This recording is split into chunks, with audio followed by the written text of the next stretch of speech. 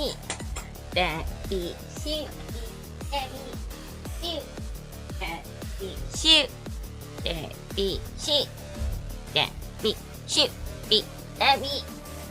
Funny thing, if you can believe me, my dogs were completely silent this entire time, and as soon as I hit live, my dog started like.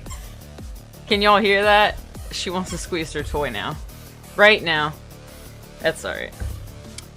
It's alright. It's alright. I think she honestly feels my happy energy and then she gets energized and she's like, ooh, all this energy, I don't know what to do with it. I'm a squeaky toy.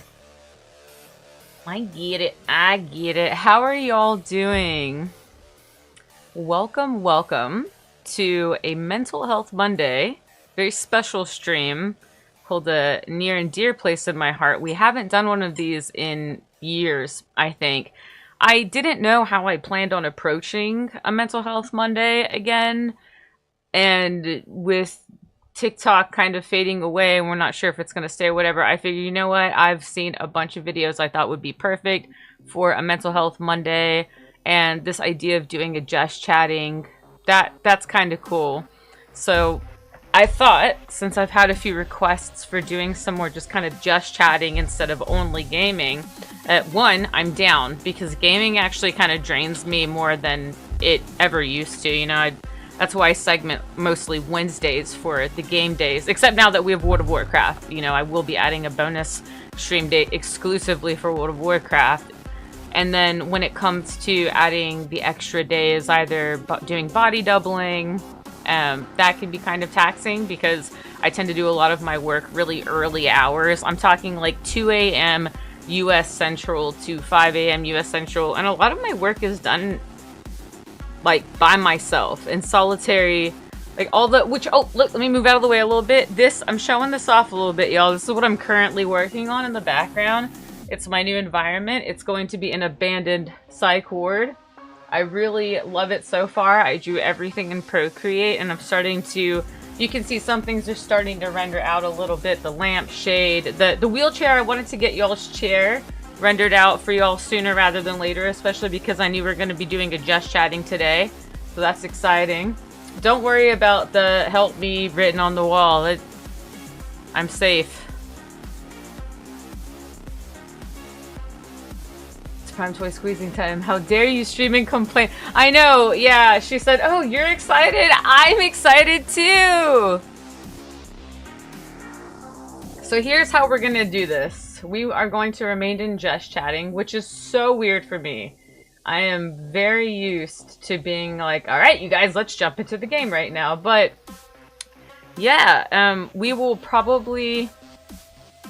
I don't know, I think I'm going to keep the music going for now so things don't get too understimulating, but I'm going to drop it way, way low. I don't even know if y'all are going to be able to hear it that much on your side, but I dropped it on my side manually because I'm going to want to be able to hear everybody in the videos. And of course, let's go ahead and grab my comfy chair here. And then we will turn on the reaction stuff for y'all in just a second. I should probably... There we go. Grab my little cell phone here. Get nice and snug. Yeah. By the way, I had plenty of caffeine before this stream, so I am going to be yapping. Now, with these videos, these are videos that I have technically seen. I'm not going to be reacting for the first time, but because of how my amnesia works, I might go to play one of these and think, okay, I don't really know why I saved this, let's just move on. I've got like 20 of them, so I don't even think we'll get through all of them, which is awesome. I'd rather have more than, you know, less. So let me get that reaction media showing up for y'all. This is real fancy, by the way. I've been very excited to show this little doodad off. It's a filter for OBS. It's like a little plug-in filter thing. And isn't that, that's gorgeous. See, y'all can see what I'm looking on here on my screen. Yeah. So we're gonna watch these videos together. And I think we'll actually start with this one. I'm gonna see if y'all can hear it. Now I'm actually nervous about the music playing. Let me just pause the music. Oh, right, because you know what? if I lower the music, we're not going to be able to hear what we're playing. So, oh, the little phone in your hand is a nice touch. Thank you. Yeah, last minute I decided to do that. Ooh, Stream Streak 15. Thank you so much, Mel. It's great to have you. Fancy. I love that redeem. I stim it all the time. Alright, let's play this one then. Hopefully we can hear it. That is quiet for me. So I just realized I didn't... Oh, hello. It's quiet on my actual headset. Because I manually lowered YouTube. But my Chrome should still be good. I might have to bump it up for y'all. Hold on. I know the music's usually too loud, but these are going to be people speaking, so... And then the collapse, and then okay, hopefully something like right there. And I'm going to rewind this, by the way. If you have ADHD and you struggle with the hyperproductivity and then the collapse and then the hyperproductivity and then the burnout and then the shame and the reset restart pattern, then this is for you.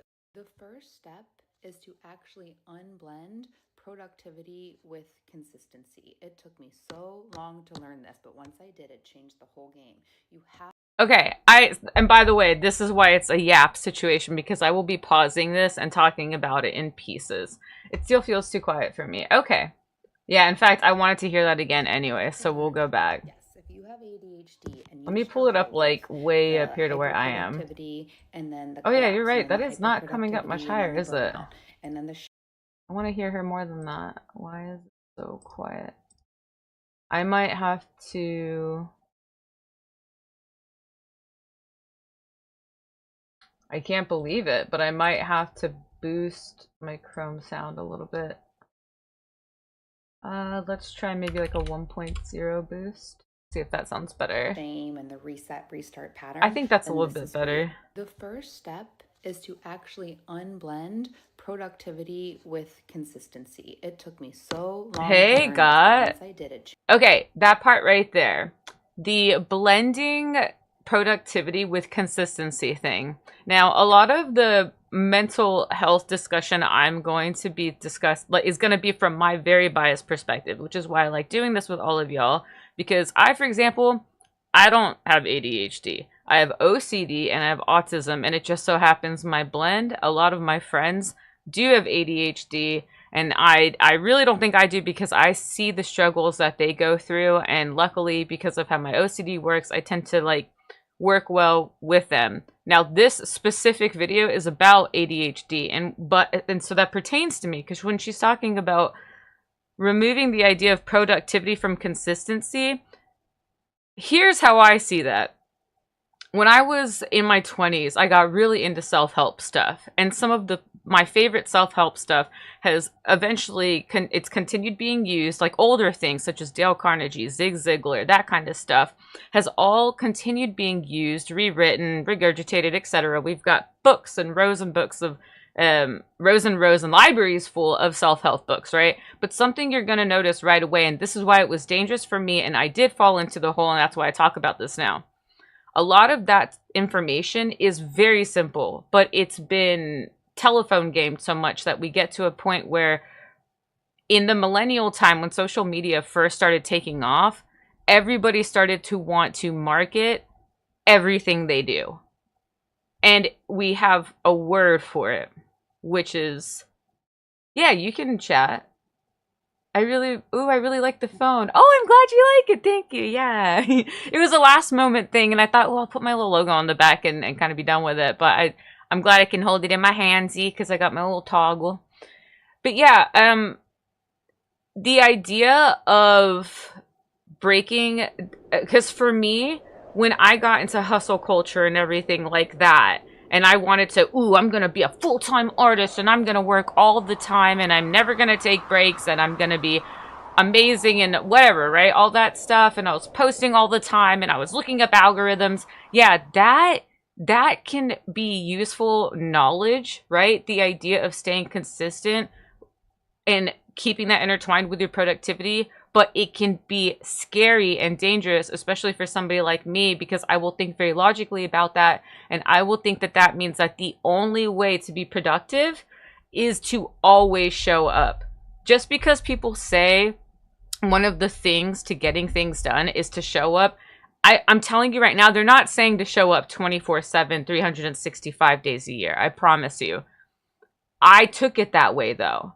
And sometimes with how our brains can work, if you're neurodivergent or even neurotypical, right? Just mental health in general, the psychology of it is we can, especially nowadays, we see this desire to want to market everything we do and enjoy. It is hard to even figure out what people like as hobbies nowadays, because if you like something so much that you work at it as a hobby, then you get good enough, a lot of times people are going to end up telling you something like, oh, you should really sell this thing, or you should really, you know, take commissions or something like that. They're going to try and get you to market it somehow. And I do think that has some sort of intertwining with what she's talking about here. Change the whole game. You have to learn to befriend the nervous system that you have, and not the nervous system that you think that you should have. There you go. When you do that, you understand that most people with ADHD actually don't work well when we're supposed to be consistent. Yes. Rhythmic. Demand avoidance. Think about that. Of being, and when you honor your rhythms,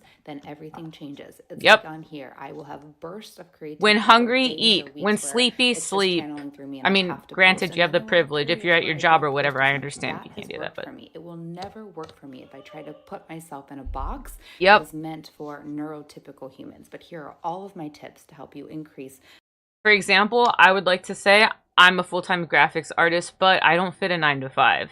My gremlin art hours when I focus the best because of the reduction of all the energy flow directly within the vicinity of my home, because everyone's asleep between 2 a.m. and 5 a.m. U.S. Central Time.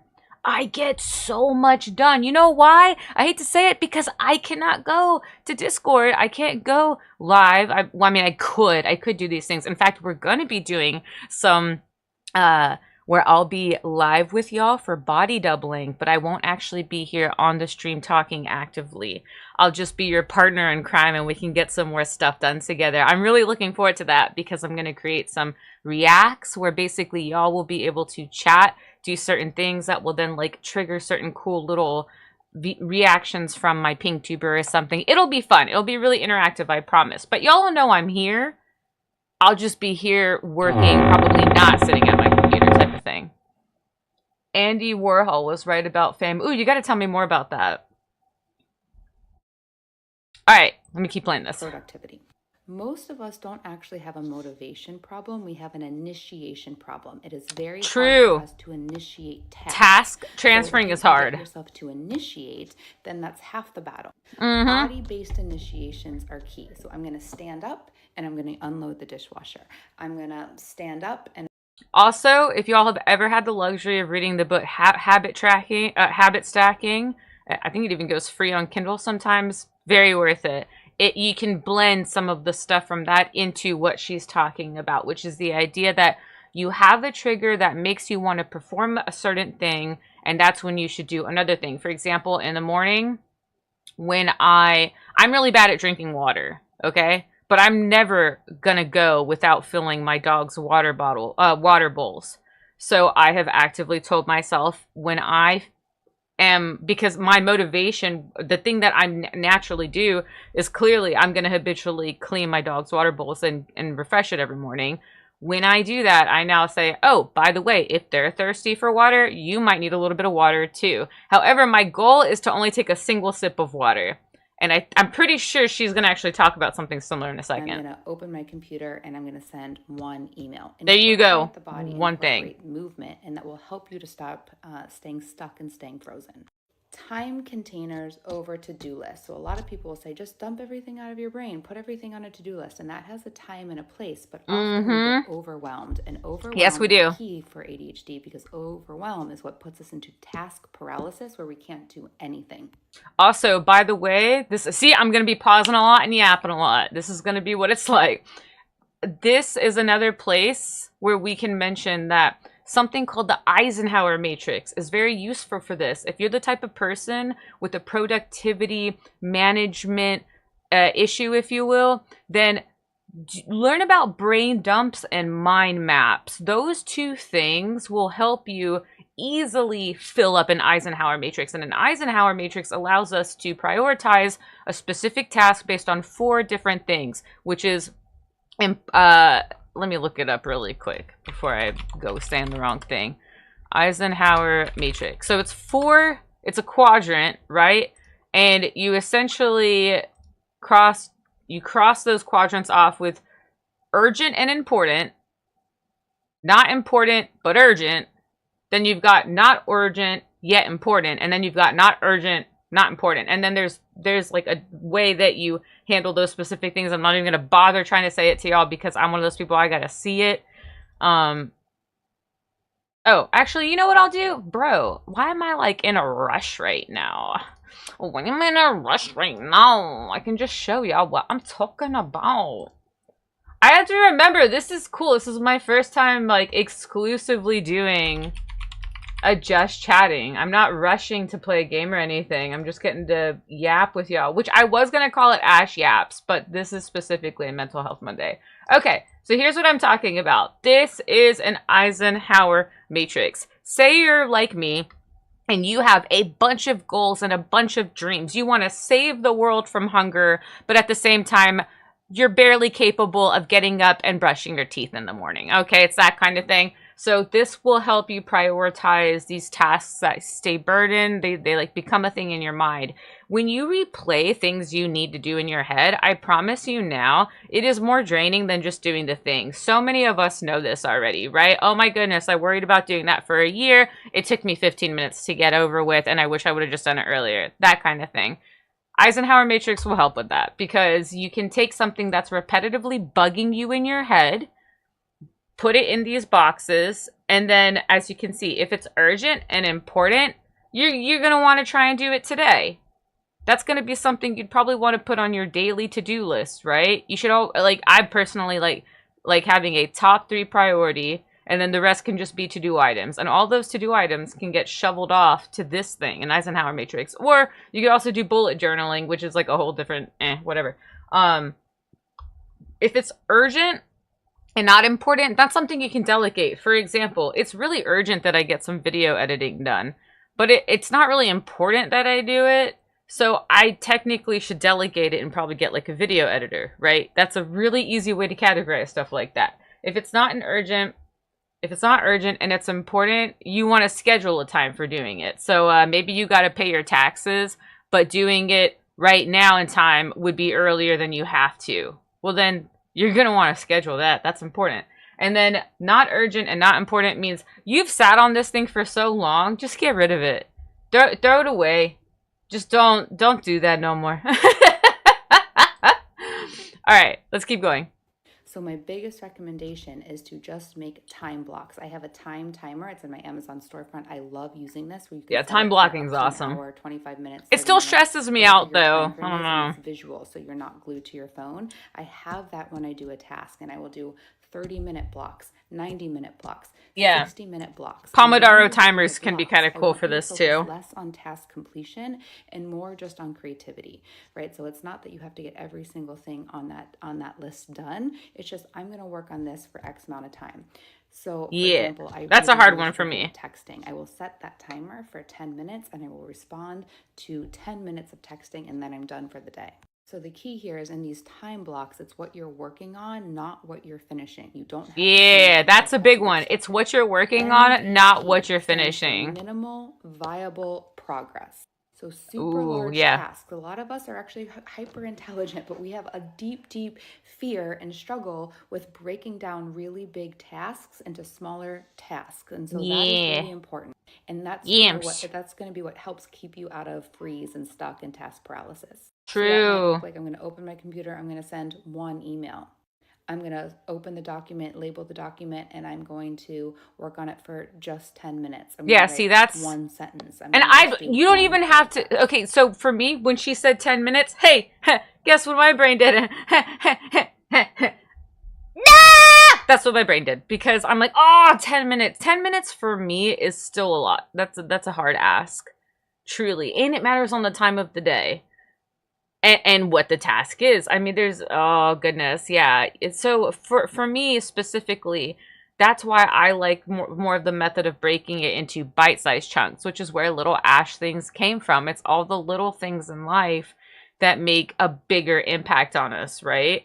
Well, come on. You know what I'm saying. Let's... I know there's some nuances there, but for the most part, when you have a really big task and you break it down into little easier pieces to approach, your brain will not keep... Okay, here's the other thing too. Your brain won't keep mulling if you give yourself digestible, approachable tasks. What do I mean by that? One of my biggest struggles is video editing. I don't like doing it. I mean, I'm working on actively learning how to make myself like it. I will update y'all when I do that. But for now, my brain just doesn't like video editing. Now, I've had to sit down with myself and figure out, why do I not like video editing? And it's just because in my brain, video editing is not that simple. You have to, when you go to edit a video, what do you need first? You have to start with having the video. So you have to find a good environment. You have to have a good device that is charged. You have to stage your environment, shoot the video. Unless you're just doing like a Yap video or something, you're not worried about it, then whatever. Then you have to, that's just the start. You haven't even started editing anything yet. Then you have to pull it into the editor, and then you have to edit all the weird awkward pauses and change the audio levels, and then you have to add closed captions, and then you have to upload it to your first place, and you have to overlay the music, because now all the websites make you put the music on top, and you have to do it through their specific application. Otherwise, it's not going to be valid in their little algorithm thing, and it's just like, what? So yeah. Little bite-sized pieces first. Randomly send you hey, can you watch this real quick? Yeah, no, there's could you imagine me trying to get through a 20-minute video, especially for something like this? This is literally like minimal viable progress. Okay, minimal viable progress. That's what we're talking about. Bite-sized chunks, friends. Task pairing or body doubling, this is huge. So I really struggle if I'm trying to do independent work and I'm in my own home. I need to get out of my environment. I have to have noise canceling headphones, and I need to go to a coffee shop. I need to sit and work with a friend or a partner or a loved one. Or we're pausing again.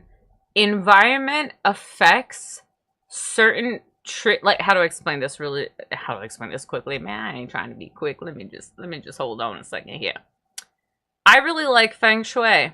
And something important to think about with feng shui is the way that for example, when you go into a spa, okay?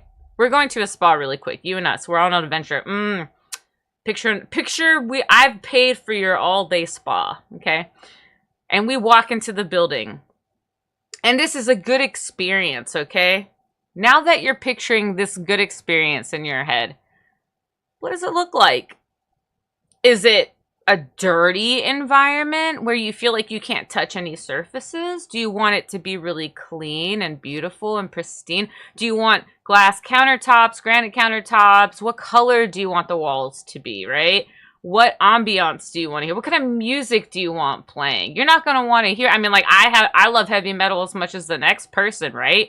But you're not going to want to walk into a spa and have to listen to heavy metal music. You know what I'm saying? It's that kind of thing. Time, place.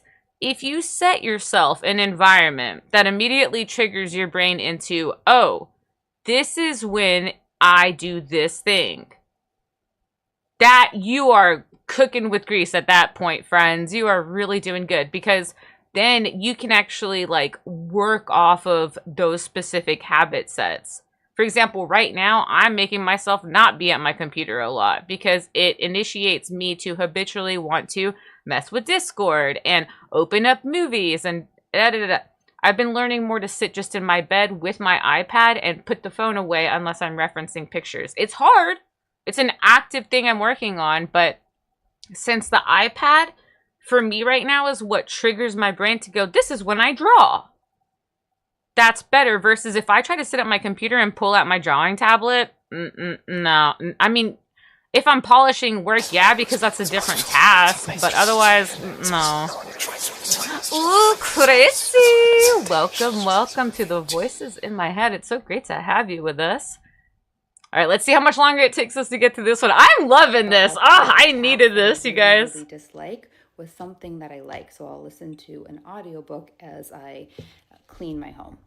Yeah. Oh, yeah, that's a good one too. For you, then obviously stimulants can be really helpful for a lot of people. It was life-changing for me, but because I'm more on the autism ADHD spectrum, stimulants at too high of a dose is actually more overwhelming for me. Understandable. It works for me if I just need to complete tasks. Supplementation is also very important. I'll make a whole video on supplementation. I didn't watch that, but I do want to watch it later. Storefront where you can look at all the I won't watch it on the stream though. ADHD.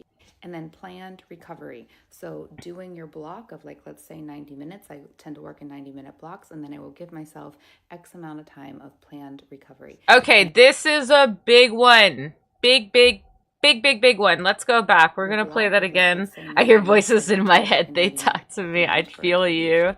And then planned recovery. Right here. So, planned recovery. This one is a big struggle for me even to this day. Planned recovery is not the same thing as resting because it's good for you in the sense of then you can work more. Here's the delicate balance we're dealing with that one. When she says planning, if that's what you have to do, like how I have to, please do it. It's worth doing planned recovery. And when we say planned recovery, that really does mean giving yourself permission to rest. For example, Sundays, I have it scheduled to where I don't do any work. However, I'm flexible with that schedule because sometimes I'll end up doing something on like a Sunday that was very energetic requiring, and then I'll just shift that relaxation day onto a Monday or, you know, a Tuesday. I can offset it. But every week, at least once a day, every 7-day cycle, you want to have a rest day. If you are very hard on yourself the way I'm hard on myself, because I'm my graphics designer, I'm my social media manager, I'm the one who manages every part. Even I do the emotes, I do the animations, I designed my own model, I do everything. So it is hard for me to want to stop. I just want to keep going. But here's the thing. I like saying this. I think it's kind of cute.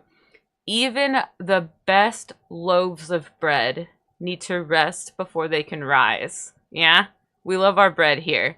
So just try to be nice to yourself when it comes to that, because I know that we all feel this race against time and we feel like we need to always be productive, but truly you have to give yourself recovery time. Not because it's just good for you, because if not, I'll see you on the other side when you figure out why it's not. I've been there. I've done that. That's when we get into burnout. Doing your block. Hey, Wonder, it's great to have you. Work in 90-minute blocks. Well, I got a bagel today, too. They're pretty fresh today, I'd say. Planned rest in this recovery period does not mean scrolling your phone. It does not mean doing any tasks that is going to be feeding you dopamine. That is what. Now, here, I'm gonna listen to that again, because this part was the hardest for me to digest. Planned rest. Oh, I don't like this one because it's gonna target me. Here we go. Myself X amount of time of planned recovery. Here it is. Rest in this recovery period does not mean scrolling your phone. Any tasks that is going to be feeding you dopamine. No, that is what's going to keep you stuck. That is what's going to prevent you from being able I hate to hear this. I hate to hear it, but I know it's true. Lay down. Yep. Rest. Go touch grass if you will. Go for a walk. Don't do anything that's feeding your dopamine. No dopamine. Yep. We'll keep going, and I will also. That's a big one. For those who can't listen or watch this video for this length of time, I totally get it. I will break them down into individual categories. Yes. Yeah. So that was, look at that. We got through one video. My goodness, it's not very hard for me to yap now, is it? So she's got a lot of really cool stuff. I think I ended up following her immediately because I love the way the way she speaks. I think it's very direct. It's very clear. No questions left. I don't know what it's gonna look like when I close. Oh, cool! That is so cool. It just doesn't show y'all what I have to look at on my side, because what I'm looking on right now, what I'm looking at is ugly. Hold up, let me pull up another video on this phone here. They gave me this phone today. No, Bianca, no! Bianca, no!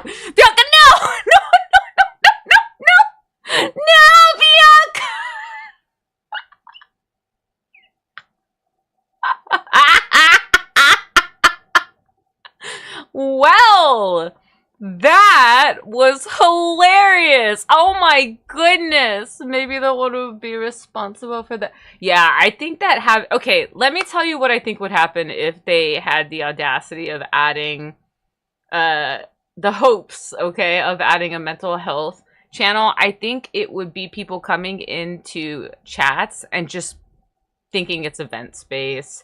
And I think that event spaces are dangerous online unless it's with people you truly trust and you truly personally know and have an existing relationship with, because otherwise it just, you know, it can become very...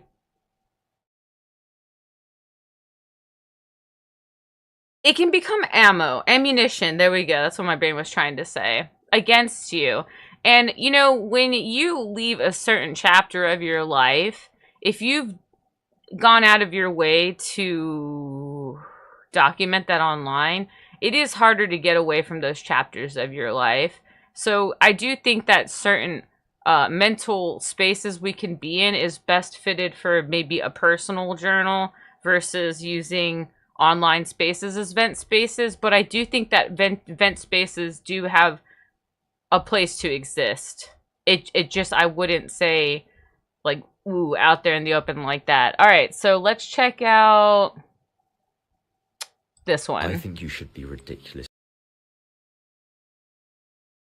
optimistic about this life. Okay, let me back I up think real you quick. should be There we go. ridiculously optimistic about this life.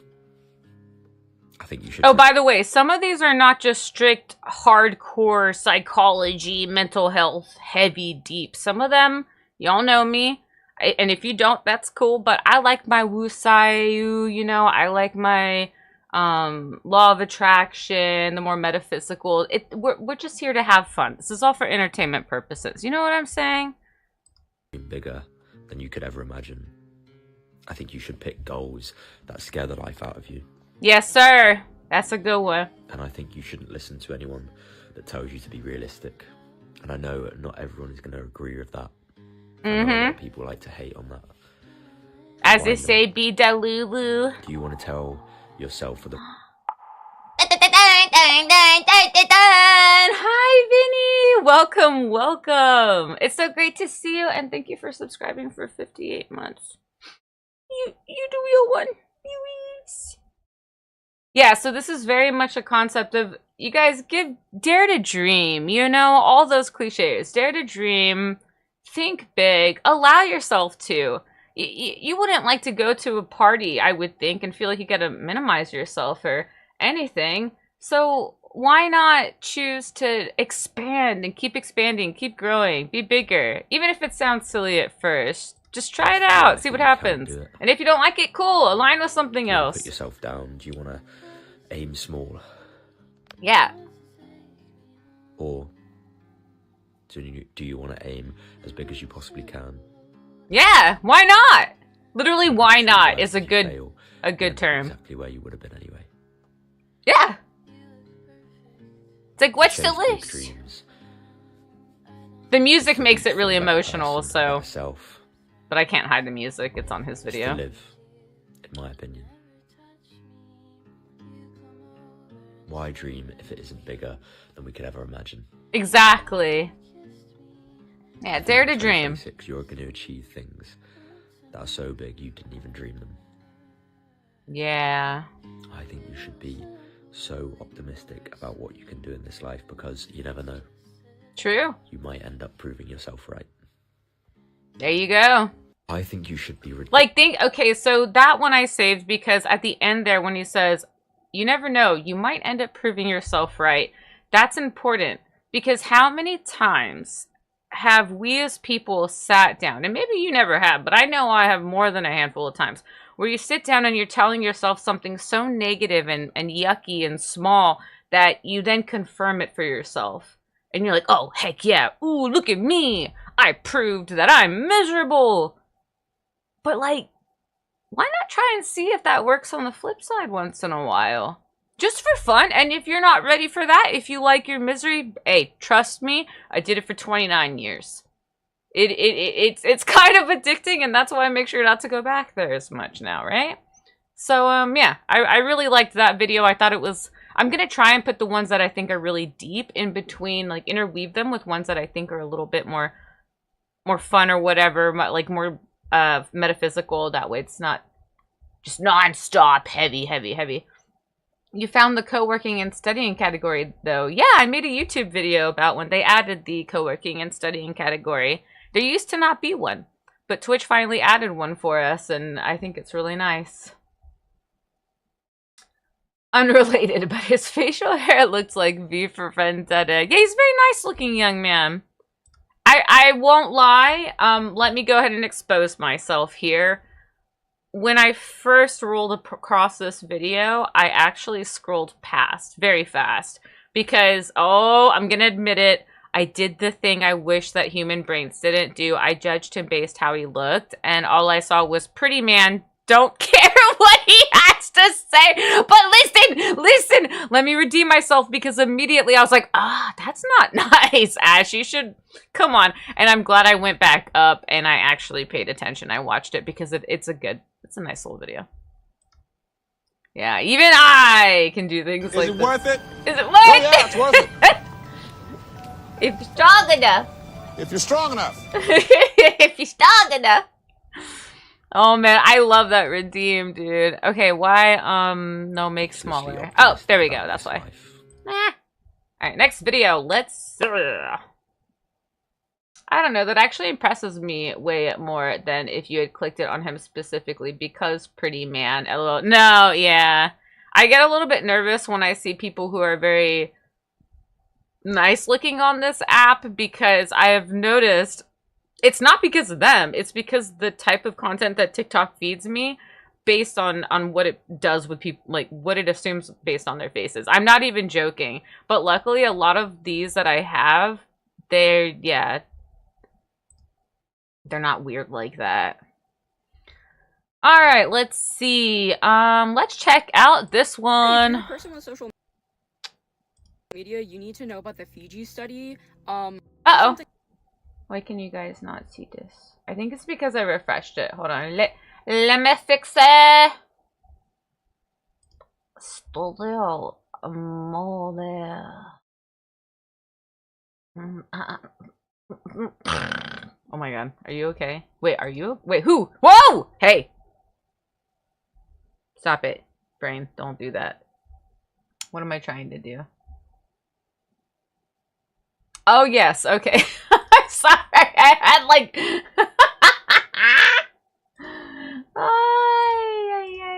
Okay, we're good now, Mira.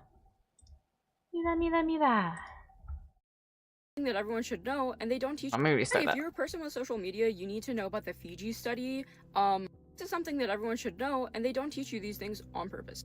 So the Fiji study was conducted in 2004, and basically what it was is that in the 90s, Fiji got TV. Prior to Fiji having TV, there was absolutely almost no eating disorders on the island that were prevalent.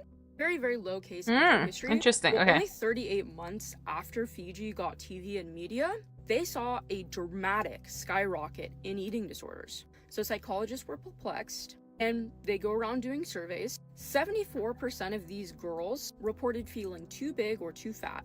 18% admitted to binging or purging.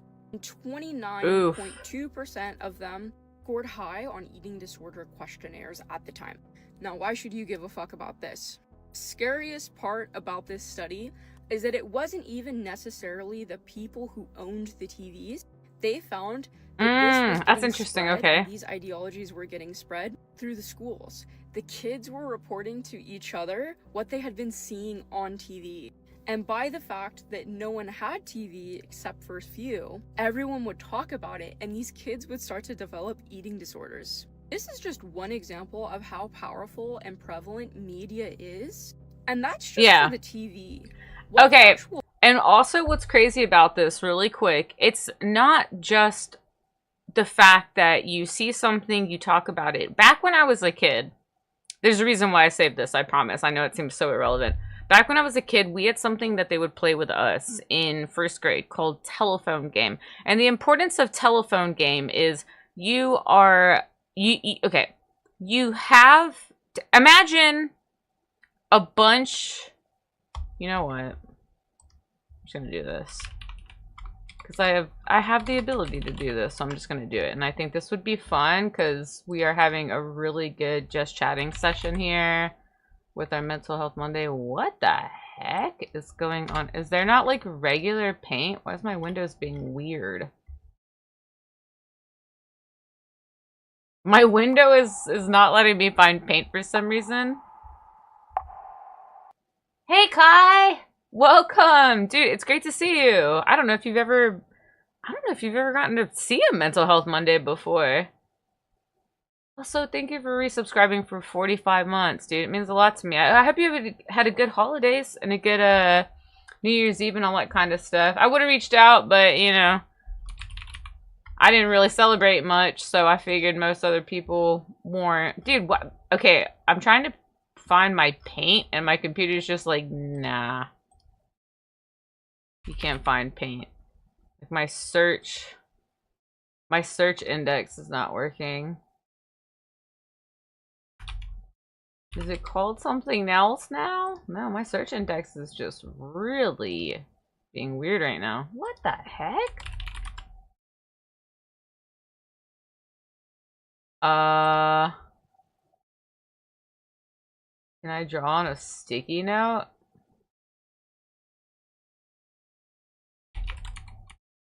I don't even know what I was trying to... Oh yeah, my search is not working at all right now. I think I have a theory as to why. What do you think is going on? Is that why? No. What the heck? Dude, this is weird. I don't know what's going on with my computer right now, but it is being funky.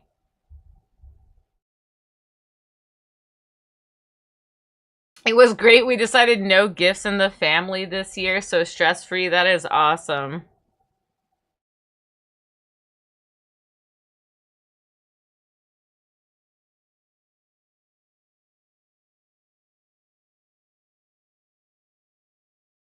Well, I guess I can't show y'all what I wanted to show you. Watching TikTok, because I'm gonna break that down to you. But basically, I'll just describe it. So, I'm actually annoyed though. Why is my paint not working? That is such a weird thing to not be working. Like, what? Why?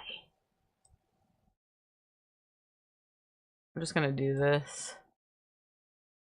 I'm gonna get away with it, alright.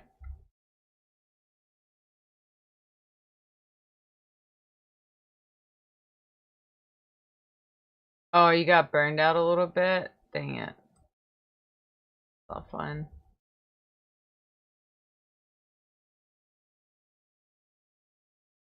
I feel like I go through that every year around July and August. Sorry, I'm trying to find, you know what? We used to have a thing where I could draw for y'all on the screen, but I haven't done it in so long. I'm trying to see if I can pull it up. Open preview projector. I don't know why my MS Paint is not working. That is the weirdest thing wait. Okay, I got it working, but I had to... Oh, I don't even want to know how I fixed that. I don't care. Alright, so here's what I was trying to show y'all.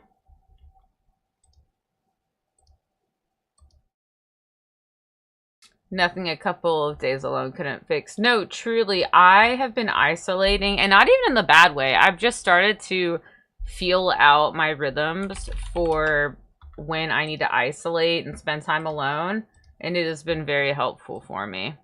Okay, so this is what I was trying to show y'all really quick. Back when I was a kid, this thing she's talking about, right? How it wasn't dangerous what these people were seeing on the media itself. What was dangerous is what these people were doing when they were getting a hold of that information. So back when I was a kid, we had this thing where they would put us all together, right? Like, this is a person, this is a person, here's a person here. Ew, you touched my toes. And then this is a person here. And they would give the first person here a phrase or a piece of information, like it could be a fact or a story or something. They tell them a specific type of story. Then this person says it in this person's ear. They cup their hands together, like this, and then they say it to each other. Then the next person does it to this person and to this person. And the whole point of this game is that you cannot speak across each other. That's why it's called the telephone game, because whoever is saying these things to you is, hey, how are you? I don't know why my redeems aren't working right now. I think it's kind of lagging today for some reason. My whole computer is acting funky right now. I don't even have, like, TikTok live or anything going on, but it's still acting funky. And so what would happen is by the time it would get here to this person, right? Then you would have the teacher here who started the phrase originally over here. They get the end of the phrase. And it's what always happens is that people end up not, they end up not delivering the same phrase that they got. It's always a biased sort of consolidated version of it. It's really interesting. So let's keep watching this. Short form content has neurologically been proven to destroy people's memory and to destroy people's brains. It changes your neural pathways. It changes your way of communication. It does. It leads to a lot of side Thanks, effects that people Vance. do not understand how dangerous they are. Something that I see very Y'all the recent real and prevalent in MVPs. this society is that people just don't care. But the thing is that we're not the only people who are consuming media. Children consume media. Adults consume media. And you should care. Whether you know it or not, what you're doing is you're scrolling through people's emotions. And people are very usually borderline sympathetic. Through evolution, people... Hold the phone. I know you guys are probably wondering why are you showing us this? She's getting somewhere, I promise. What you're doing is you're scrolling through people's emotions. Think about that. People are very usually borderline sympathetic. Through evolution, people have emotional skills that are there to keep in check for survival. For example, you have fear responses. And fear responses are very useful, although unpleasant. Because if you were out in the wild and you see a big ass bear, you're gonna get scared and you're gonna go, I'm getting the fuck up on out of here. Okay, two different things I want to talk about with this one. The first thing would be her discussing shock for survival. For example, it or not, what you're doing is you're scrolling through people's emotions. So let's talk about that one first. Scrolling through people's emotions. The idea of being sympathetic. What happens is, and there's plenty of people who've discussed this already, right? For some of us, maybe not all of us, I always make sure to add that disclaimer, but especially for me, because that's what this is Ash Yaps. When I scroll through a bunch of different stuff, like on TikTok, for example, I see this. I see it trying to feed me, you know, all of a sudden I'm seeing a country being bombed. I'm seeing people's lives being taken in front of me. No censorship. I'm seeing criminal documentaries. I'm seeing people celebrating their grandmother's last birthday. I'm seeing someone holding a dying person's hand for the last moment. Then all of a sudden, I'm seeing positive psychology. And I'm seeing a woman talk about how her marriage isn't working out after 5 years. And then I'm seeing a teacher's video about what's wrong with our education system, or she's going viral because of the clothing she's wearing, or whatever.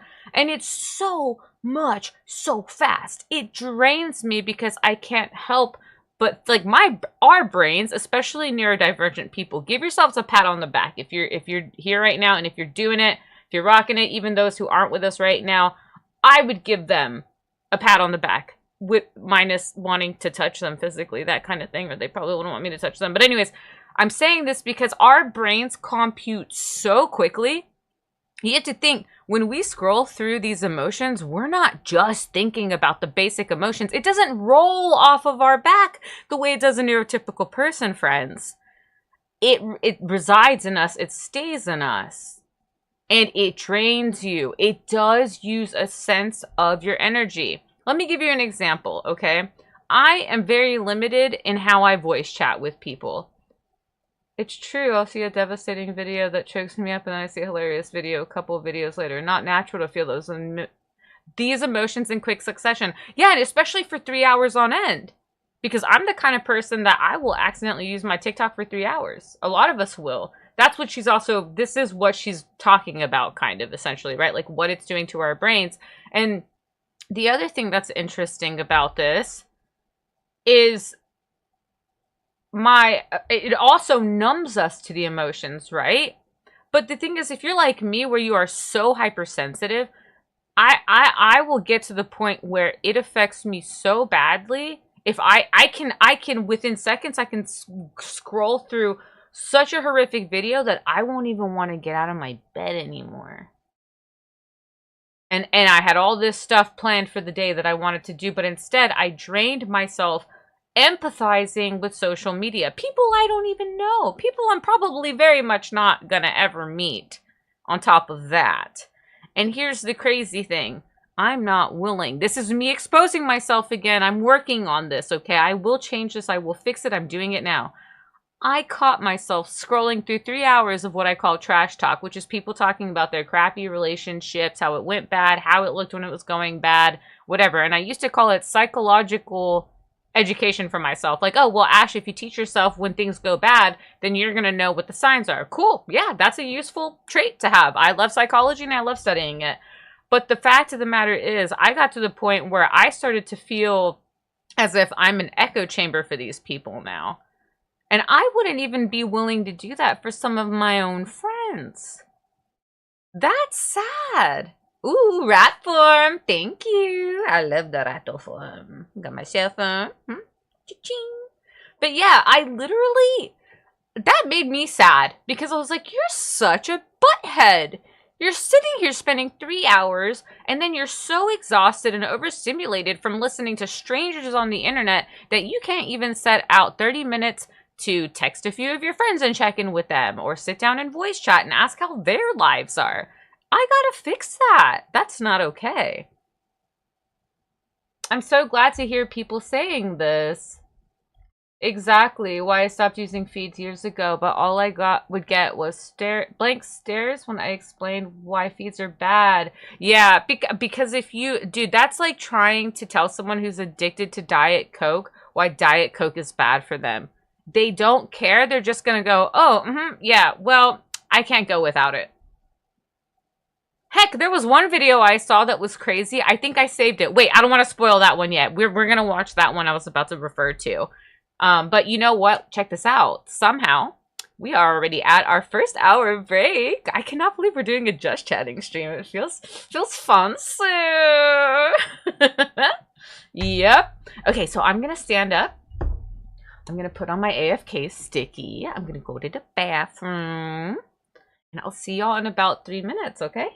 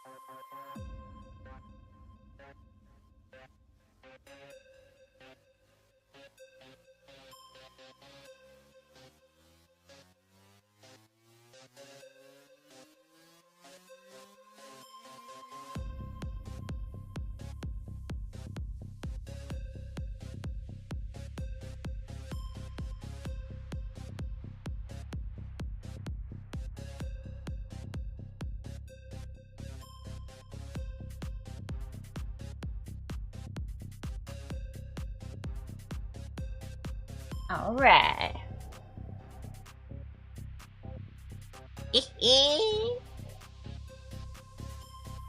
Ooh, ooh, ooh, ooh, ooh, ooh.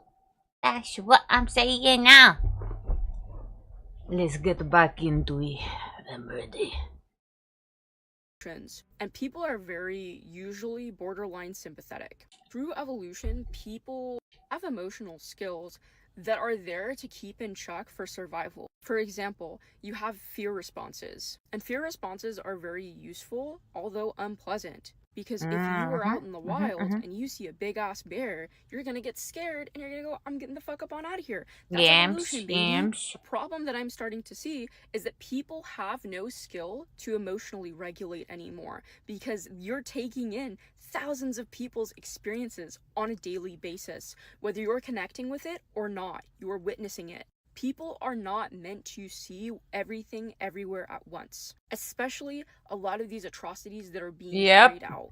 Yes, that's very important. Dunbar's number in my previous video, and for those of you who don't know, Robin Dunbar was... Oh, also, before we move on to what she's going to keep talking about, I want to say this is like a slightly unrelated thing. Oh, I see what you're saying, like how your chats aren't showing up on the voices thing. That's weird. I don't know why it's doing that.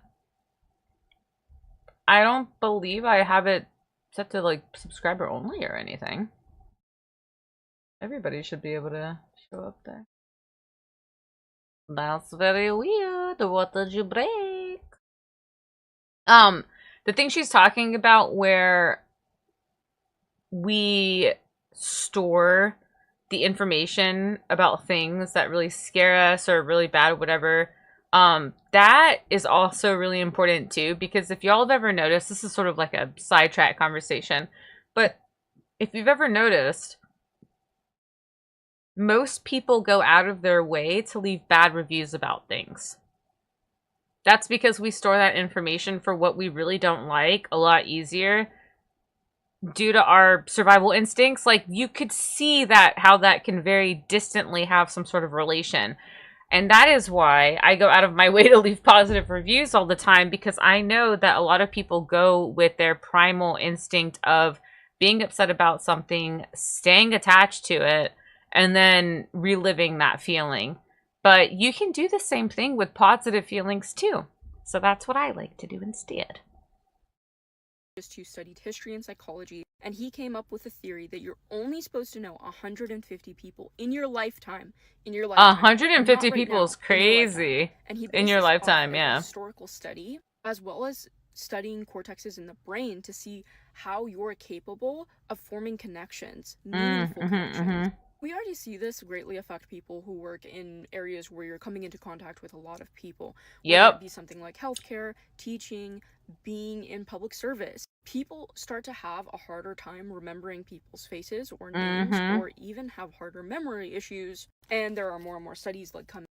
That is exactly why there are books that are geared towards teaching people how to speak to other people and remember them. There's a book called How to Win and Influence People. It's an older book, and it will teach you about little ways that you can try to remember people's names and their faces better. But that book is actually more targeted towards people who are marketing. They're in marketing. And we go right back in that loop again, where mental health impacted by the need to market ourselves makes us do different things that might not necessarily be the most beneficial. Out with things like that or along that line, And it's because of overexposure. I want you to take the number that you're thinking of right now and multiply that by thousands. Because you can argue, yeah, before we've had a lot of people in our lives and we're fine. But it's not just those people anymore.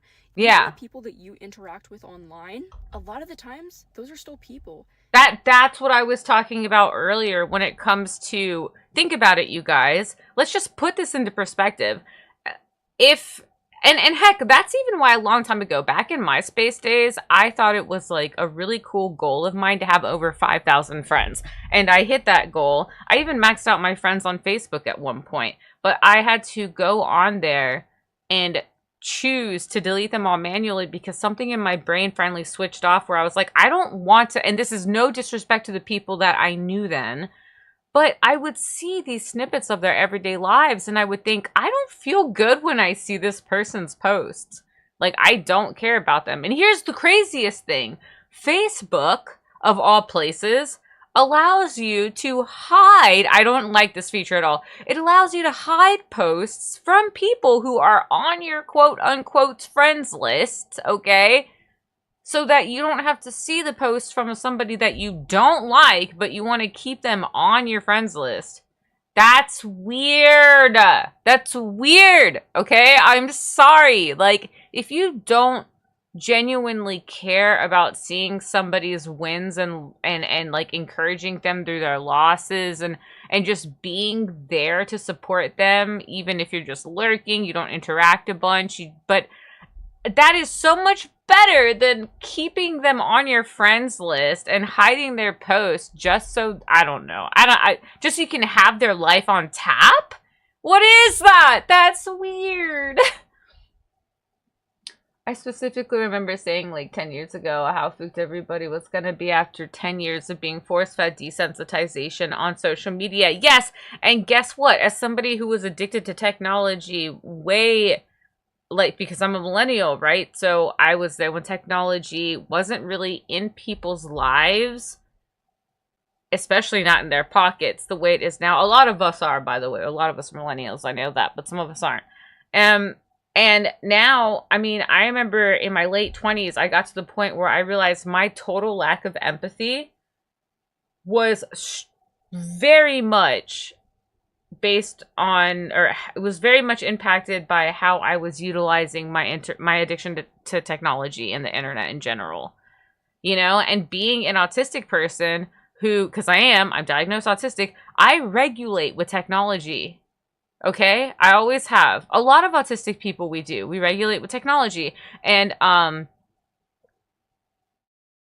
I mean, heck, we even see people who regulate with technology who aren't autistic. That's where that term iPad kids comes from and everything. A kid that has now learned to regulate themselves with the use of technology. And that's a scary place to be because I was there 29 years old when I somehow, by the grace of who knows what, I looked, you know, maybe it was all the studying of psychology or something I was doing. I mean, I realized I was a downright butthole. Like, I was not a nice person. And I needed to fix that because I didn't feel good. So I don't know. I'm not sure. It's an interesting thing to think about. Yeah. You're right, Cap. It does impact everybody. That it does, because it impacted me. And in a way, I find it kind of a weird thing that we're in a place now where somebody who actively struggled with that to the point that it made me numb and cold and angry, that now I manage it much better, and I almost feel as if I have this package of tips and knowledge that I want to share with people who are not equipped or don't have the self-awareness to realize what's happening to their brains when they're utilizing technology the way that my brain instinctively wants to. There you go. That's where I was trying to get with that for sure.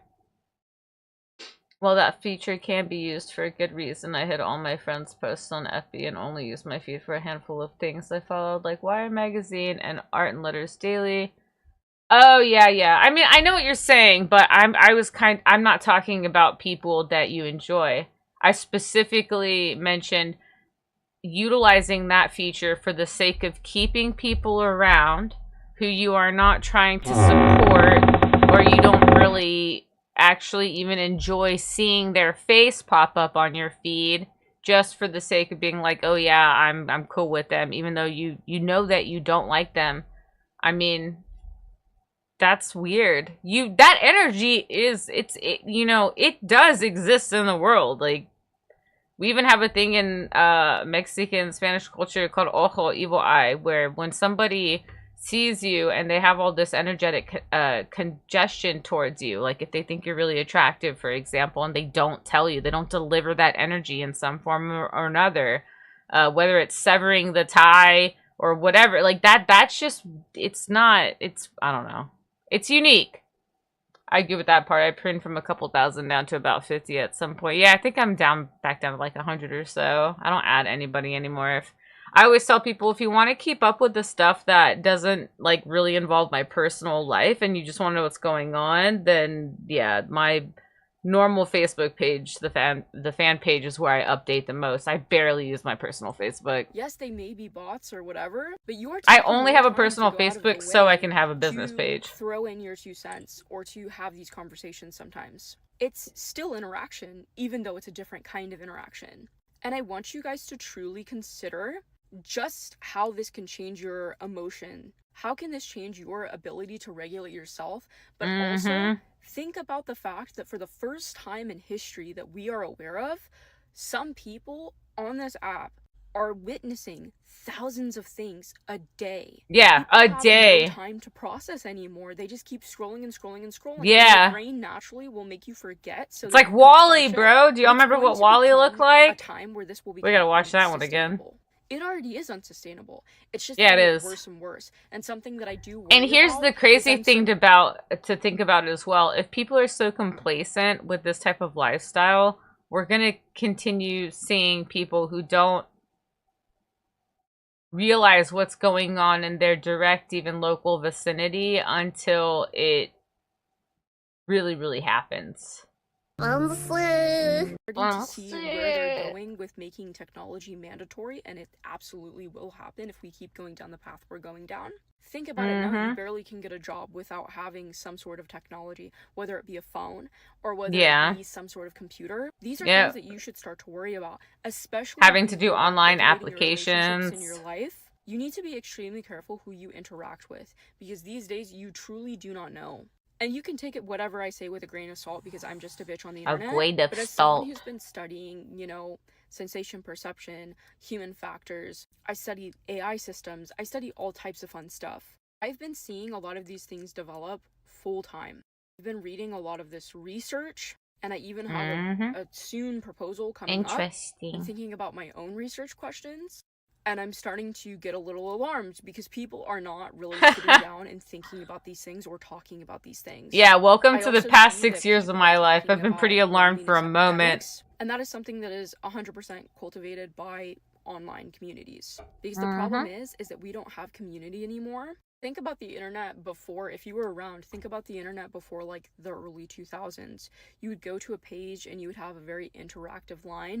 And it was about having a community. And now everything is about capital. It's very hard to build withstanding. Remember guest books that aren't on people's websites where you would always sign each other's guest books? There are many factors to the loneliness epidemic. So funny. But a lot of the factors are isolation, ability to cope and express yourself. Lots of isolation these days. Even neurotypical people are finding themselves isolating a lot. Hyper-individualism, and I can make a whole other. Oh yeah, hyper-individualism is a big one. Because this is what is really encouraged online.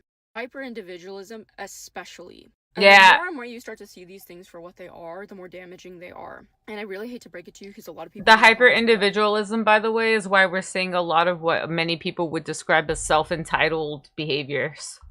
Like, you owe them something, but not because they owe you something first. It's a very interesting. There's no exchange of balanced energy there. It's just, hey, I want this, so I should get it type of stuff. No, I'm fine. I'm alone. I'm sorry, but if you're a human being, you adhere to these laws. Your body will literally begin to shut down from things like loneliness if you do not get enough stimuli. And that is a fact. You can look at that with institutions like the prison industrial complex, where people are thrown into solitary, we can watch as people's brains deteriorate. There are increased rates of psychosis. People who come out of... Okay, yeah. But I know that this is a long video, and trust me, anything I've saved for this has been for purpose. So we're going to go back a little bit. We're going to go back because I started dissociating, and I'm now feeling all of why I saved this. This chick talks... I like how this person talks. Prison industrial complex, where people are thrown into solitary. We can watch... Solitary, think about that. Brains deteriorate. There are increased rates of psychosis. Yes. People who come out of the prison system, I think it's 4 times more likely to develop mental disorders and mental issues as they were before they went into the prison industrial complex. And that isn't a coincidence. It's because of things like isolation. There are many studies to track that you cannot be isolated. The problem is that you guys are sensationalizing what isolation is. It's so much worse than that. It's really weird because it's like sensational underplaying, but I want you to know isolation is where you're not coming into contact with people. You don't have access to other people. You don't have access to anything. There are different levels of isolation. There's levels of isolation where you have less friendships or where you're not going out as much. But the thing is it becomes an issue if you have a lack of stimuli, which is interacting with certain things or people or doing things that your body needs to do to survive. After some time, your mental state will deteriorate. Your Pause. Think about that. Psych wards, when they put us in the solitary confinement, you know, as they call it, the padded room. Yeah. It's actually more of a rubber room now, which I think is why the meme says rubber room, because the spaces are, it's like more of a, they do this coating all around it. And I remember watching this person talk about this, and I was like, oh my god, yes, because it's true, dude. Like, me, specifically. We know I'm diagnosed with dissociative identity disorder. We wouldn't have known that when I was getting tossed into the psych ward and being put in solitary confinement rooms. But let me tell you something. I can confirm, I'll tell the story some other day, about, I know the moment that Ash Guts split for the first time. And just to give you a hint, there's a reason why I have a scar in the middle of my forehead. In real life. So, by the way, that's also a very interesting thing. Have you ever noticed that a lot of us who are really dealing with this type of mental health, where we're just so beyond ourselves, many of us tend to hit our heads a lot. I don't know why. I've not looked it up. I don't think I'm ready for that rabbit hole or anything yet, but I do think it's very interesting. Now, I know autistic people in general, we tend to kind of, because of how our brain processes the sort of like emotional input, like our nervous system is just so wired differently that I, for example, you've seen regulation with rocking back and forth. Some people will regulate by doing things that would be considered harmful. And that also, by the way, can get you put into solitary confinement types of situations, which then you have, like she said, you have no extra stimuli at that point, except for your body. So guess what we do in solitary confinement situations? We take it out on ourselves. It's not constructive, I don't think. Body can literally shut At least down. not for me. And I know that you guys are going to be like, oh, it's not going to happen to me, whatever. If you are getting no, it will. Like lack of sleep, for example, which is glorified to no ends in this society, it can cause it is hustle culture, issues, chronic health conditions. We've talked about that. Psychosis. Yeah, definitely. Disorders develop. What it does is it can trigger your genetic predispositions in your family line. Or hey, you might get lucky with something completely fucking new. You guys don't understand how serious a lot of this shit is, especially when it comes to isolation. The isolation one's big. The more dangerous it becomes for you. Can confirm. And I know that's what you guys don't want to hear, but you can still live a relatively isolated life and have people outside of that. It's about keeping and maintaining that baseline stimuli.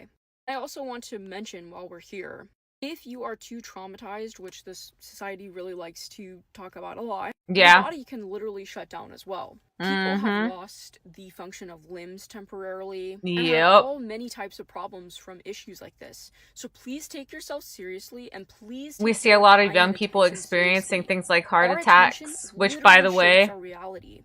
Did you think know that if about your body how your doesn't nervous want to go system up works a for a hill, it second will there. literally perceive How your it to be steeper cardiovascular than it system is, works with so your that you blood, all don't that kind of stuff. take the act of going up the hill. Yep.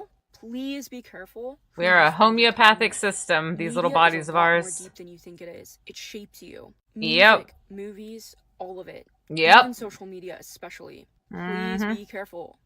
Hey, if you're So yeah, that was a longer video for sure, but it was just so good. I couldn't help but want to have it on here. There was with social media, you need to know. I like that the way that person talks is how I do, where it's like, okay, here's point A, and now I want to talk about point A, point 1, A, point 2, A, point 3, A, point 4, etc. So yeah, let's do. This is gonna be, once again, we're coming back up for air, but I like this one. I'm a psychotherapist with 25,000 hours of clinical. Let me get it popped up for us. Now, this is an older guy, and like I said, we're gonna end up doing like a deeper video, such as that one we just watched, and then we'll come back up for air with more of like a metaphysical type. You know what I'm saying? That, yeah, not as technical, not as deep. Thank you for the stream. Oh, thank you for popping in. All right, here we go. Over 28 years of. I'm a psychotherapist with 25,000 hours of clinical experience accrued over 28 years of working. And today I want to give you 3 things that you can do without employing my services, which will enable you to move forward in your own personal evolution. Here they are. Number 1, start to keep a journal. A journal is not a diary. A diary is, dear diary, I went out, I did this, I did that. Yeah, it surfaces. A journal really starts to look at the processes by which you live. And my suggestion is that the central idea. Oh yeah, how weird. I'm only seeing certain people's chat messages right now on the actual overlay, and I don't know why. Because Luigi typed too, and I don't see it on there. This is done through my. Let's see if I can. If I see anything right off the bat that might fix this. Oh wait, that's the wrong one.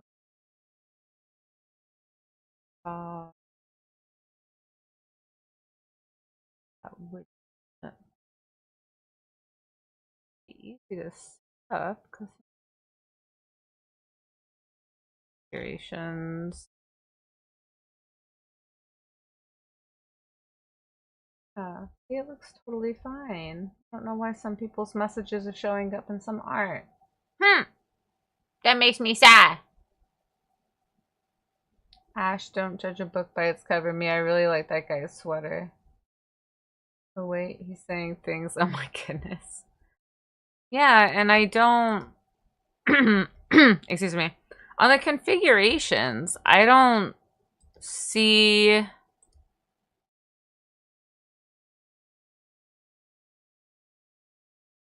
Any questions about, or like anything to customize about? Yeah, everyone should be able to type. It's not like subscriber only or anything like that. I'm not sure why it angry. I don't feel like we've had problems with that before. I wonder if I refresh the overlay.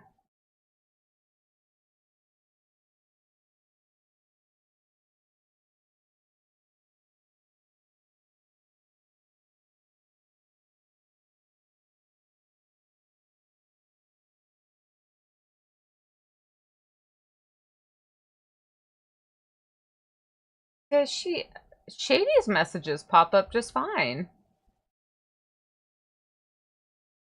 And to refresh. There we go. Refresh.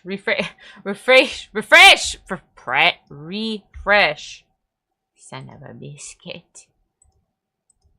All right, let's keep going. idea of the journal that you keep is that you look to the times when you don't treat yourself as you would seek to treat other people. You know, if you treat other people with respect, notice the times that you don't treat yourself with respect. And this starts to, you start to realize that the ways in which you don't respect yourself fall into patterns. So you can start to really identify the patterns of your behavior. Also in the journal, I would suggest that you start to analyze your dreams. Record your dreams. The more you choose to record them, the more you prime your subconscious to Unless, of remember course, them you on a don't daily have dreams. basis. Some people don't really dream that You don't much. necessarily have to kind of analyze them successfully, but But look I for like motifs. analyzing my dreams a They lot. can often point to things that are happening in your life. They're allegories, you know, the metaphors. And you can, I like you talking can to Baby also, Cat about you know, dreams and start stuff. to read Jung if you want, not Freud. Freud's interpretation of dreams, I might respectfully suggest, is a little bit flawed. But Jung is pretty much... Hey, he's the expert. I didn't say anything. So that's the first thing, keeping a journal. The second thing that you can do, avoid using words like, well, no, not avoid. Okay, catch myself here. Notice the number of times when you use words like silly or stupid when referencing yourself. Yeah, that's a big I know one. I'm being silly, but, or, you know, I know this is stupid. But, Or I know I'm being yeah. dumb, that type of thing, right? When you use words like that, you self-shame. Yes. Um, Yeah, you don't want to do that. You know, shame is different from guilt. You're not saying that you're doing something wrong. You're saying you are wrong. I am silly. I am stupid. Right? Yeah, you're like actually Now, confirming the that words for that yourself. tell you that you are wrong are shaming words. If you've done something wrong, you can be guilty of it. If you are wrong, if you are endemically flawed, as you know, the letters in a stick of seaside rock, then you're shaming yourself. And there is no cure for shame. You can be punished for things that you're guilty of, but you can't be punished for shame. So the result is that you either try and hide the shame from yourself, or in the moment that you're telling yourself you're silly or you're stupid, you actually involuntarily contract, psychologically speaking. You contract to a singularity that tries very hard not to exist, which is why when you feel ashamed, in any situation like public speaking, or somebody, you know, you make a gaffe in public, you want the ground to swallow you up. You want to magically not exist. Now, even in a social situation where you are laughingly putting yourself down, maybe, and saying, I know I'm being silly, I'm being stupid here, the natural tendency is want to contract and not exist. So you want to avoid being silly or stupid. So I really like what he says with that, because when you are compartmentalizing yourself into a label, I think even why that's probably why the word quirky has become a more normal term that people use, because it's not necessarily, it might not hold the weight of saying, oh, I'm weird, since let's be fair, growing up when people called us weird, it wasn't necessarily in a way that it's viewed today. It was a bad thing. It's kind of like calling somebody a geek or a nerd or something like that. You didn't want people to think you were weird. Now I don't mind. I mean, we embrace the weirdness. It's actually a big part of my brand. I love it now because I can heal that part of myself and I understand what they meant. And so by giving them forgiveness and saying, you know, I'm not weird, I'm just very unique and I have my own way of doing things, especially, I do hate to admit there was a bittersweet part of getting diagnosed with autism, because that was the point where I was able to kind of say, I think I'm allowed to say that, you know, I think I'm allowed to be nice to myself or give myself that space to exist. I know sometimes I say I know I'm being dumb, but if I think I'm talking to a narcissist, so they think, so that, wait, if I think I'm talking to a narcissist, so that they will listen to my point instead of feeling threatened by me. Oh yeah, I understand what you're saying. You might try, what I like to do instead of that is, you probably know more about this than me. Yeah, because I used to do the same thing, Cap. And believe it or not, I know it probably doesn't feel like it makes an impact on your mental state, but for me, I decided to experiment with if it did make a difference, and I believe it did.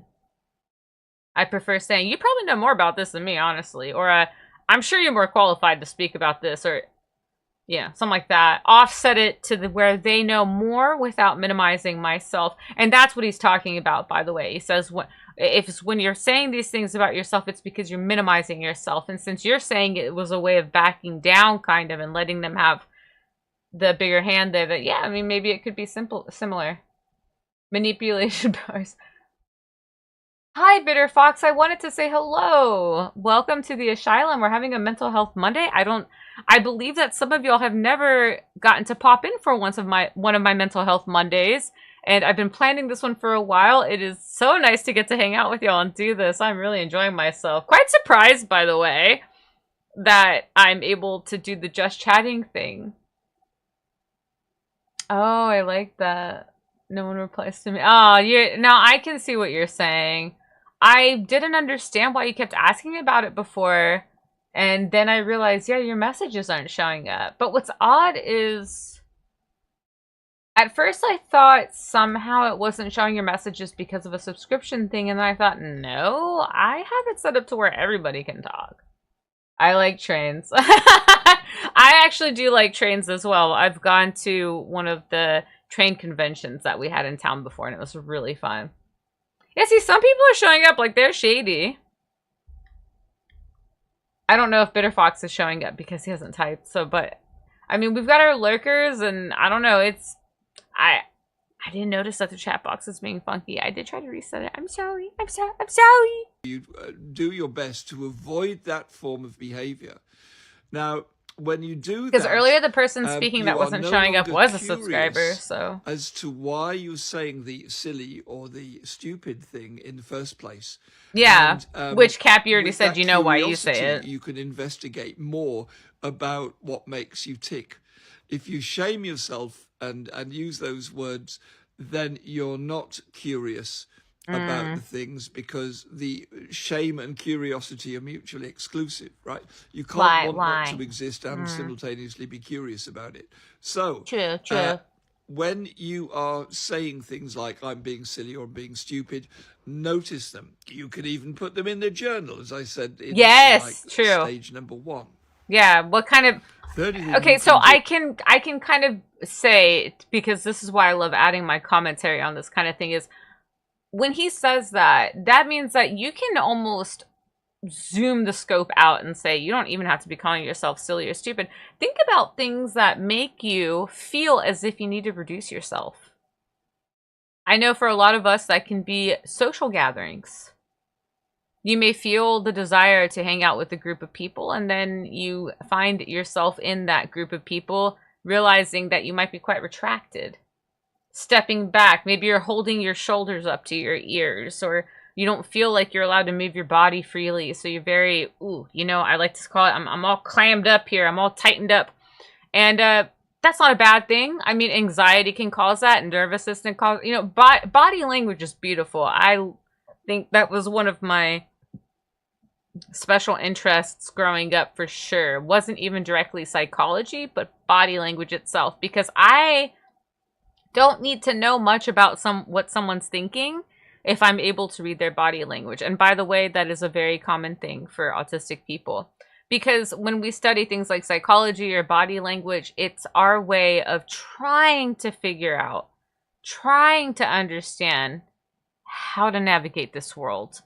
You may not be trying to research that so you know how to mask, because I know a lot of people go, oh, I think that people only study that so that they know how to mask. That's not true. I have a very healthy relationship with my masking. I know which versions of me are masking, but I also have dissociative identity disorder, and I know what parts of me is more of a dissociation and alter front versus me just being a member of society. And I do think that there's space to define those three different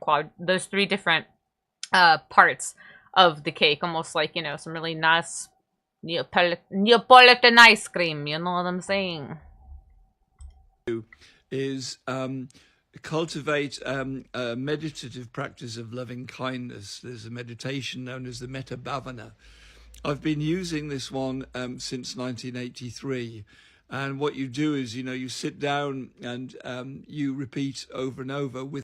That makes sense because I'm way better at reading body language and expressions than what people actually say. Yeah, I'm the same way. There's a terminology people have for it right now called discernment, which is this sort of quiet communication where we just can feel and tell when someone's thinking or feeling something. But I have noticed I don't often think it's just because of my ability to read their thoughts, if it were. I think it's because I'm so capable of seeing every micro movement in their body language that then I can construct like a blurry picture, and then I will ask them questions to see if I can poke around that fuzzy picture and see if we can maybe chisel out a more clear image. But not everybody wants to do that, so it also matters how the other individual.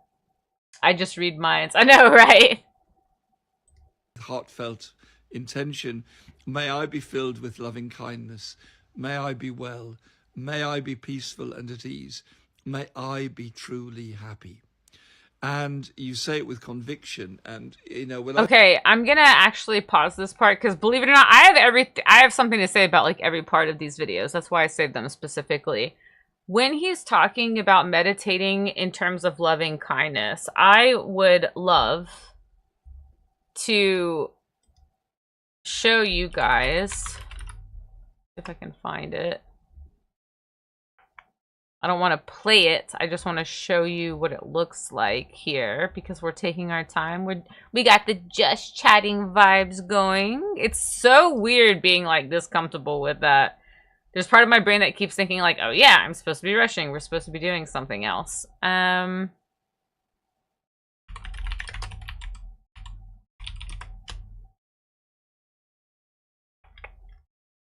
In my 3, I believe it's this one. All right, cool. So I'm gonna pull a window up really quick, and then I'm gonna describe why I'm showing you guys this, because otherwise you're probably like, why is she showing us that?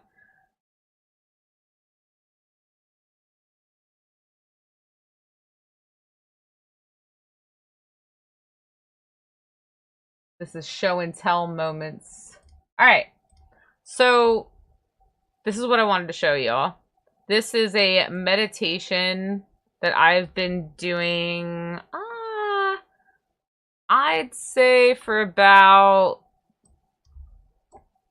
10 years, maybe, at this point.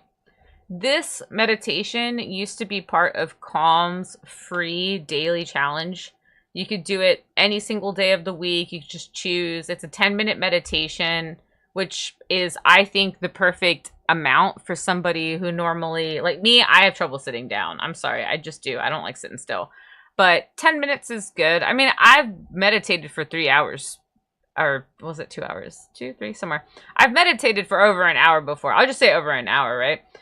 So, like, I can sit down that long, but when it comes to the functionality of meditating and benefiting from it, remember, all back to the video we saw at the beginning of the stream, you want to give yourself manageable goals.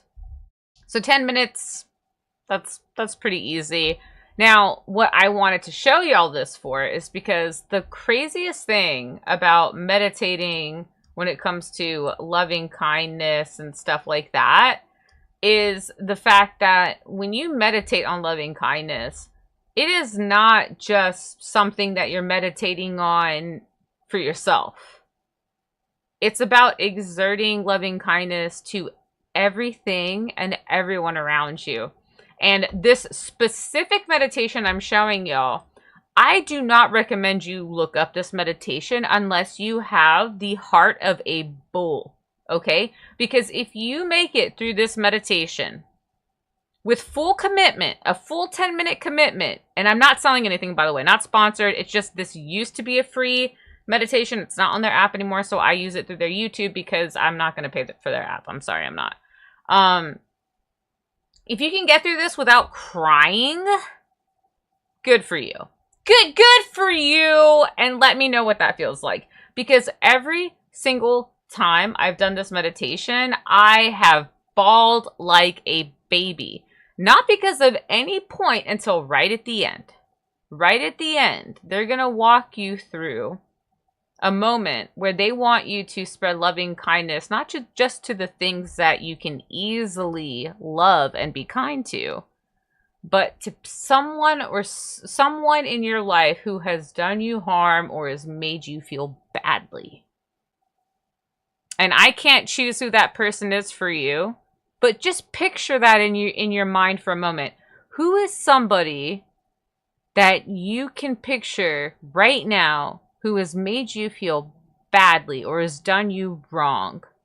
And if you can picture them and imagine that energetic investment of frustration or hurt or anger, whatever you have with them, and then imagine flipping that coin and spending intentional, quiet time with that beautiful vessel of yours, your body, to give them loving kindness with your heart open. You are inhuman if you don't cry. I'm sorry. It makes me sob, dude. Sob. Also, hello, Acute. It's so great to see you. Picture Supreme Kai in my mind. Wait, I'm typing this out. Shut up! We love Kai and you know it, dude. Kai is a prize. That's why I get sad when he's not around, but I know that he's always busy. He got that physical labor job. He worked for himself. And you know what it is about us that work for ourselves. We're always working. This is why I like yoga. It releases so much trapped emotion. Yes, there are different types of stretches you can do as well that target these types of things, right? What are those called? Those stretches for... I can feel it on the tip of my tongue.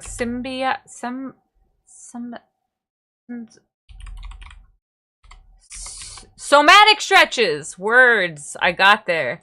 If y'all ever want to, maybe you don't want to meditate. Maybe you want a presence mind moment where you can still keep your body a little bit more active. Because some people will say, well, dude, if I try to meditate, I'm going to fall asleep. That's fine. I understand. You could try stretching. It looks like Acute. They like to do yoga. I love yoga as well. Why me, Cap? I missed something. All right, let's keep watching this one. When I first started doing this, I was not able to say it with conviction. I was just saying the words. Yes, and it's hard to Notice, and love yourself and then also to decide to push and this keep practice, loving people around you. Notice It is the hard. extent to which you can give loving kindness to yourself. And it's very You can useful at this expand time this of to include overconsumption of media. Your We know nearest that. and dearest and you know, ultimately everybody in the world. Yep, if you're even able the to people do you that. don't like. But Yep, the point if you're is able to. that you need to start appraising yourself of the times, and this is germane to all three of these things that you can do. You need to be able to to look yourself in the face, and ask yourself, how well am I treating myself? Yes. And to the extent that you discover that you're not treating yourself very well, that's the basis. Yeah, for what are you worthy creating of? the What do you change deserve? in your life. And Because once if you again, don't- this does go back to a point we had earlier. Maybe right now, when you look at yourself and you ask, what am I worthy of? Maybe you say, I'm not worthy of anything. I haven't done enough. I'm not productive enough. I'm not clean enough. I'm not disciplined enough. Because you know what? That's what my brain says to me all the time. And that's where we start to, we have a choice. We have free will. This is the beauty of life. Because that is your moment to say, and now I get to be the God, if you will, right? I get to change. I get to try and rewire. And it will always take more effort when you first start out. And you might make mistakes along the way. And you might even have a checklist of how to do it perfectly and still miss a mark. That's okay. But sitting down and asking yourself, what am I worthy of? And if you say, I'm not worthy of anything, nothing, then dare to dream. What if it fell in your lap then? Think outside of yourself for a moment. Who are the people you look to that you think, man, that must be a nice life? And decide that you can dream that for yourself. That's where we're getting here. It doesn't have to always be Delulu is the Salulu. You can really just dare to dream, and believe it or not, by saying, I think I could have that, your brain will love the idea of trying to confirm you. It will. It's crazy stuff. It's fun stuff. If you try to pretend that everything is well, if you try to censor yourself, edit yourself in front of a therapist or yourself, if you're trying to avoid, making mistakes, then you'll never make any progress. Yeah, because you'll always gotta be fail hiding forward. all the stuff that you need to look at in the shadows. Yep. If you do these three You have things, to face it. and you do them on a regular basis, you will find that in the course of time, you will lose quite a bit of the shame that you probably unconsciously carry around in yourself. And you will lose your fear of looking yourself in the mirror and really looking in your eyes and really seeing what's going on. Yeah, which can be a scary thing, by the way. For this. It's not an easy path. No, it's really not. Isn't. I completely You'll get feel that. kind of silly when you're doing it too, I've been on especially it when all you my start. life since I quit a It's like when you start doing things such as looking yourself in the mirror right into your own eyes, and I'm talking real deep in there, and you say, "I love you, I love you, dude. You're awesome. You're not doing too bad. You're doing a good job. You've got these things to work with, and you're showing up." And you're making the best of it, and sometimes it doesn't work out how you thought, but you keep showing up and you keep doing it, and that's beautiful. You will laugh at yourself. You're gonna feel like you're fooling yourself, but that's where that Delulu is the Salulu thing comes in, because once you condition yourself to realize that that is real, that is true, I believe it now because I've showed up enough to say that to myself. It's like when my mother used to tell me growing up, you can be anything you want to be. She wasn't being silly with that or quirky or exuberant. She was being serious. But you have to want it first. You have to will that into being. It feels unnatural seeing her VTuber bottle hands out. Yeah, it's why I'm holding my phone. I got my little phone here. Yeah. Oh, this thing's got teeth twists. Me telling me positive things in the mirror, my reflection. I'm uncomfortable with this eye contact. That's not positive. You could try saying, this eye contact feels really different for me right now. Does it feel different for you too? And you can talk to yourself too. That's gonna make you feel a little bit cuckoo for Cocoa Puffs, but until you get the paper documentation, then you good, homie! You good! They ain't gonna keep you out of no countries. No, Bianca, not again. Bianca, no! Oh my god. I love how that's the second time we've had Bianca now. It's probably because I'm doing a lot of mental health stuff and she's one of my protectors. So it would make a lot of sense that she's showing up to bring us back to the surface and keep things regulated. That's her job. We're not unhappy with her. Maybe I should stop pressing my eye literally up against the mirror. Corporate environment, and decided I wanted the life that I wanted to live rather than the life my parents wanted me to live, which was, to make good. That's a big one, you guys. Off life doing that. I don't do that anymore now. I'm a happier man for it. I'm not saying quit your corporate job, but do the thing that you love doing. Okay, enough for now. Please try those 3 things and let me know how you get on. Yeah, so that was a really good one, I'd say. What time were we at? 52? Okay, I have to go to the bathroom, but we're going to start up our next one since we're probably going to do the pausing and the going anyways.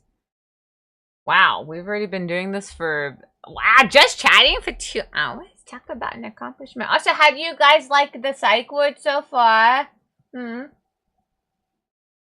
My favorite detail is the IV bags that I drew. Got the milking machine back there. There's so much rendering I gotta do, but it looks awesome already, so I was like, nah, I gotta show it up. I rendered y'all's chair. See right here on the side, so you can sit with me when I'm talking to you about things. Yeah.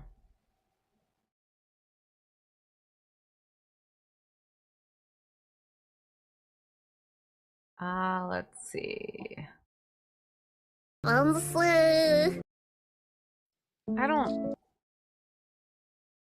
Oh, okay, here's a fun one that I kept, but I'm gonna do this one after we do another deep one. Let's see if we can find something. Let's... what is this? Oh, okay, yeah, let's do this one. This one's about demand avoidance, and I know there is a few of us in here that know what demand avoidance feels like, so we will definitely do this one. Time flies when you're yapping. Why does that sound mean when I type it out? Nah, I like the Yaps thing. I think we're going to see that used a lot more often. The only reason I didn't use Yaps as the main marketing thing is because people know what Mental Health Monday is. They're not going to know what Yaps is. They're like, who's Ash? What's a yap? Oh, she yaps. Who's she? You know what I'm saying? Like, it'd just be weird. Bro, I really gotta go to the bathroom right now. I think I'm gonna just do it. I'm gonna do it now! Do it now! Let me put my Be Right Back sticker on for a second.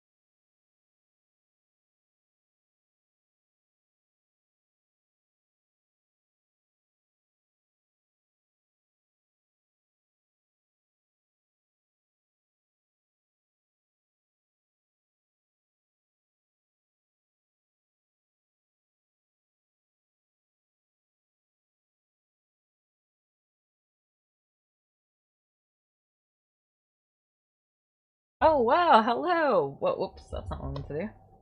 Welcome! So great to have a first-time chat from you. Okay, guys, let's start our next video. Just had to go to the bathroom really quick here. So this one's about avoiding discomfort and demand avoidance. To discomfort. Every single day, I'm avoiding discomfort at every possible moment. And I've been doing this for so long that now everything is uncomfortable. And so I just end up completely numbing out, bed rotting, couch rotting, scrolling on my phone, because it's the only place where my mind and my body feel comfortable and safe. Today, I gave myself a goal not to use my phone at all for like the first 2 hours after waking up, because literally every day I end up just like scrolling hours of time away. And it actually was so uncomfortable. And I was like, what do I do with myself? And in that silence, that's when I realized this, that like I am seeking comfort over everything. And I feel like moment to moment, day to day, it makes me feel better. But I realized like it's overarchingly making me feel worse, like day to day. Okay, so we'll pause. Here's the thing about this. When this girl, Emily, is talking about scrolling, I really want y'all to zoom out a little bit. This is how my autistic part of my brain loves having these conversations, right? Let's generalize what she's saying really fast. Let's pretend you don't use TikTok, because not everybody does. Any behavior you have where you are utilizing it in place of escaping the thing you know you need to do. We do that. All of us do. It's called procrastination. But then there's also demand avoidance. And the two can get blended really easily. But the importance here is exactly what she said at the end, which is if you find yourself doing this thing to keep avoiding another thing, guess what happens? We had a conversation about it earlier with setting goals, the Eisenhower matrix, brain dumping, all of that, right? Our brains compute so much information all the time. And let's admit it, we don't all have the best memory. So when we're constantly trying to recall this information, and it can even be unimportant information, then we are draining ourselves of mental capacity to do other things. This can be physical things, like remembering how to hold your pencil correctly, right? Have you ever lost executive function because you are mentally thinking about something else so hard that you can't do both? That happens to me. It might not happen to y'all, but it's happened to me before. So that's when you want to start prioritizing these things. What do I really need to be thinking about constantly? Probably more of the everyday scenarios. Like if I have an appointment, I should think about that a lot. But I probably don't need to sit here and think about the fact that I need to reorganize my rubber stamp drawer every day. What I can do is I can put that on a list, I can set it aside, and I can know it's there for later. That's why writing in journals is important, because all those reoccurring thoughts that we have that we don't get out and talk to other people about since we don't have another outlet, until you can like write that down or even voice record it on your phone, do something like DM it to yourself, text to speech it if you want to. But you have to get this stuff out, because if not, it will run your brain into the ground. I promise you now, especially if you're like me where you have a bunch of hobbies and you also like to turn a lot of your hobbies into professions. Day I feel better moment to moment, but it's contributing. Addiction is addiction. It's not helpful over time and unhappiness, because you're still avoiding what you need to do. Things like avoiding or neglecting chores and self-care. It's not exercising because I don't want to exercise. That doesn't sound fun. That's not comfortable for me. Remember what I talked about earlier, where sometimes I would rather just like what'll happen is I'll sit in my bed, I'll keep scrolling, and then I'll get to the point where I don't even want to do what I planned to do originally anymore. I don't want to wash the dishes. I've used up all my mental capacity by empathizing with these videos that I'm watching, these emotions that I'm having, these people's lives that I'm inducing my time with or whatever. And it is so easy to get stuck in this trap, by the way. Also, like using alcohol, I feel like a lot of times I'll drink because I'm just like bored and I just can't sit with that uncomfortable feeling for literally even a second. And when I think about what I want my life to look like, you know, a lot of people say this, like I want a life of ease and I want enjoyment. And, you know, as I've gotten older, it's just been a really hard realization for me that like, what are we all doing? Like we all work 40 hours a week and we all like just go to work. And I just like struggle a lot with like existential crisis. And so I always think like I want a life of ease, but I'm just realizing that like, even if I lived my perfect life and I had no money problems and I was just able to relax and be creative, like there will still be things that are difficult, or at least difficult at first. Yes. And I know some people watching this are probably like, duh, but I think for me, like I have chronic illness and some mental illness. And like I said, I've just become very like cryptic, I feel like, about the world. And so I guess it's just been like a coping mechanism for me to just be like, I don't want to do anything. Like I'm not doing that. And I really don't. Which, by the way, okay, this one's a big one for me, so I'm trying to unravel. That way I don't jump out too quickly. Let me hear what she said again. Coping mechanism, like about the world. And so I guess it's just been like a coping mechanism for me to just be like, I don't want to do anything. Like I'm not doing that. And I really. Okay. So let's talk about this really quick. The idea that being in a state of discomfort, especially if you're an avoidant type of person, which I very much am, then you can find yourself not wanting to do anything at all. And I think it's worth noting that if you're a person who happens to live with depression, I think depression was like the very first thing I got diagnosed with when I was in my preteens or something. We always knew I was depressed. You know what I'm saying? Like that, the autism took them a second to find, but the depression was, they're like, oh yeah, no, you're definitely a sad little girl. So, that being said, with depression comes this excruciating lack of desire. It's such a lack of care that it starts to look like you really do care.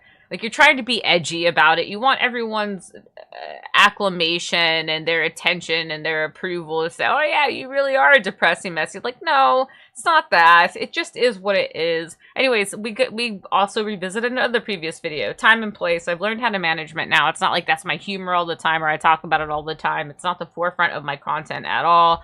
But that being said, this idea of having a lack of interest in trying, it's becoming induced on people I've noticed that don't even have depression. And that's because this is a theory for me.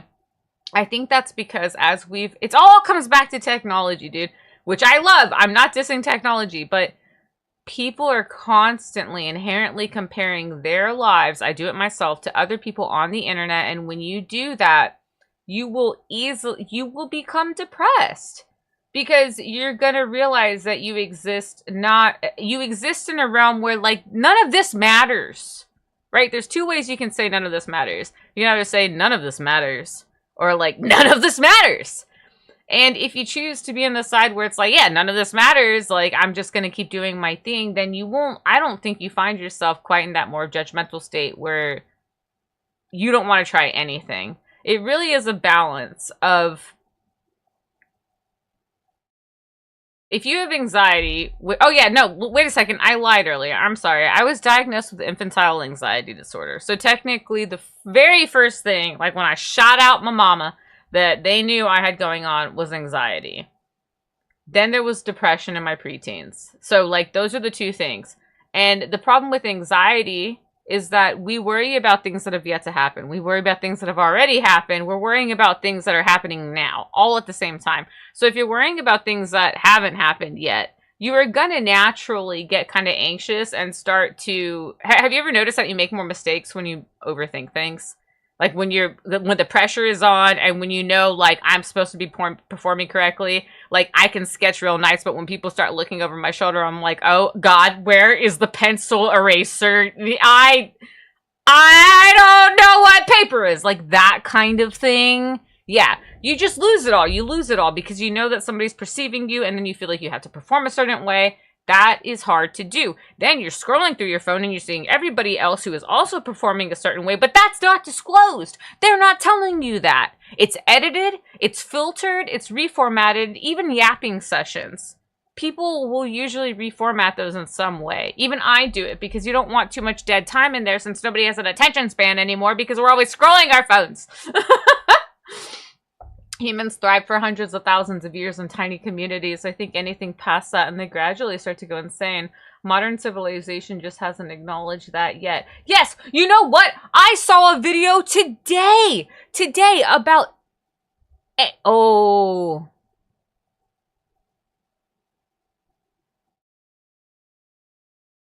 Hold on. I'm going to make a note to myself.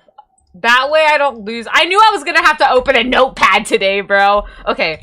Ant house video. I saw it right before we started the stream. I didn't have time to segment it off, but Cap, I'm putting a note on here about what you just said. Modern civilization and insanity. Okay, I'll just set that aside for a second. We got this. We got this, okay? We'll keep watching this one, because if not, it's going to keep going. I don't know if this makes sense to anybody. It probably sounds so dumb to a lot of people if you're like a normie, but for those of us with like mental health and chronic illness, it's just like this realization for me that I just avoid even the smallest feeling of discomfort. Yes. All I do is prioritize, like, I want to be comfortable and content right now in this moment, and I'm going to do whatever it is that's going to get me that. And just completely avoiding anything even remotely difficult. Remember earlier we were talking about the egocentric thing? I'm not calling her egotistical, okay? All humans have ego. I do too. I get in some real fussy fights because of my ego. I'm saying that right now. But This is important because knowing where the ego steps in is right here. The freedom of anything at your hands has made us less willing to compromise. Why? That's why. Okay, here's the funny thing is I saw this happening even when my parents were throwing parties for me growing up. I have it on video. People used to come to your house when you invited them over. You know what I see so much of nowadays? Everyone has to oh, we can't come, can't compromise, can't. My sister's daughter is sick. There's just always something. And I'm not saying to discredit people's life circumstances. I'm not saying that. But it's always something. And that's hard, you know, like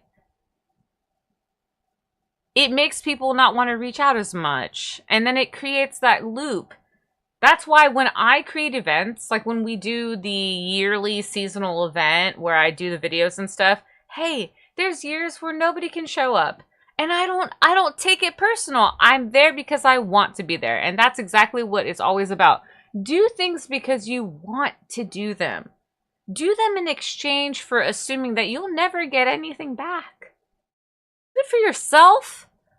And then everything else is just a bonus. And that's awesome. Like this year, we had so many people watch Christmas movies with me. That was so cool. I didn't expect that. I won't expect anything. And I'm not saying I don't expect anything as in, oh, I don't expect. You know what I mean? And that's the balance there. There used to be a point where we're like, well, I don't expect anyone to show up. And it was from a different place. This time I was like, well, you know what? I'm going to be there no matter what. And if other people show up, that'll be awesome. And guess what? So many people showed up. It was great. I partially blame Shady, though, because Shady's always supporting me there. Even if we can only stay deafened. Humans, oh, yeah, people don't make time for those they love. Not the compromise. We are seeing a lack of compromise. I was just having a conversation about love and treading in the concepts of where compromise exists, all that kind of stuff, and comfort and yeah, I totally agree. Truly good intentions, don't expect anything in return. Yes. You have to do things because you want to. You know, funnily enough, this was another conversation I was just having yesterday. My father used to say something to me, and he has instilled this in me in a way that's really great. He says, I long learned to only give people money. I don't lend people money. You hear that? I give people money. I don't lend them money. And I live by that. I have ever since he told me. Because if I were to give people money, or I'm sorry, if I were to lend people money, aka expect it back, I would be holding a lot of burden, friends. I really would. I've given out $75 on a whim, $100 on a whim to help people out that needed it. When I don't necessarily have the money, but here's the best thing about life. You give without expectation and somehow you are fruitful, you will get it. It'll come back to you. And that's where we get the Wu law of attraction stuff that I could go on forever about. And, you know, I just think it's better to, give without expectation. If y'all are ever interested in a certain speaker that can talk about this kind of stuff, Eckhart Tolle is a really good one. I love that guy. I'm gonna type his name here in chat. I hope I spelled that correctly. Eckhart Tolle. I've read a couple of his books. There's also another book that I'm gonna show y'all because I thought for the longest time it was by a different author. And I finally looked it up the other day. I was like, wait a second. This is by somebody completely different than I thought. This book here... I'm telling you, I sat outside on my back patio. I was, ooh, y'all need to see this one. Okay, hold on. Let me show it on screen because I feel like we're all very kinesthetic people here. We like to see it as you hear me talking about it. And we're in this awesome, we're in the asylum to this. So we're taking our time. We're talking about the things with the faces.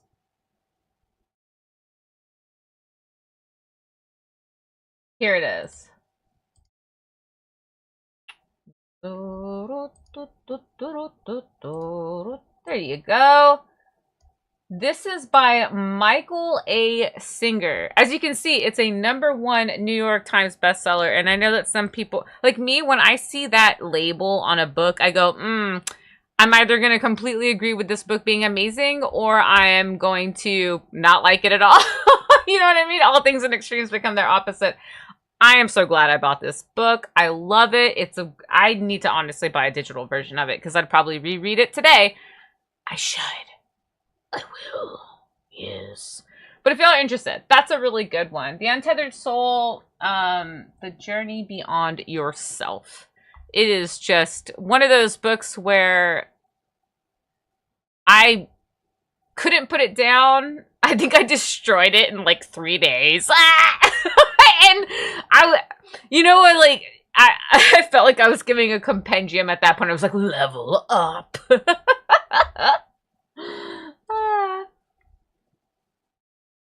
I like this. Also, why I've started to hate humble bragging and stop doing it myself. What's humble bragging? Good deeds for their own sake just feel better and more real. Oh, like when people record videos of themselves doing good things and stuff like that.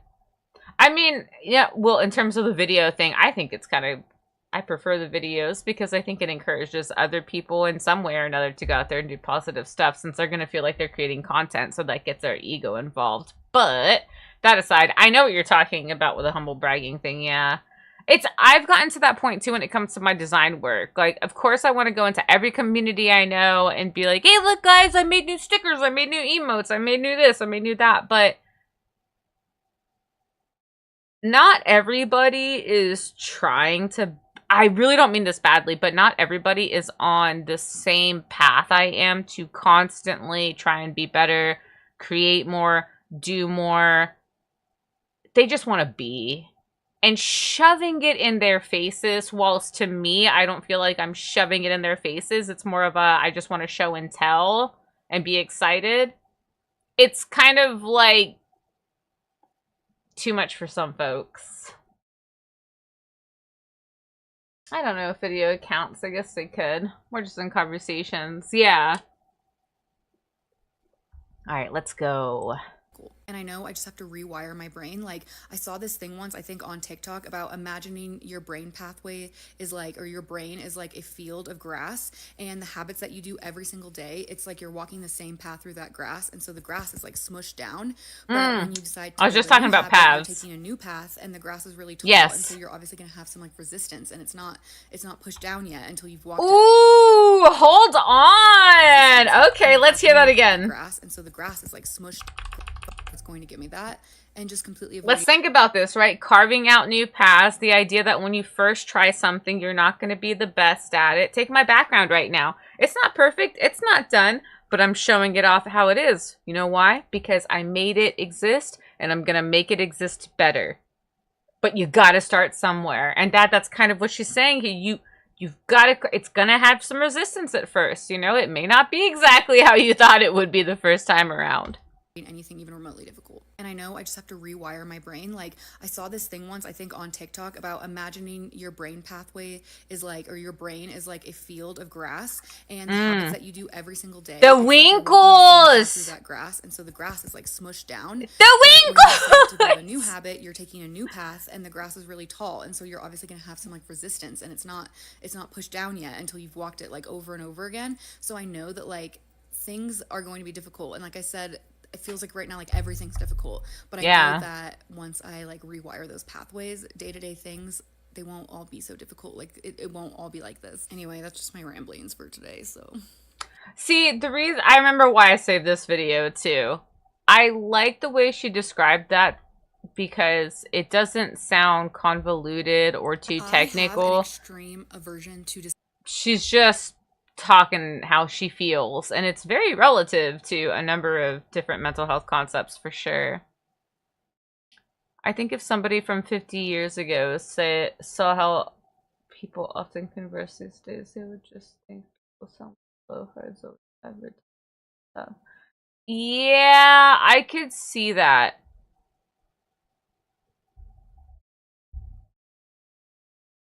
I think the one nice thing I'm noticing as a ripple effect of everyone feeling like they need to market themselves is people are taking a step back from wanting to consume technology because it's so flooded with here's my, if you want to know more, like a lot of these mental health videos, I made sure to watch them fully because if I take a risk with some of them, at the end of it, it'll be like, and if you make sure to watch or purchase my mental health course for $69.99 or whatever, it's just like, you know, which I get it, you know, get your bag, boo-boo, but it's just one of those situations where I don't always want to be marketed to.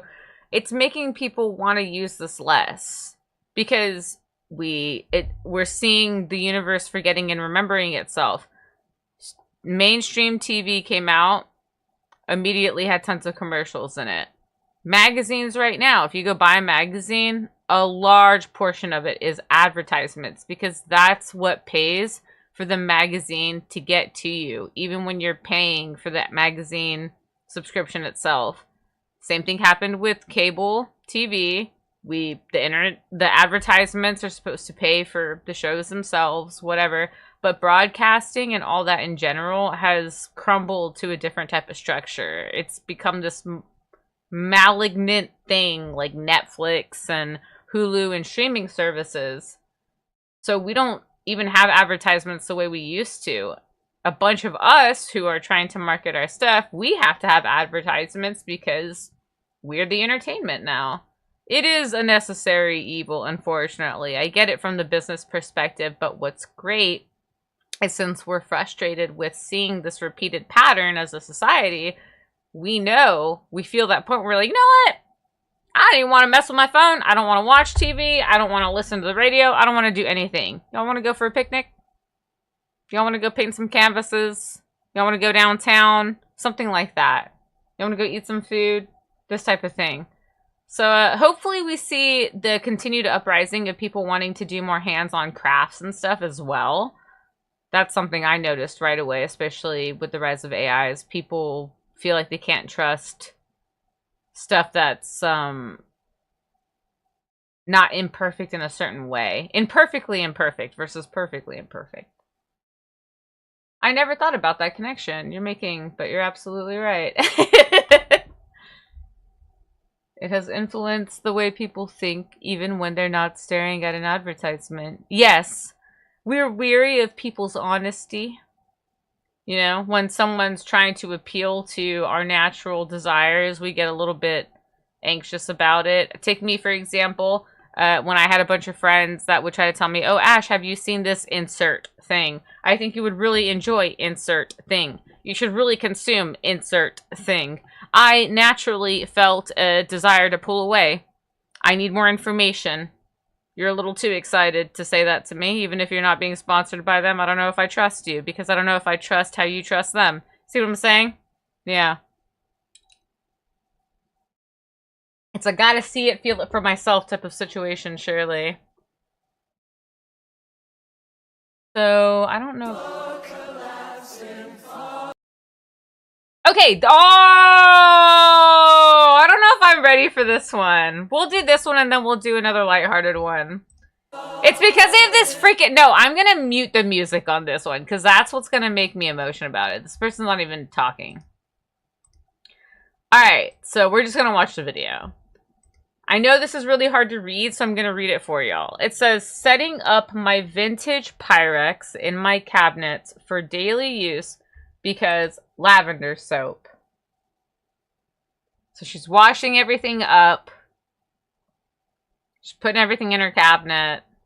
And I know that y'all don't have the context for this. Don't worry, that's part of the discussion. And then we see what's going on. So she's setting up all of her dishes in there. Great. Okay. Now, first things first. This is what I asked right away. I was like, what is lavender soap? I was like, what? What is lavender soap? So I looked it up. What is lavender soap? It doesn't say it in the video. I don't know if they forgot it, but it's lavender soap theory. So, ew! No! Don't touch my toast! I eats it anyways. Ooh, crunchy glass. Mine.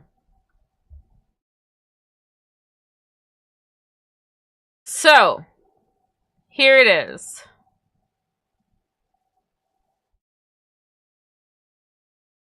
TLDR. I think somebody explained it for me. That's why I'm trying to find it. I'm just gonna put...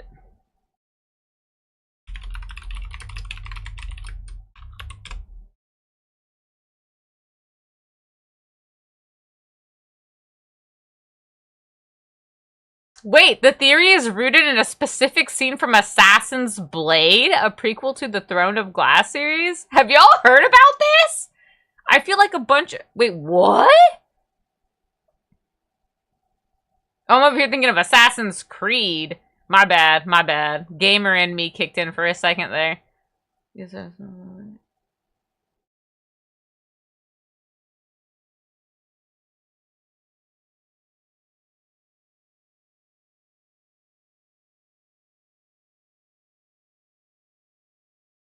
Okay.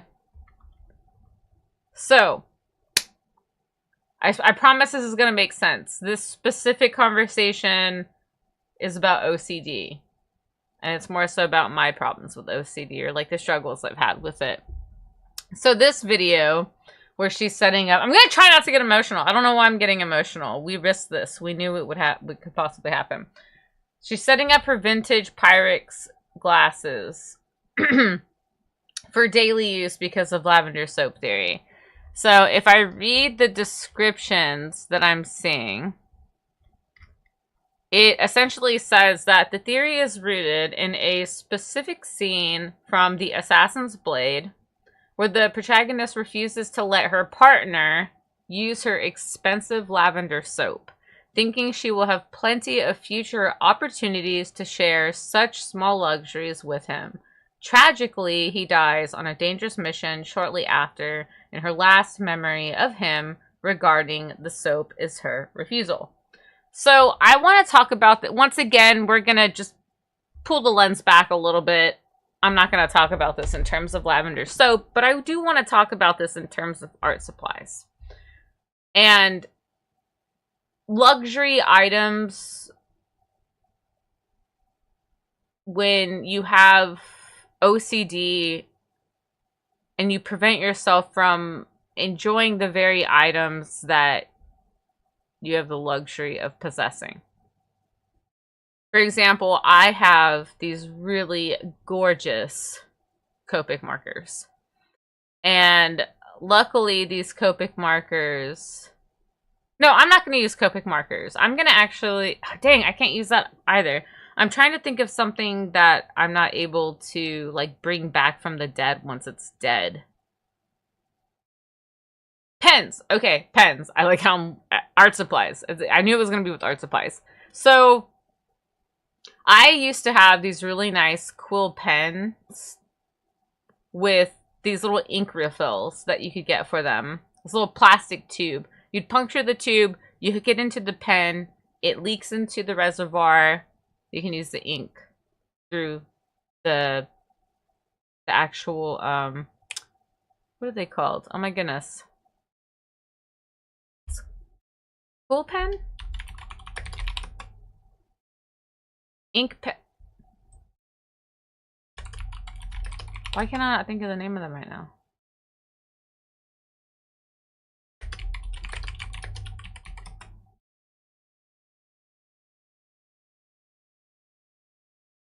Fountain pen. There we go. Fountain pen. So I had these really nice fountain pens. I wouldn't even doubt that I just said that and forgot that quickly. But these fountain pens have specific little tubes you put in the back of them. After you puncture them, if you don't use them quick enough, what will happen is much like what happens with printer ink. It'll just dry over time. If you don't use it, you lose it essentially, right? And time again, I've had stuff like this happen with my art supplies. It happened with my Copic markers, but I can refill them and like try to bring them back to life. Same with polymer clay. I can try to recondition it and use it. But as you can hear in my voice, I don't want to have to do that because it takes all this extra work to get it working again. It would have been much better if I would have just allowed myself to use those tools, use those art supplies, so that they wouldn't have gone without being used long enough to where they become more decrepit. Another good example could be certain types of shoes. There is a thing where if you store shoes and you don't use them a bunch, like you're not commonly wearing them, they'll have something called shoe rot. It's also based off the materials and stuff it's made out of, but essentially anything that sits still unused for too long, what does it do? It collects dust. Our bodies, when they're in a resting state constantly, they start to lock up. We decide we want to get up and move ourselves around a little bit. That kind of stuff. This is relevant because when I, as a person with OCD, tells myself that all the nice things I own in life can only ever be used the right way, you're never going to use them. Here's another example. Me when I'm gaming. Y'all have seen me. I will hoard potions and ingredients and materials, but I never use anything. So what good are your resources if you're not using them? And that's what the greater conversation was with that. That's where I was getting with that. Is you can only prepare to use something so much until you finally use it. And so what if you drop the bottle of beautiful lavender soap? Or so what if you use up all the ink of your Copic markers? So what if you run out of polymer clay of that color? You can buy more. But why let it go to waste? Why make it more of a challenge to use it instead of using it at its fruitfulness in the moment? You know what I mean? Use it in the moment that matters, which is truly like now. You can't keep waiting for it. Yeah, you gotta wear that leather. I learned the hard way with fancy boots. I didn't wear enough because I was saving them. Exactly. That's what this is exactly about. At that point, you have to ask yourself, what am I saving this for? If by the time I go to use such a thing, it's not even usable anymore. As someone who hates to see things go to waste, I find it so ironic that I tend to waste so many things due to my own fear of using them, maybe in a destructive manner, because once you use things that no longer exist in its perfect non-used state, and that tells my brain that once it's used, it's no longer good. And now you see where I'm going with this. It's just like, whoa. So yeah, if you can find yourself to do it, try to use your things. I'm still struggling with this one too. Try to use your things when you get them to use them, because otherwise you might end up running out of the chance, you run out of the time to use it. Time is limited. We are, as they say, on borrowed time. So that's what this one specifically is about. I can play it again with the music, but the music makes me sad, dude. Everyone keeps playing this song on stuff, and it's like, dude, why do y'all want me to cry? Why do you want me to cry? Mírala, cabrón. No me gusta.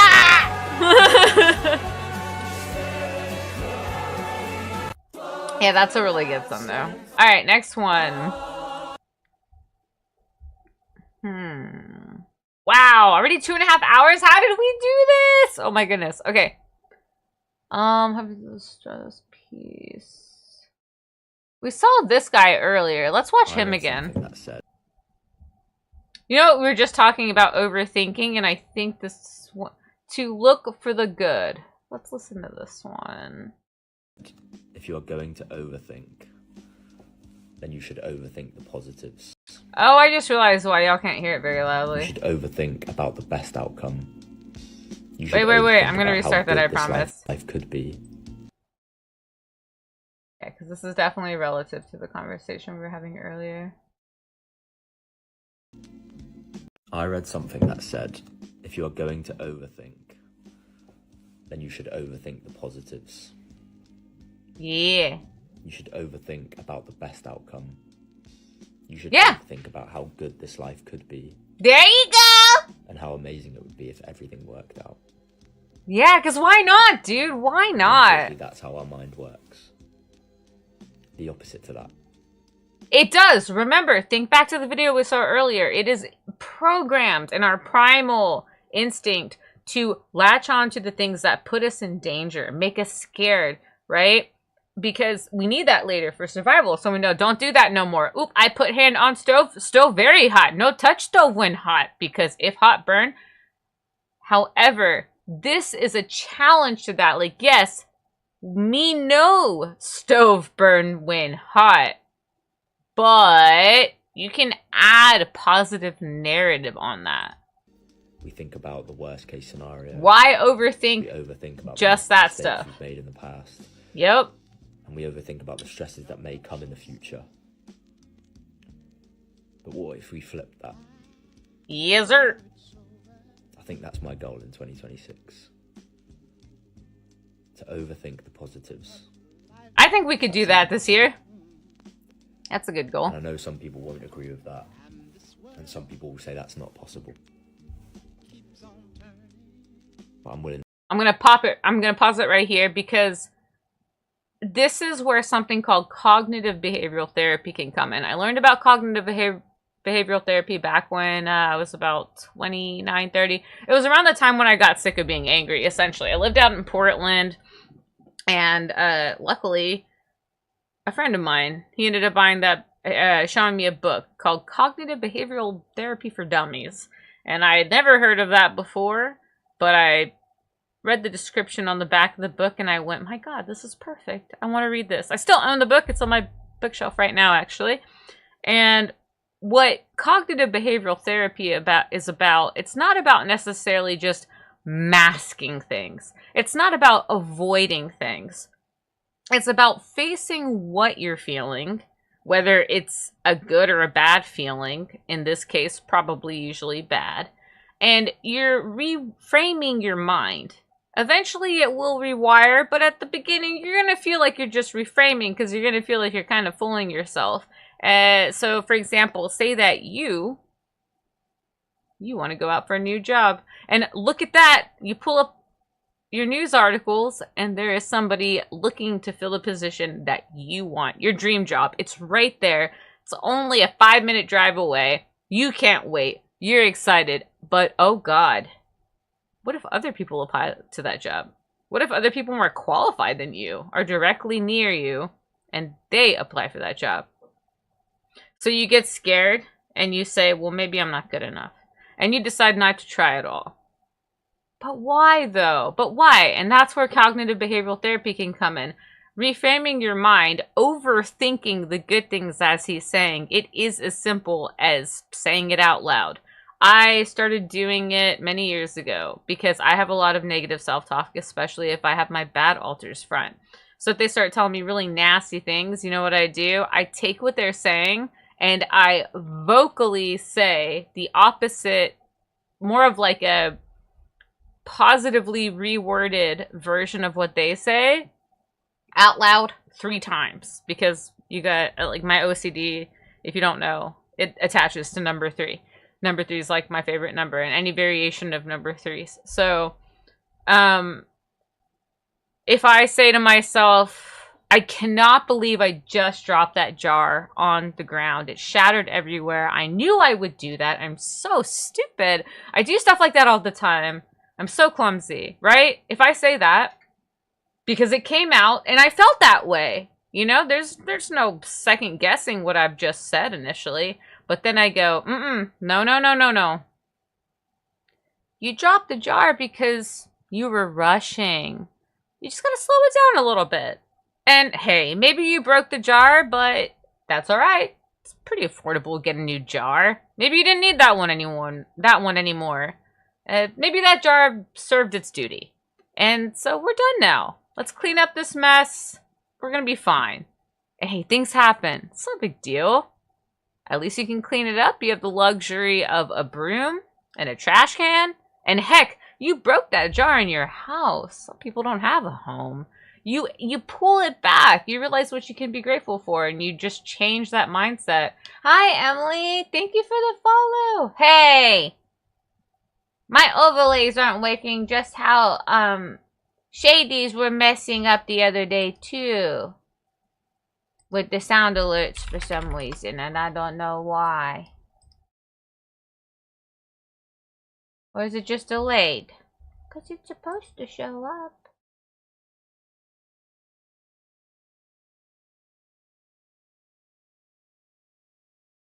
Can hear the voices join my head.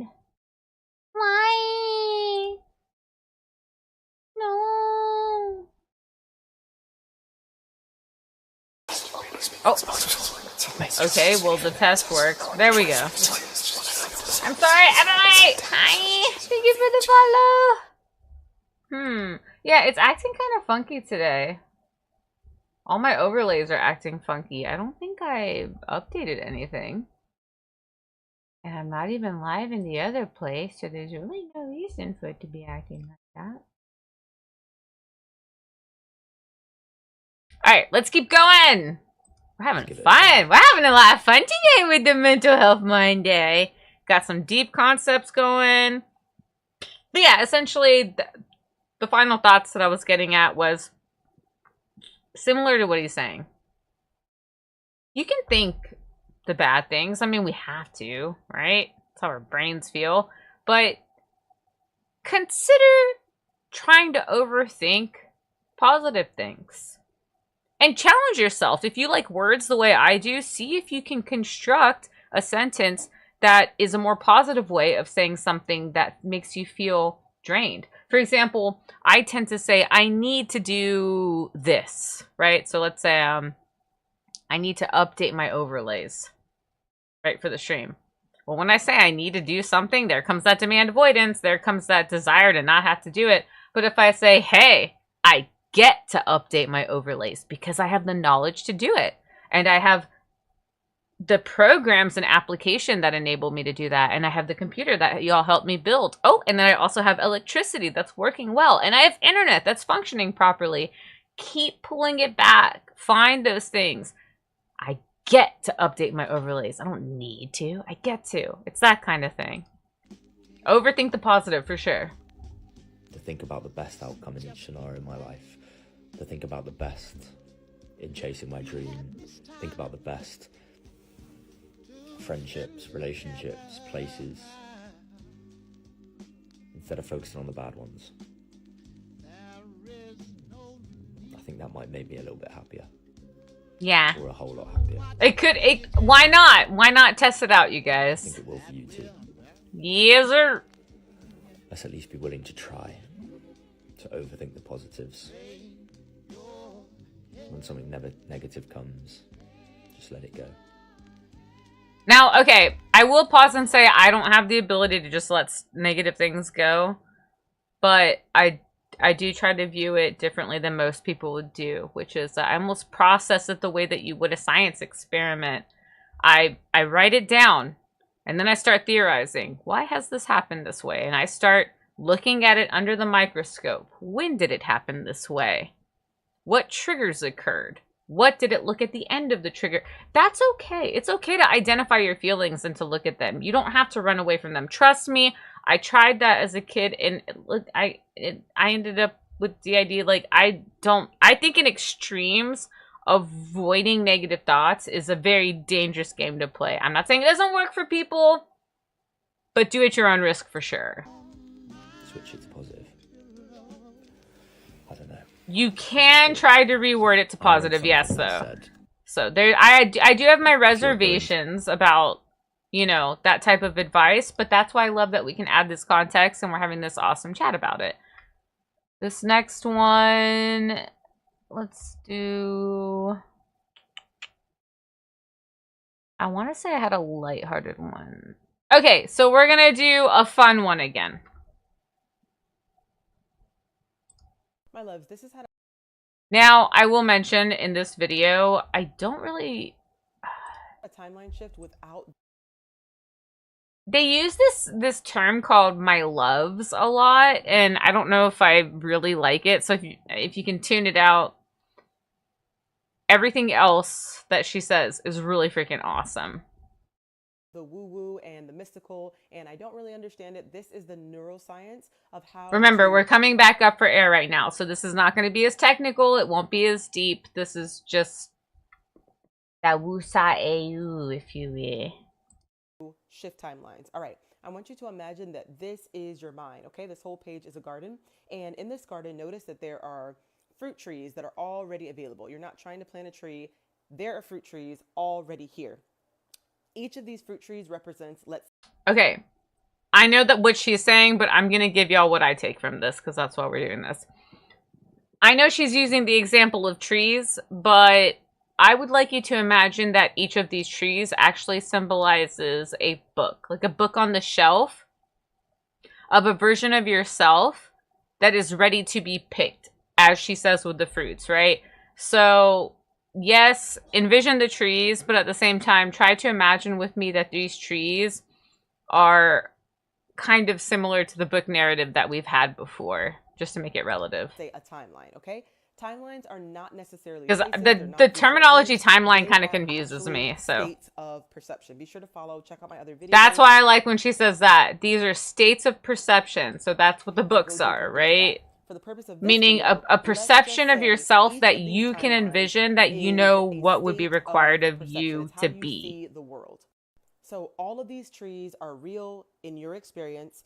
All of the fruit is available right now at the same time. My loves, here is the key. This is the thing most people don't teach on and a lot of people miss.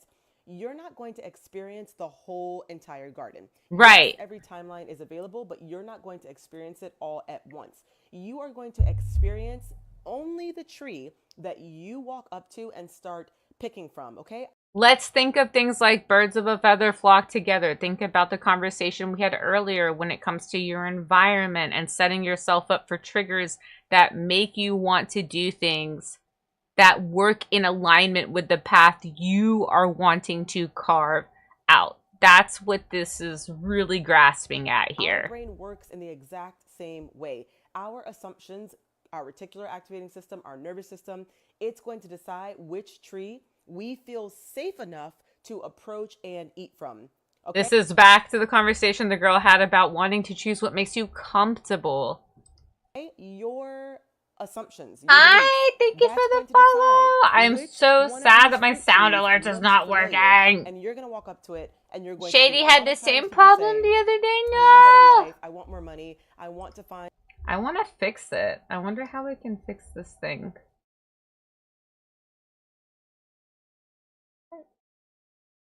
Hi, Classic. How are you? I'm sorry it doesn't show your announcement. Here, I'm gonna trigger one from myself. Yeah.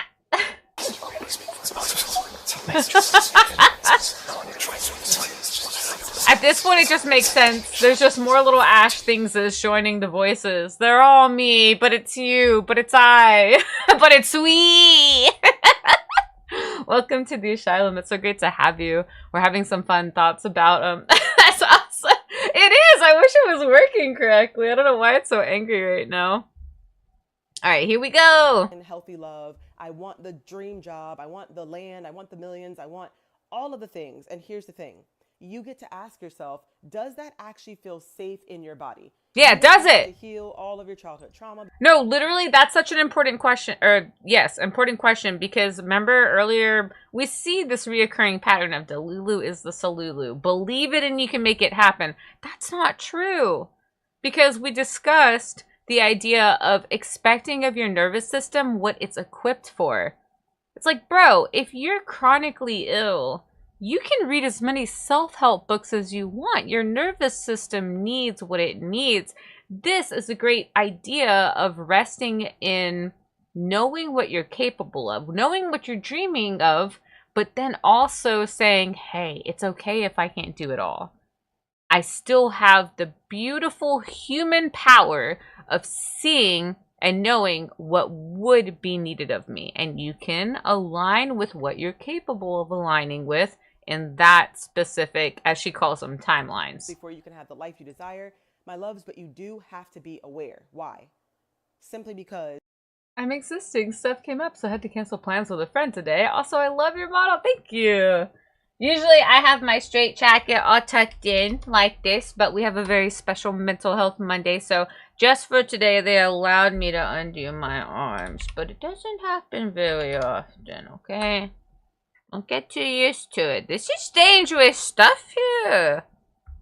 I feel called out, chronically ill person here. Hey, Once you're aware of your assumptions, we got shorts. Right? If you are Well, they're only straight assuming jackets, that, but oh my God, the economy's they're so free. bad, there's never enough when you're living in your red timeline. It's going to feel so unsafe for you to go into your purple timeline. Top Hat Guy, we love you. It will. See what she's saying? These timelines are alignments of the variations of yourself. Access everything you need. Think about it. You have low energy versions of yourselves, and then we have the high energy versions of ourselves. That's what this really beautiful spectrum illustration made me think of. There are going to be days where I am like the $1 million baby, getting everything done. Ooh, I scrubbed the tub, I scrubbed the toilet, I washed all the dishes, I bathed the dogs, I groomed them too. I took a shower myself, I washed the linen. I will have those days, and then I go through months of I should probably eat breakfast, bruh. Like, you know what I mean? And that's allowing your nervous system to exist how it does. And by the way, I've noticed that if I put less pressure on my nervous system to perform a specific way at a specific time, then somehow I'm allowed to go through those ebbs and flows a lot easier. It's as I call the dance of life, the universe forgetting and remembering itself, or if you could just vision an infinity symbol, it's all that same kind of stuff. Compression stuff helps. Yes, it does.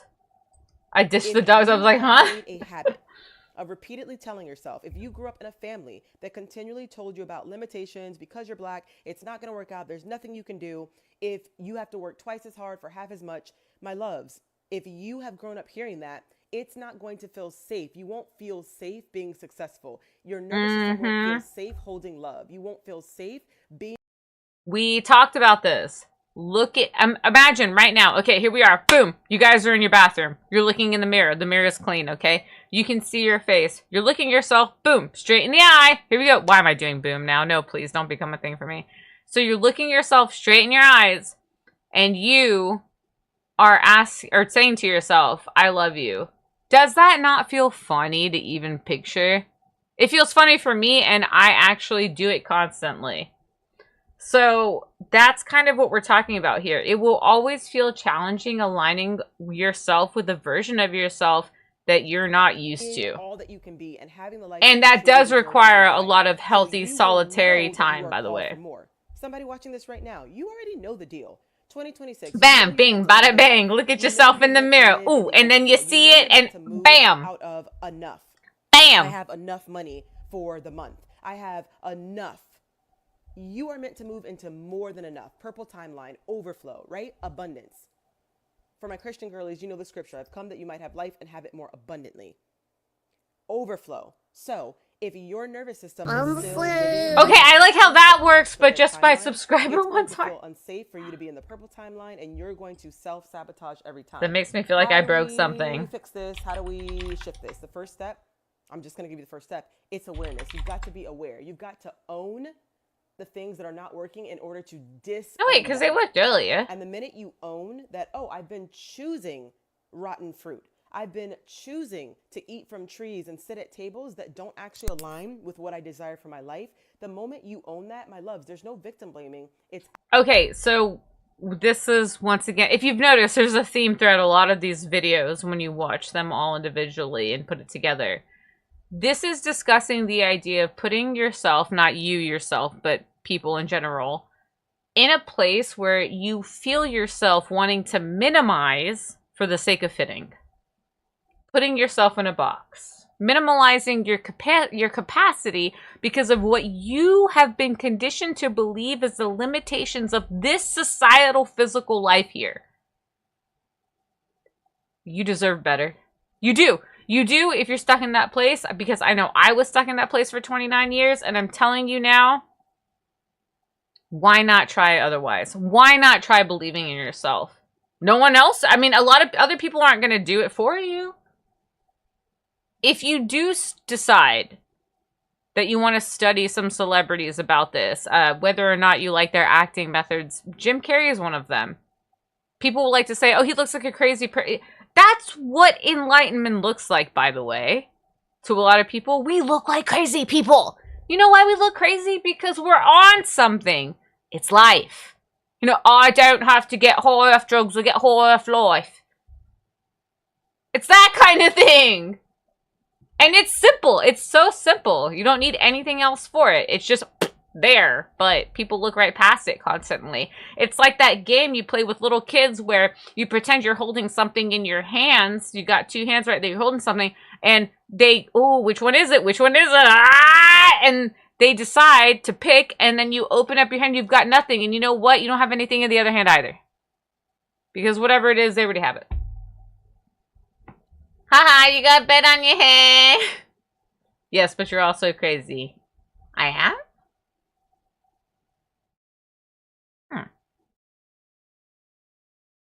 Huh.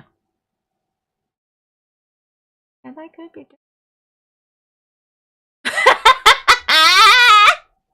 Actually empowerment. If you own it, you are now able to disown it and boom, you're crazy. So remember, the name of the game is just bam. You're going to shift your assumptions and you're going to repeatedly make choices from the timeline you desire to be in. That was really important, by the way. Shift your assumptions. Baby steps. Just shift them. Reconsider them a little bit. You don't even have to do anything actively different the first time you start making that movement. Just notice it, observe it, allow yourself to say, man, I have a desire for that. For example, mine, when it came to owning my own business, I really want to do that. But instead of just wanting it, how do I get there? What would that take? What would that alignment look like? If you desire to be, I'm very lost. Don't worry, we'll get back to a technical mental health video here in a second. We're doing a little bit of back and forth. So one video will be more technical mental health stuff, and then I'm shifting to these more sort of like, I call them woo-sa-e-you type of videos where it's more metaphysical. Yeah, more theoretical, if you will. Money is not an issue and money is not a thing at all. You've done away with currency. Awesome. You're going to live as that version of yourself Law of attraction. who already has the things you desire. Because the version of yourself who lives in the purple timeline, your best life, they are very different from the version of yourself who's living in the red timeline, frustrated, angry, unfulfilled, all of that. That is also important because it means, by the way, that when you decide to make an active choice towards aligning with that, as she calls it, purple version, or I like to refer to it, if you decide to open that book of the leveled up version of yourself that you know you deserve, you know you're worthy of it because you can see yourself in it, it is very important to remember that you will grieve the version of yourself that you had before. You will close that book and you will say, wow, that book is over. You ever read a really good book or watched a really good series or heard a really good song or loved a really good artist that no longer exists at this point? Like, it just, once it was done, it was done. There is a grieving process with that. I want more. I want more. That's why we get stuck sometimes in this position of accepting the old version of ourselves. Because it's easy to stay complacent in what we know. There's no fear there. Our brains are great with pattern recognition. We're capable of knowing, like, oh, well, that's consistent. I know what's going to happen with that. But if you decide to give yourself the space and allow yourself to align with, as we might call it, a more enlightened version or higher version, whatever, a different version at all. It doesn't even have to be it doesn't even have to be a better version. If you just decide to shift to open up a different book, aligned with a different path, you're still going to look back at those old paths and think like, man, I knew those old paths. Venturing into new forests is scary because you're like, well, if we just go back, well, we would know where we're going if we go back. This is all uncharted territory. Just like that girl said, you're shoving down grass that's tall, overgrown, because you've never been there before. It's going to have resistance. Also supernatural. The show? When I'm feeling overwhelmed, I'm tired, I make a deal with myself sometimes. Doing about half the work I planned on that day, it usually gets me back on track by the next day, and it's better than giving up. Yes, that is very similar to how the Finch application handles if you tell the Finch app that you are in a meh mood, like less than happy, it will give you double experience for your normal daily, like your normal goals. And I think that's really beneficial for mindsets like ours, especially if you're focused on always being productive, because your nervous system needs time to rest. And if you can be given the grace, the freedom of being allowed to not accomplish as much and yet still feel like you're of the same value, I hate to admit that it does make a difference, especially for people like me. Dang, is it already another ad break? I cannot believe that. Dude, for the past 24 hours, 48 hours, I was like, I don't know how I'm gonna manage a just chatting stream. I've never done this before. I always have games that I can offset the attention onto, and oh my goodness, this has been so amazing. Okay, let's finish this up because the ad break starts in like 3 minutes, so. The show, our name is based around the car. Oh, okay. And the more you do this Ew, grass. Yeah, I'm allergic. I can't touch grass. It make me itchy. Stop at those old trees that you used to stop at, because the path is well worn and it leads right to that purple timeline. Yep. My loves, you are the one that you have been waiting for. Everything is available for you and to you. Wait, you know what? This is right at the end of our video, so let's go back. Let's go back. Right here, this is important. Walk through the repeatedly things you desire. And the more you do this repeatedly, it becomes the default. And you won't even stop at those old trees that you used to stop at, because the path is well worn and it leads right to that purple timeline. You see how that was, I know not all of y'all were here for the other videos, but earlier, a girl, I just referenced it, there was a girl who talked about going through, carving these new paths. It's going to be a little bit rugged. There's going to be a little bit of resistance at first because you've never pushed down that grass, as she said. But you know, the more you step over that path, the more you step over that grass, kind of like you've seen those natural foot trails, little dirt trails that happen from paths that people constantly carve out and travel. We can do that for ourselves when it comes to aligning to certain mental states. That's what we're getting at here. Me with snow everywhere. Grass where? Or snow. Snow can work too. Yep. Alright. I can't believe it. But we've already hit 3 hours, so I'm going to go to the bathroom. Do a little ad break. There's the music. Ooh, ooh, ooh. That's what I'm saying. That's what I'm saying now.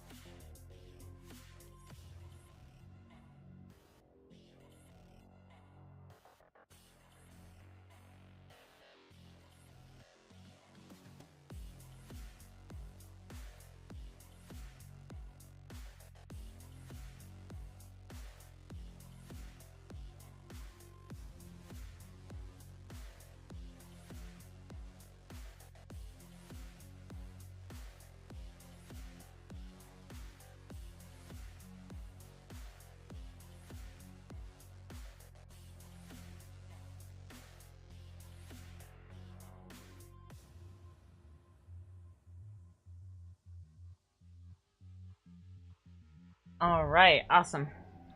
Let's get back to business.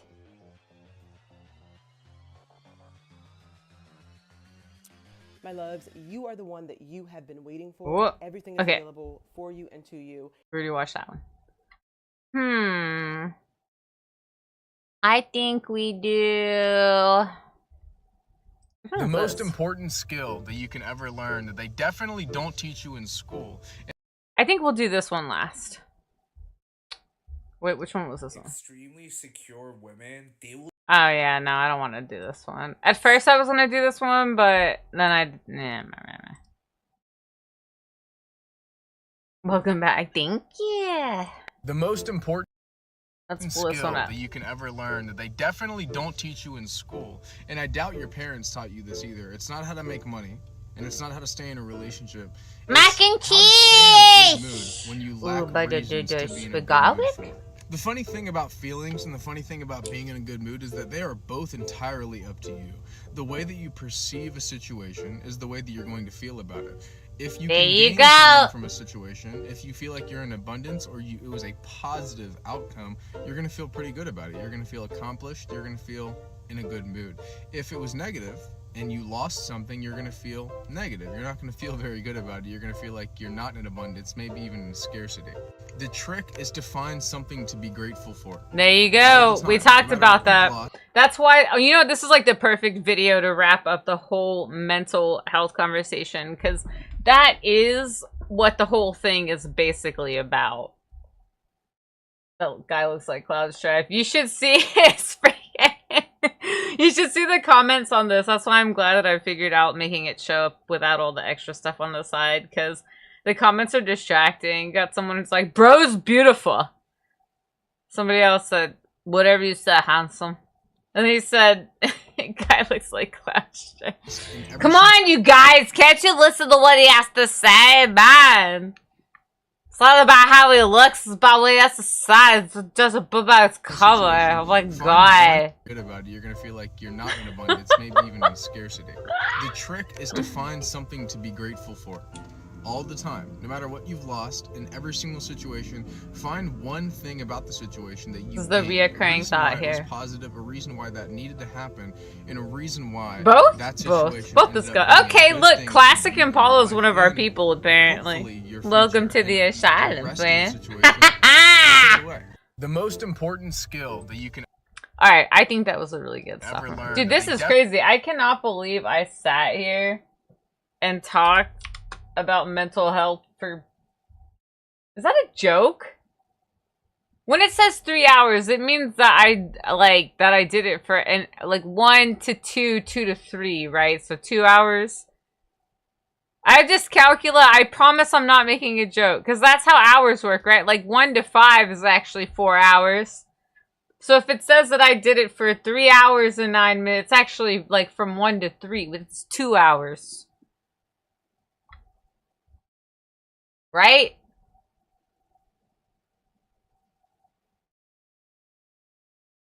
Right? We did... No, you did 3 hours. Like 1 to 3. The first hour to the third hour. It's 1, 2, 2 to 3. It's 2 hours. Not gonna lie, I would like some just chatting streams where you just talk about random crap for hours.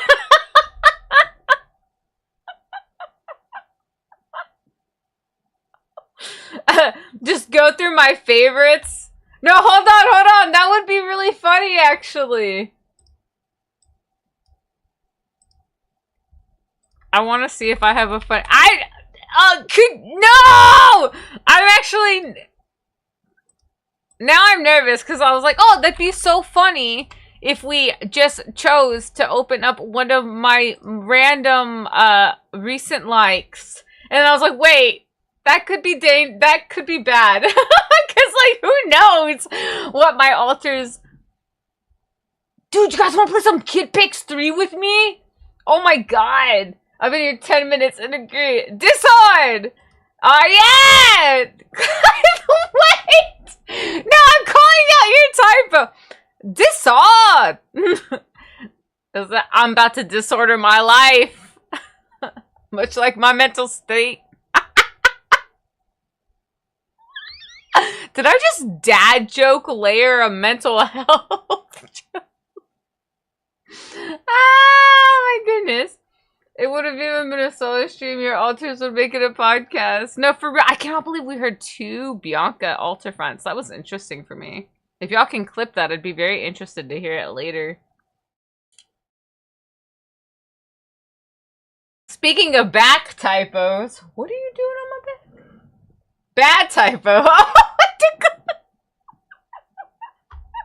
You cursed me.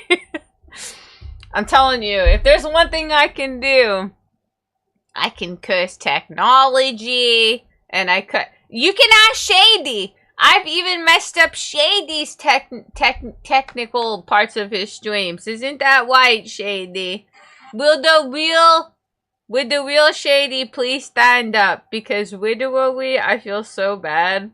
Every time I go to attend his streams, he'll be like, wait, like last time, I messed up his sound alerts thing. Alright, what's something recent that I liked?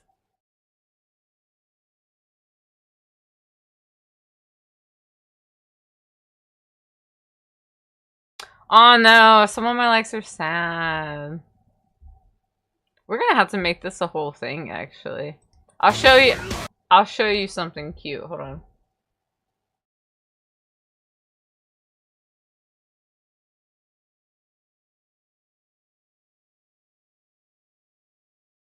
How do you guys like the environment of my psych ward I'm working on so far? I know not everything's rendered out yet, but this is about 12 hours worth of work on it so far. I'm really undershooting that so that I don't go crazy. Reaction media. Where is it? Oh, like the ah! Debbie! I don't. Oh wait, I'm not showing it.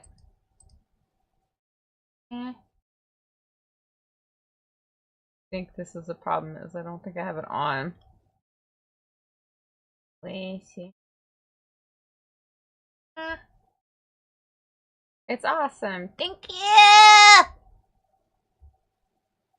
Honestly, if I had my way, Ash would just chat for the first hour every Wednesday. I might start doing that more often. If I did, I'll probably just start my streams earlier.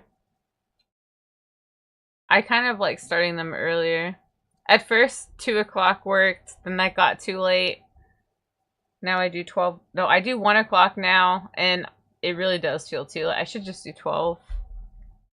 Because if I don't do 12, then I end up wanting to take a nap. Boom! More. Shut up! Don't do it! You mocking me? Are you mocking me? Son of a bitch. You think you're funny. That's the thing. See, you can't let them think they're funny. Because once they think they're funny, they're gonna keep doing it.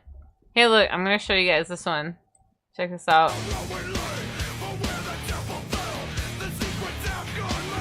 It's the baby! Ooh. This me if you make me mad. Like you're making me mad right now and this is me. So don't you okay and when I don't. See what happens? I think we should play. I know this is so funny, but I think we should play Hatsune Miku. Peace! Peace! Yes. Yes, I agree. Although I know my stream's gonna get mad at me for it. Ugh. That's fine, that's fine. Wow.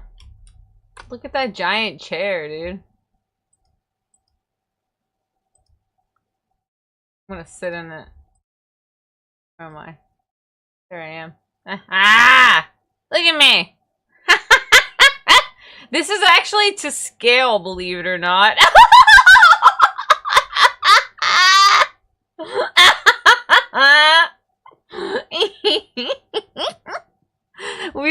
only see this side of Ash. I'm actually doll size. That's why I'm obsessed with painting dolls. I didn't want y'all to know this about me, but it's true. Yes, I've seen you when you're mad. You can still go through it. True, true. I would say so myself. Alright, let's jump into, oh my god, your full model is amazing. Oh, thank you! Yeah, I'm kind of sad I never get to show her off. I don't actually ever have my feet on the ground. I float. I'm just a floating baby. Yeah, I'm coming for you. I'm going to haunt you in your dreams. I don't know why I have that accent. I don't know why.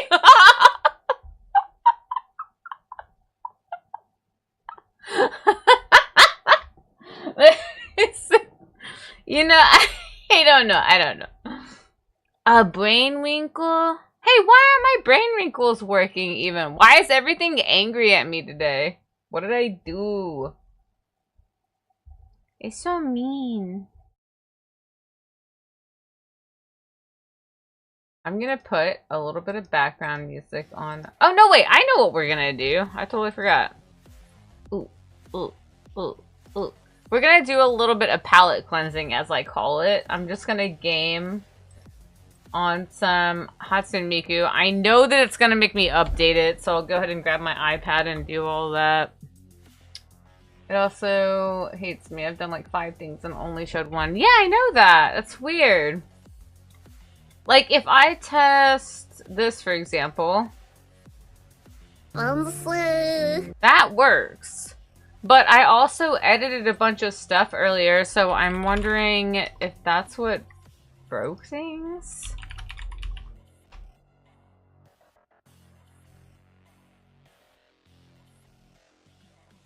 Or maybe I need to be logged in. Oh, I think I have to stay logged in. No? No, it just says everything is okay. It wouldn't matter if I was logged in, because it just said the fancy thing. I don't know why. Alright, give me 1 second. I'm gonna grab the IP.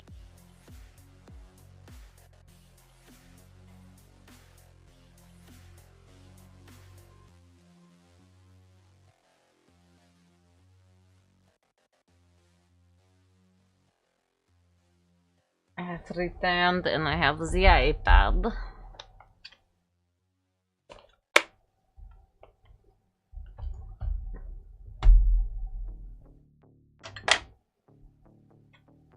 I have a feeling I'm gonna have to download updates. I actually thought about doing art too.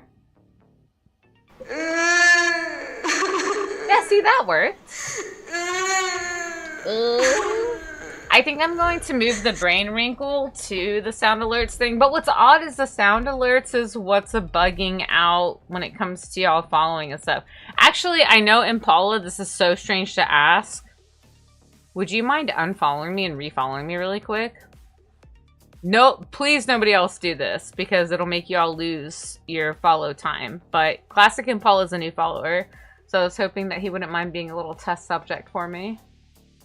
Or she, they.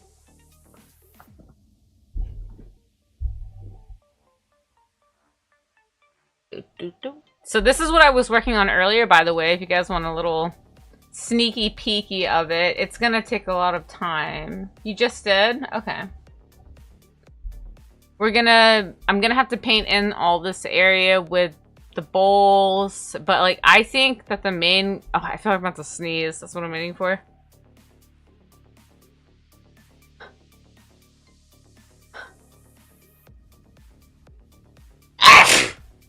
Excuse me. Most of sheet late, but sometimes he's... Oh, you're about where I'm at. Hey! Let's go! Bless you. Thank you. Alright, I have a big feeling we're gonna have to update Hudson.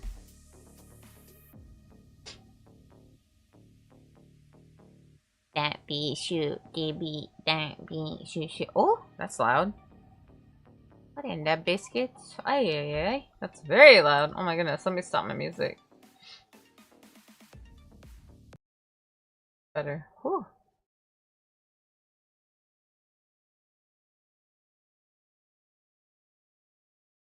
That is really loud. Oh, I love the new intro song that they have now. Shady!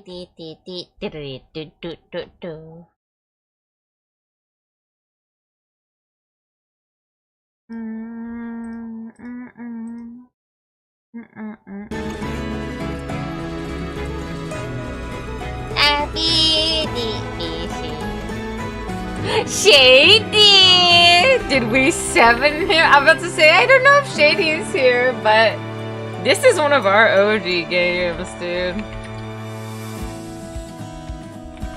We're gonna do a little bit of unwinding with Hatsune Miku, Colorful Stage. Eat. It's been so awesome to hang out with y'all. I can't believe that we did this has been our first Mental Health Monday in years.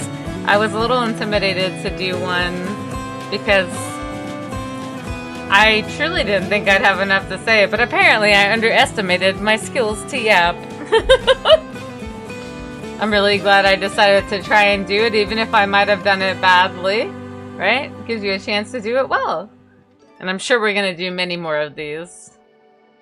I'm adjusting my sound settings a little bit so I'm not screaming at y'all. There we go. I'll definitely be coming back for future streams. Oh, I'm so glad to hear that. I knew we would have a download. Mira la cabron.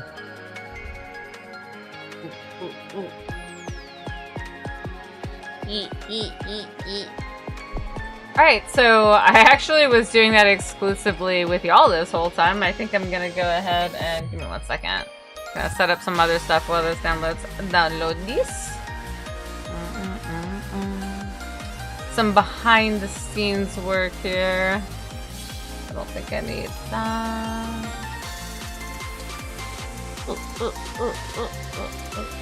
Clap your hands. Ah, enjoy. Have a good one. Thank you so much. I hope you have an amazing day as well. I know thanks to you, I'm going to. Let's go back to the moment now.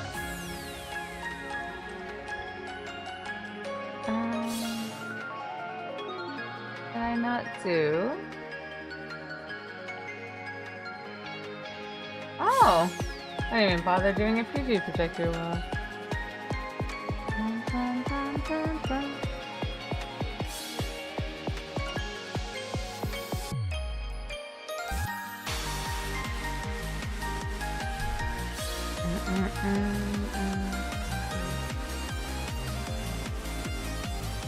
Ooh, I'm ready for spaghetti. You know what's cool about this? It's kind of like we're celebrating such an awesome, successful Mental Health Monday. I'm so proud to be here, my goodness. Can't be more grateful. That's what I'm saying. That's what I'm saying now. Alright, so we're doing colorful stage.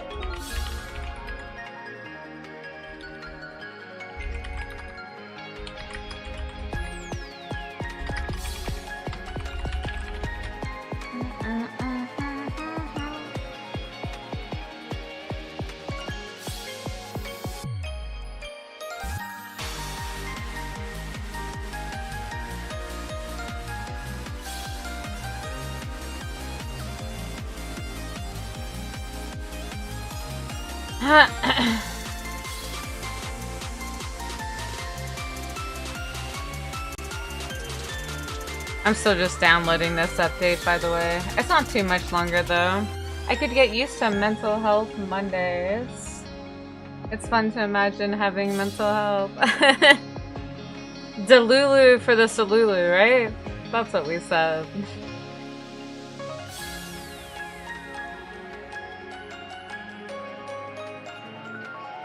I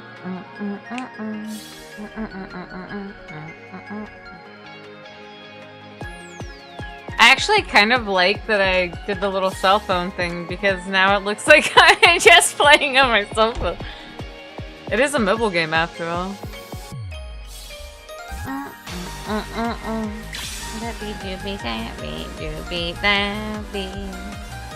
Hello, how are you doing, Wonder?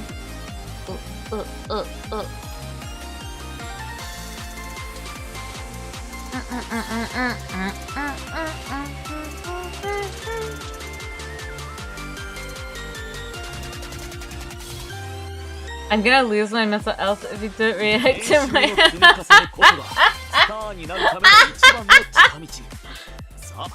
You better lose your mental health in the moment.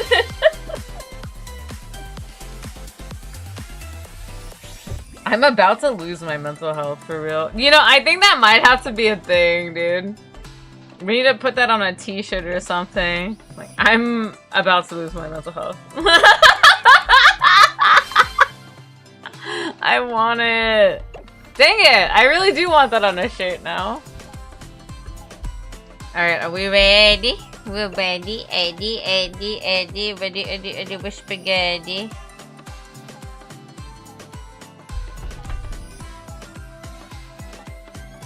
Boo this man!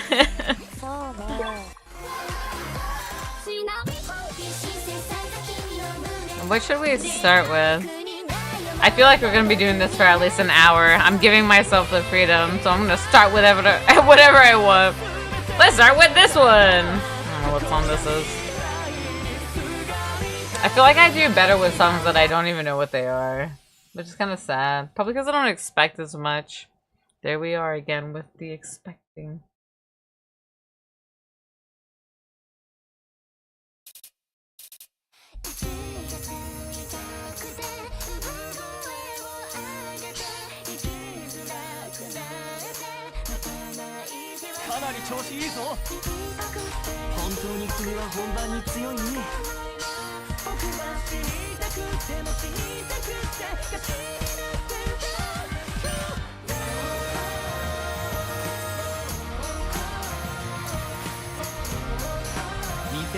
Great!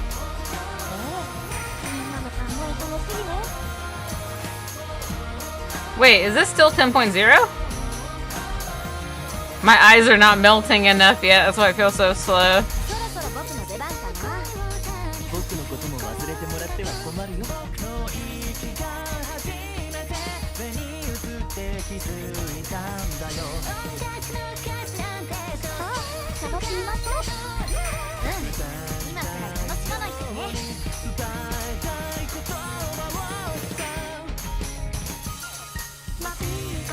Oh no!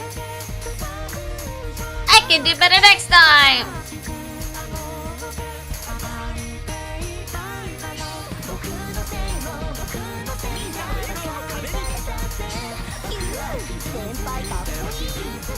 Failure only means you can get better. Remember, it's Mental Health Monday, bro. We keep the theme.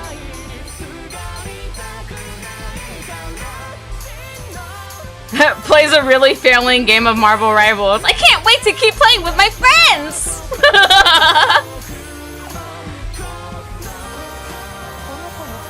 I love it when I can support them no matter what the numbers say!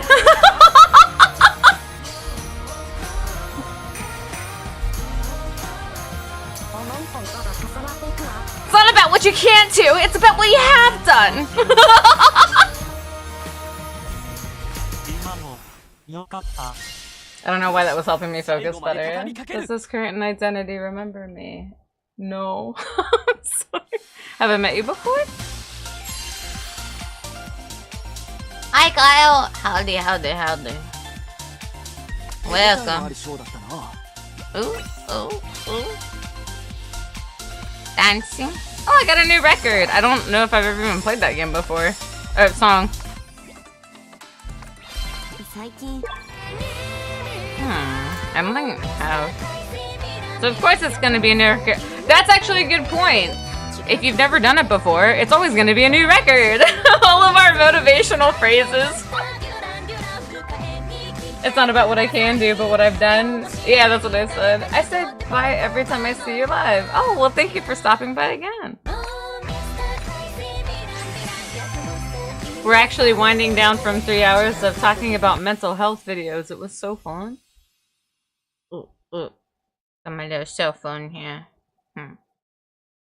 This thing's got teachers.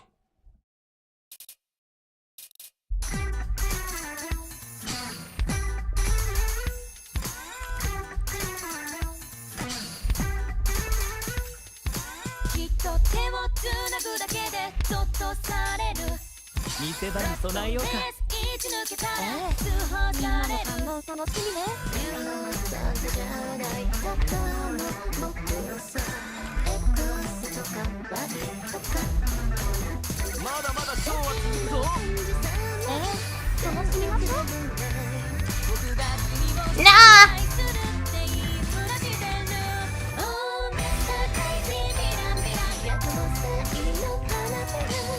Well, I usually miss that one, so it's a good exchange.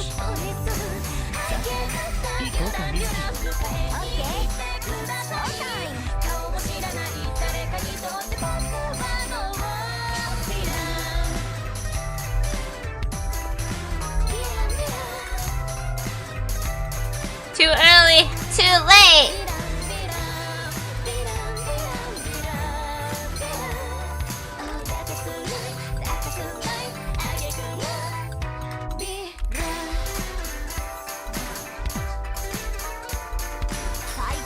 Oh, that's like a weird one. Oh, there's more. Okay.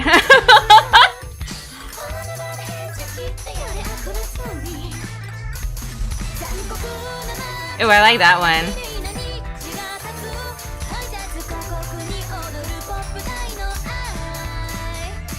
Oh, that's right. It gets a little bit funky right here. Ugh. They inverse you.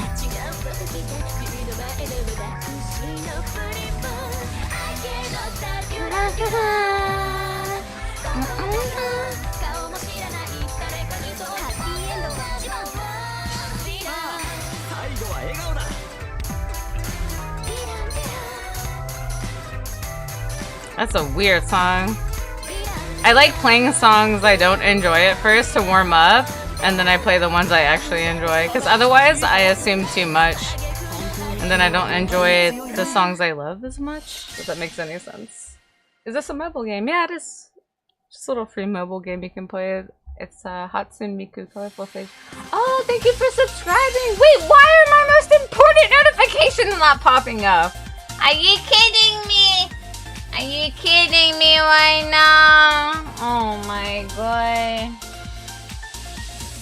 And the worst thing is I tried resetting my overlays too. Thank you so much.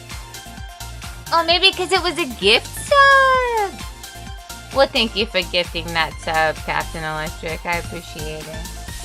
I can actually set a sound alert for that too. I was messing with it for a while yesterday, and I think I'm finally starting to understand how to set everything up.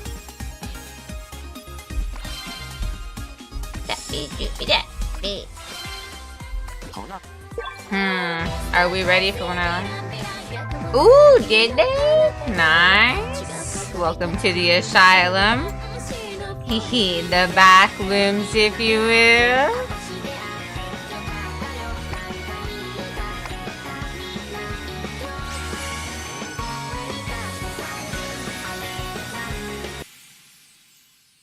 I love this game. It's so cozy. Bam! Lisa screaming, I hate you so much. Don't you dare. Hold on, I gotta restart because I was laughing about that. You silly. You silly now.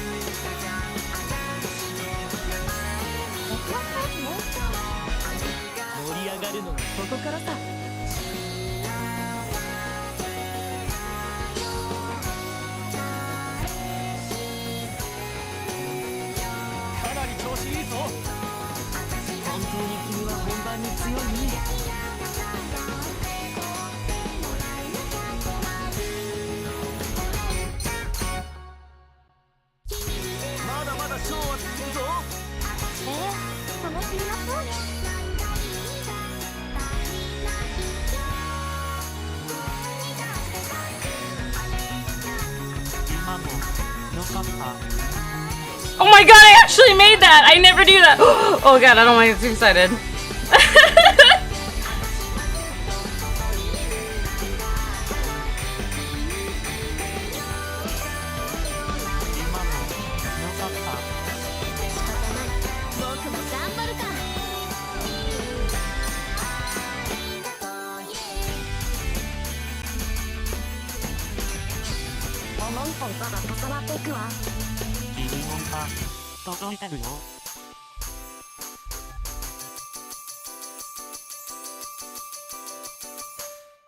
Was that a perfect? Was that a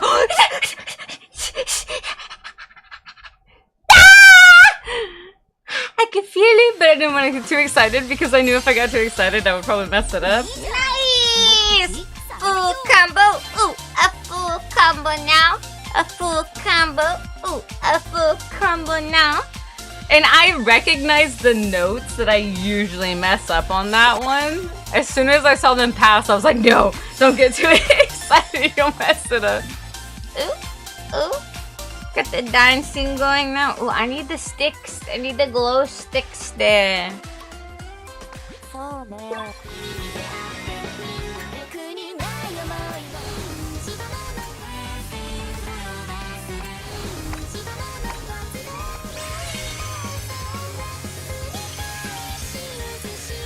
I like this way.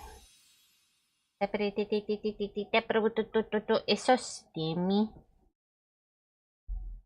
Doesn't sound like much when you're playing it though.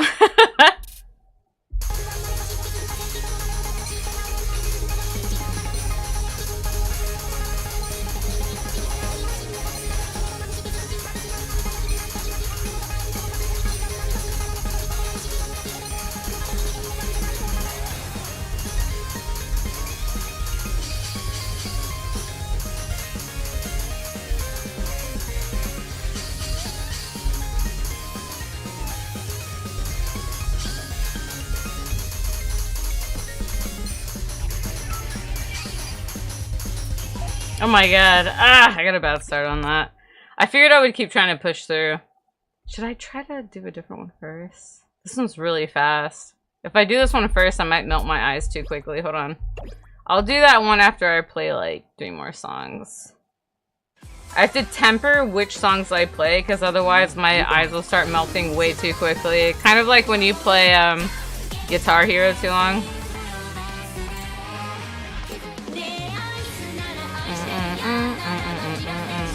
I wonder what expert looks like for this one. I wouldn't mind trying to do some experts, but they're scary. They're kind of scary here. You look at, that's a whole lot of numbers there.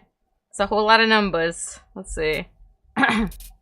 Especially the double notes, man. Those kill me.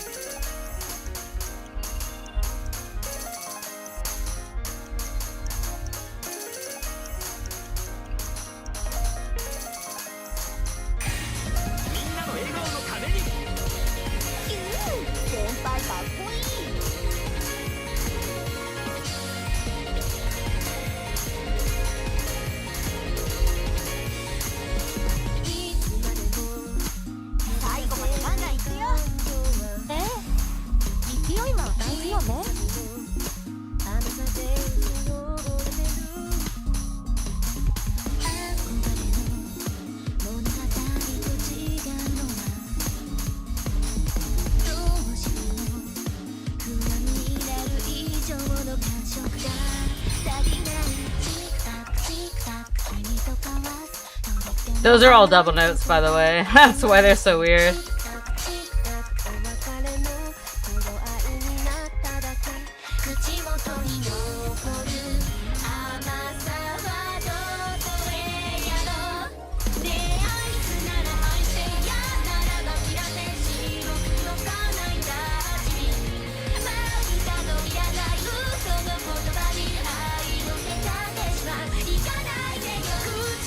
Oh my god. Oh no, it's okay. I'm gonna make myself fail because I need to see what these notes look like. I do. This is such an important lesson about Mental Health Monday that we've talked about consistently. I had to allow myself to sit here and be bad at this because if I don't start treading my path, if I don't start like figuring out what it looks like, if I keep turning around and never approaching it full force, it's like trying to learn a song by pausing it constantly. You have to let yourself go through it the first time, and then you keep playing it, you keep playing it, keep listening to it, and then you'll be able to learn how to actually play the notes. And okay, here we go. We're just gonna keep going. We're gonna keep going. I'm gonna let myself fail for it. That's the important thing today.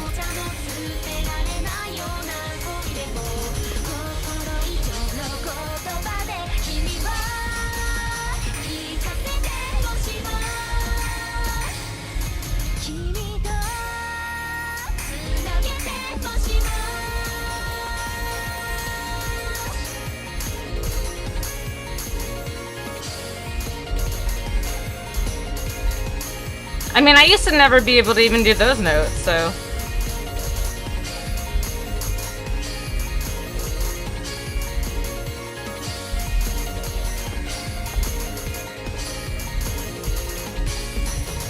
Oh my goodness. Alright, that's okay. That's okay. We don't have to be perfect the first time, do we? No, we don't. No, we don't. We're doing good.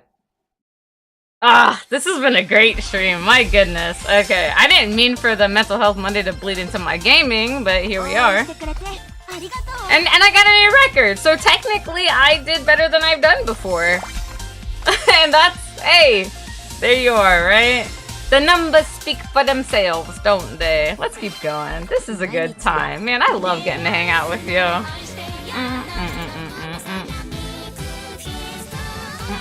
Oh, I'm not ready for that one. That's one of my favorite songs. I gotta wait. I gotta wait on that one. God, I love this song too. Let's try this one on Expert.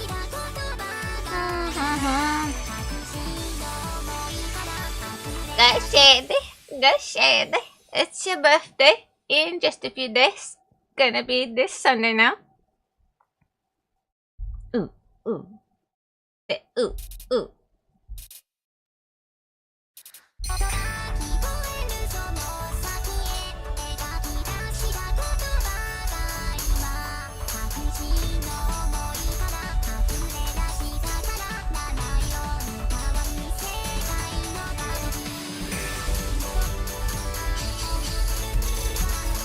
Ah!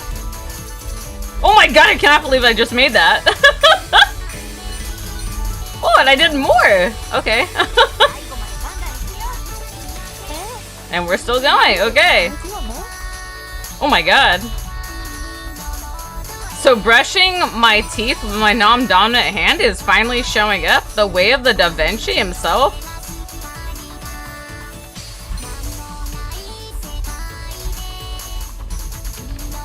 Oh my god. Whose hands are these? They're not mine. Alright, who's taking control of my hands? You don't need to give those back. You're not allowed to take my brain wrinkles. Oh my god. Okay, never mind. You can have them.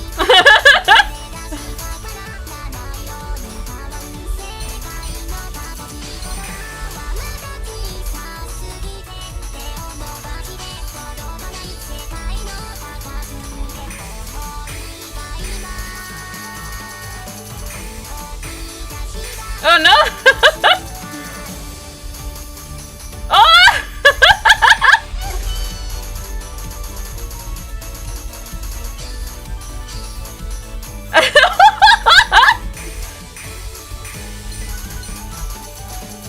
I'm like, where are my fingers and where are my eyes?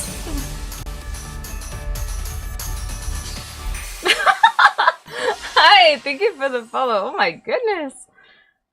Ooh, a gift. 6 more days. 6 more days. That's what I'm saying. That's what I'm thinking now. Yeah, I knew that was definitely not a new record, but it was fun. It was fun, alright. Ooh. I'll wait on that one. It's one of my favorites.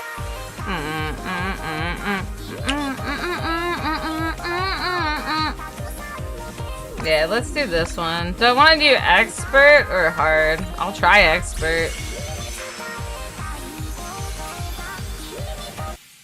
You know what? It might not be a new record, but I don't care. I just want to play the song.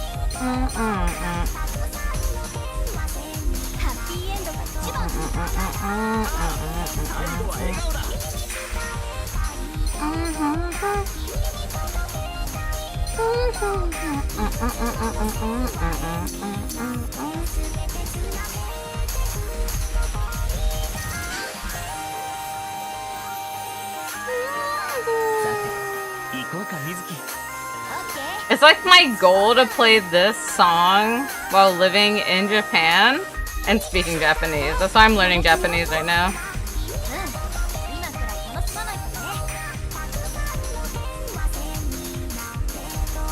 I refuse to travel there until I can speak their language. Oh my goodness, do I hear gifts? I'm sorry, I wish I could look up.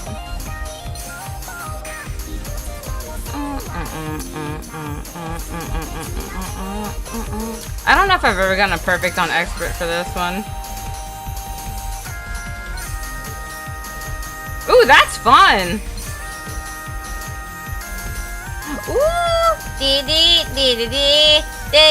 if it's a yeah boy, I know you're spoiling me. You're gonna help me with my dino nuggies. You are! You dino nuggie me, hi friend! Oh my goodness, 1,000 coins? Wow, thank you for the shinies. Can I put those in my straitjacket or do you need those back? I'm storing them. I'm keeping them now. Can I eat it? Well, it's crunchy, but not bad. Not bad for an expert. It's been a while since I played this game. Ooh. Should we try fake heart on expert? I feel like I'm scared of this on expert, but let's check it out.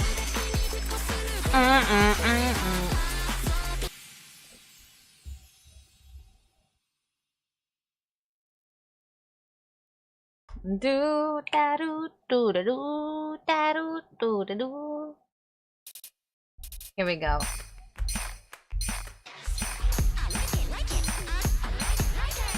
This song is so sassy. I feel like if I was a gay man, I would love this song, but I'm just a gay girl instead.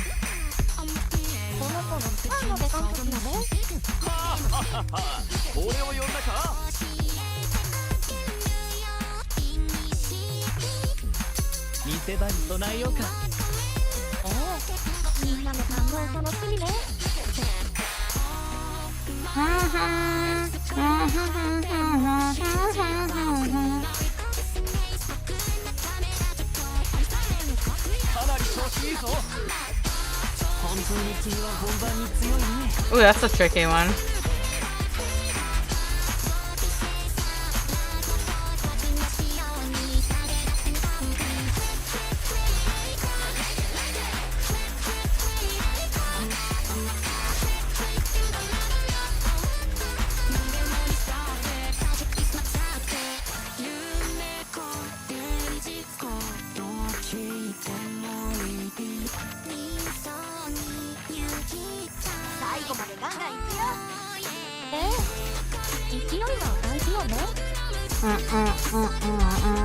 Dude, I would love to be...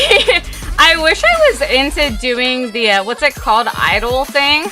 Because could you imagine the idea of an idol who just sings to try and get out of her straitjacket? But I'm not a good singer, so I'll just keep doing this. We are gonna have a scuffed karaoke when I do my actual debut, though.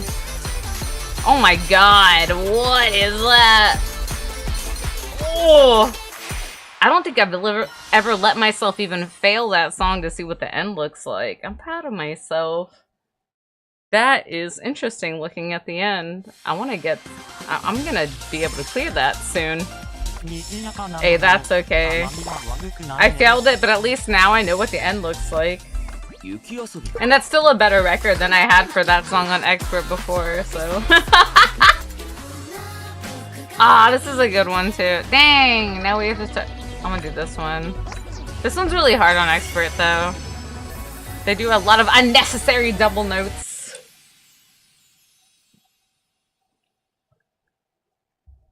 See you later, Classic Impala. We hope to see you back soon, and if not, we're gonna make you come back.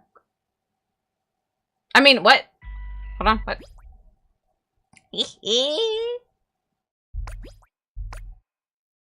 We would never put you in a straitjacket and keep you hostage. That's so weird. You shouldn't do that to your friends. Okay, see you later. You know, I won't be hiding in your trunk. I mean, what? Yeah, enjoy the rest of your day. Since you get one. For now. Wait, what?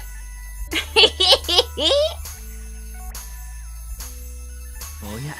随分協力的だね。昔馴染みのためだからかな。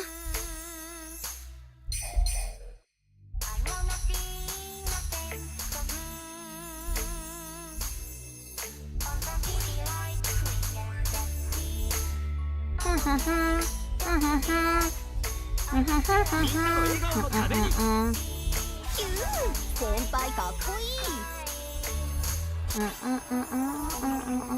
Oh, I love this song, dude. So good.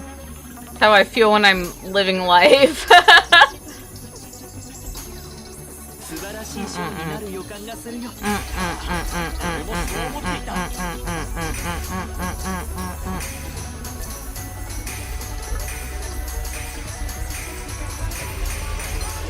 God, I never get those notes! I did it!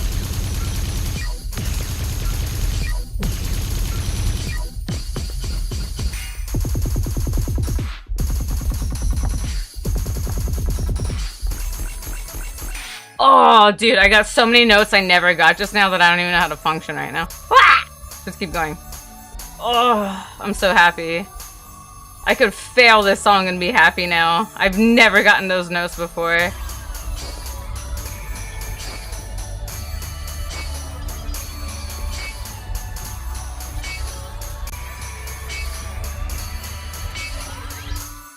I love this part. Even if it's so hard to hit the notes. Ah!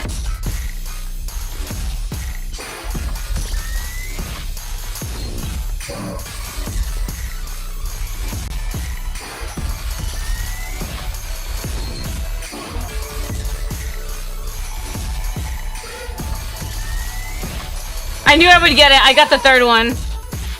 If I could do it one time, I can do it again.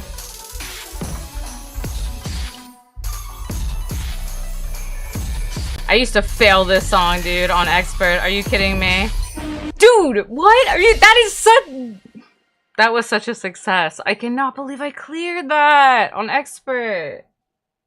Dude, you can do it. I did. Thank you, Panda. With your help, with that energy combined. Dude, that was awesome. That wasn't even a new record, but I know for a fact I hit specific note patterns I've never been able to do before. Because usually I'm like, what is that? What is that supposed to be?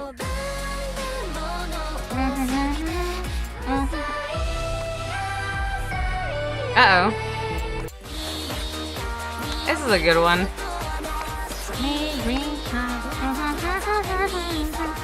This is usually what I do for one of our final songs, though. Let's Let's go back up a little bit. Do some of our filler songs first.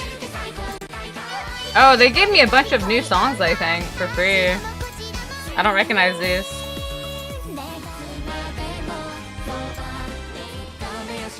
Oh yeah, I tried some of these.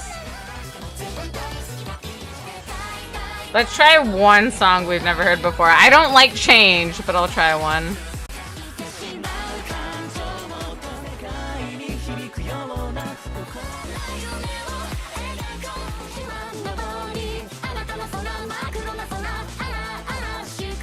Let's try this one. I'm just gonna try hard though, because I've never played it before. I think this is one of the free ones they've given us.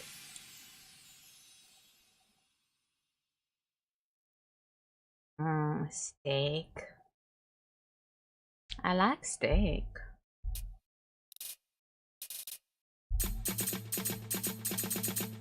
This looks different. Why does this look weird? Oh, okay. Ooh, funky.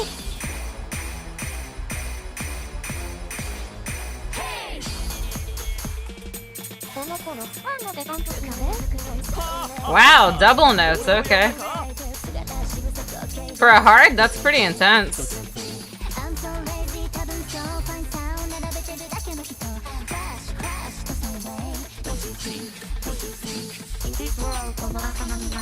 Ooh. Yeah, that's a pretty intense heart, honestly. Aww. It lagged. Ah, it's okay. We'll just keep continuing. I missed a few notes anyways. It's the first time playing it.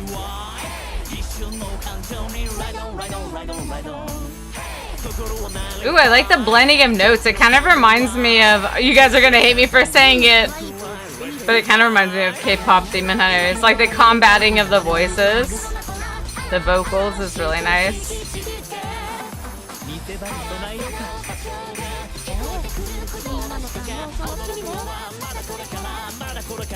It sounds like if the Demon Boys had gotten together with the Demon Hunters.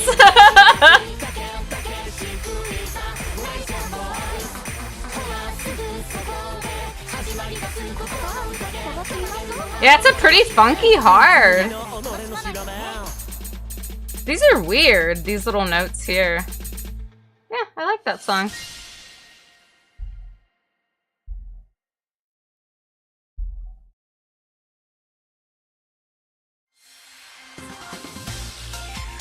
Wait, what? We gotta do ads, really? No! No! I don't want the sticky! I don't want the sticky, you know. Get it off! I thought we would just keep playing for like 3 more minutes. Do I really have to take a bathroom break? Fine. Fine. But I would like it to be known that I really don't want to. I really don't. And see, it's not fair. If I wasn't so small, then really, we wouldn't even have a problem when I had to take a break. And that's the thing. Yeah, we'd be fine. But no, gotta take a break. Fine, I'm going. Jesus. Make sure you take care of your body and stuff, and don't forget to drink your water and eat snacks and all these things. Son of a biscuit.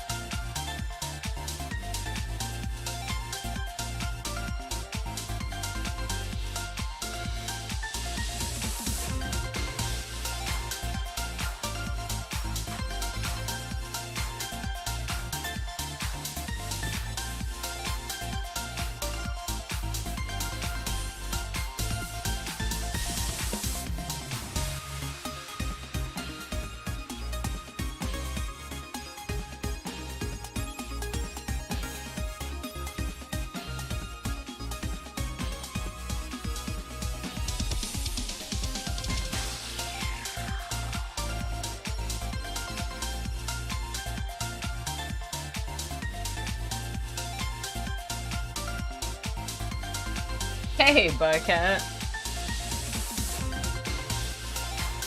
Alright. That be shoot beat. That be shoot beat. That be shoot. Luigi! Welcome back. We don't have any pizza, Luigi. I'm sorry. None today. I got bagels. Baguettes. Yeah? You want one of those? Make fish. We're playing mobile games. Did you see my new cell phone? You see it? It's got my logo there. That's custom. It's got, what are them called? Them slaughter boxes on it. Slaughter box. Yeah, that way you can slaughter your phone as many times as you want and it won't break. Yeah, I think that's what they call them. Slaughter boxes. High durability. This thing, non-destructive. You wouldn't even know. That's the thing. We're waiting a few more seconds here so that our friends can get back from the ad breaks, yeah? Don't want them dealing with those pre-rolls. I know I don't like them. Ooh, we're back! Ooh, a new record. Oh yeah, that's because we just played that song for the first time. Yeah, I like that song. It wasn't bad. They've been giving us some pretty cool new, free ones. Alright, let's go ahead and start playing some of my rap. We'll start wrapping it up, as it were. That means there's at least an hour left. Oh, we gotta do the Mika. Ah, it's lagging a little bit. It's gonna be fine. It's fine. Let's do Copycat. I want to see what the expert looks like. I wonder if I can fail my way through this one.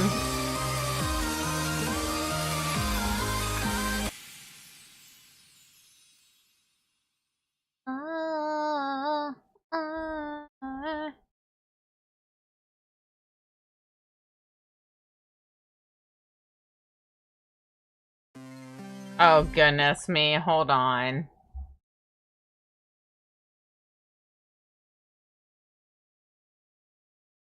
Are you kidding me right now? Oh, someone's doing the thing where they're reporting my account for frauds and scams again. I just had to send an appeal. I sent them their appeal. They will more than likely look at it and approve my appeal. But it's okay, we're just gonna... Oh, wow, and... Yep. It's been a while since we've done this. That means that I'm getting mass reported at that point, essentially. Like, my whole access was removed. But that's such a bummer, because we've met some really cool people from there. Hi! Thank you for joining the voices. Oh, and look at that! Now all of a sudden their stuff is working fine. What the F? Yeah, it even gives me account warning, too. My appeal was already approved. I can literally go live right now again. So, I will. Because I'm quite cool. I've just met too many cool people through there. I'm not gonna stop going live there. I don't know who... I actually wish that they would give us the freedom of seeing who keeps reporting us. That way we could, you know, just block whoever doesn't like seeing me on their feed. But no, they just don't let that happen. I personally think if you report somebody enough that it should automatically block them for you. Because clearly you don't want to see their content if you keep reporting them. That's just my thoughts. I don't know. I don't know. You know you've made it when people are so jealous they're hate watching and falsely reporting you. Fishy. Yeah, it's interesting to witness for sure. I'm like, oh, is this what success tastes like? Not necessarily sure if I like it, but you know, fine.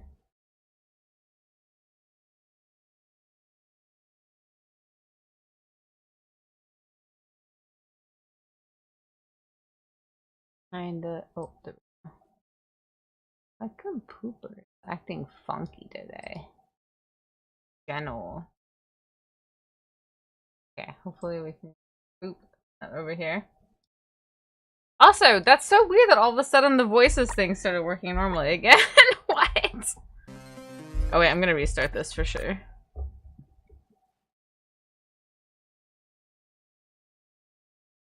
There should be consequences for falsely reporting people. Yeah, I think there should be some sort of, okay, you keep reporting somebody that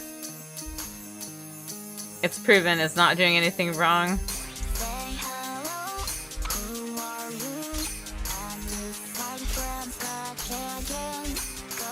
Oh my goodness. I lost my flow of the game now. We're gonna try again.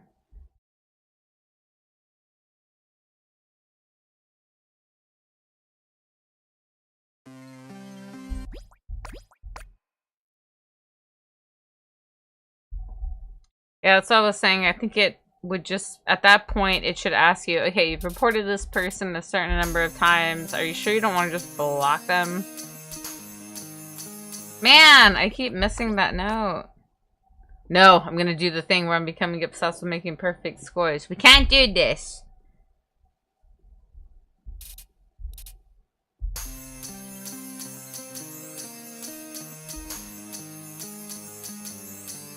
I'll just keep going after this one. That's a hard one.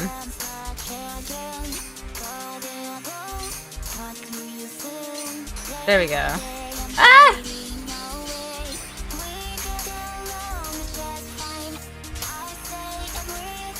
There we go. Oh no!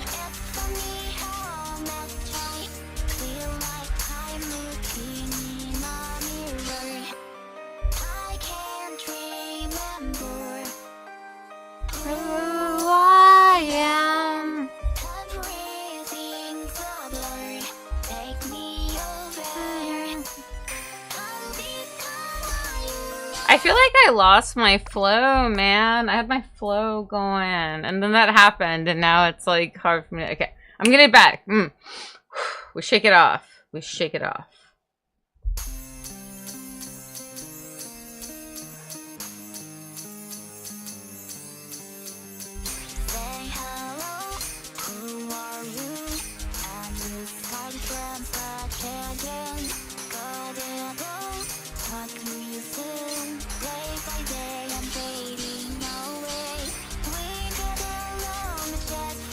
Dude, that is a weird segment of notes to begin with, if you think about it. What is that? I want to get it, though. No, exactly, Shady. I remember you telling me about that. That's insane.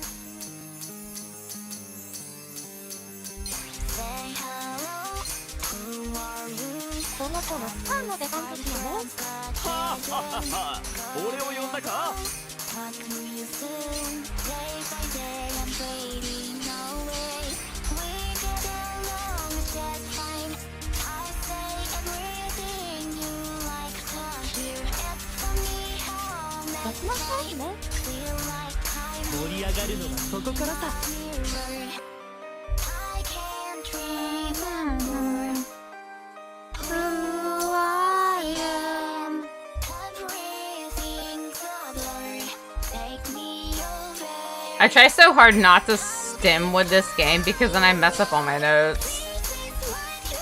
Can only do so many processes at once.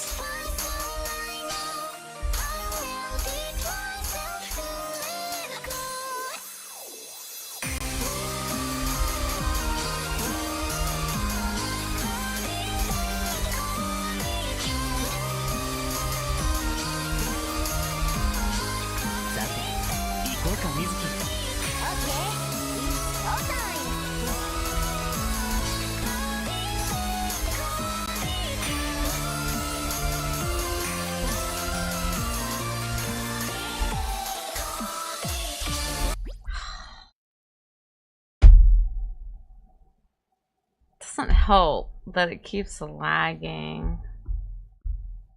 I'm trying to hit continue, but it's like lagging.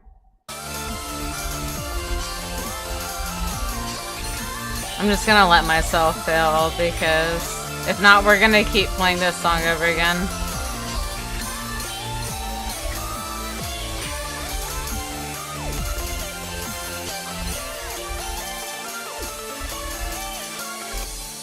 That was so yucky. Watch it tell me new record. Like, no, dude, don't even don't even say it to me. I don't want to know. I don't want to know.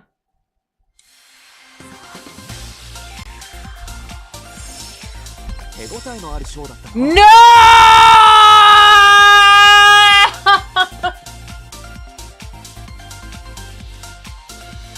Proof that I'm hard on myself? Right there. Boom! Bam! Yeah, that is literally proof that I'm hard on myself because I was like, oh, I did so bad. It's literally a new record. I did great. Anyway, anyways, I don't want to talk about Mental Health Monday. Mental Health Monday.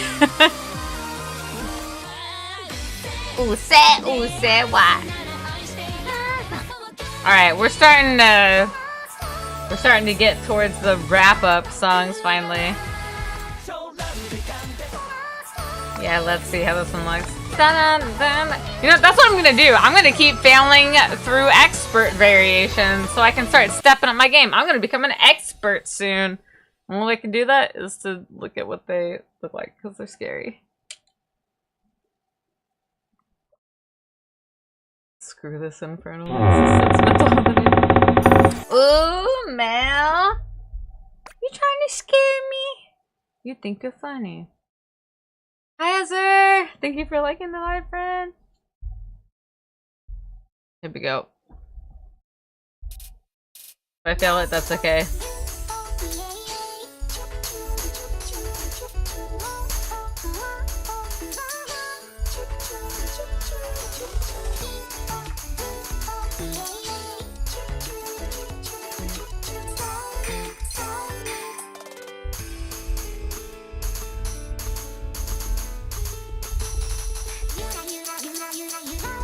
Oh, the lag is real. It's okay though.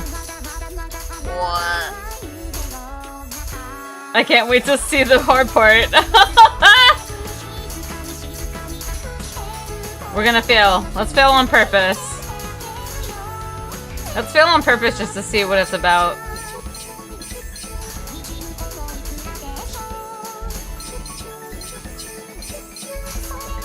That's what today's stream is about.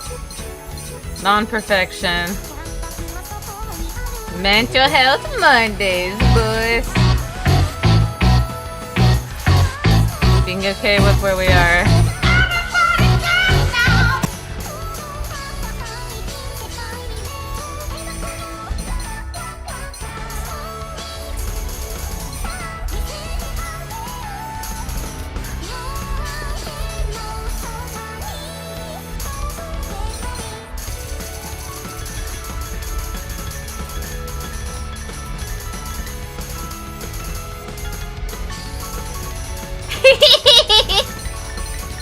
Oh my goodness. That's a lot of them. We keep going.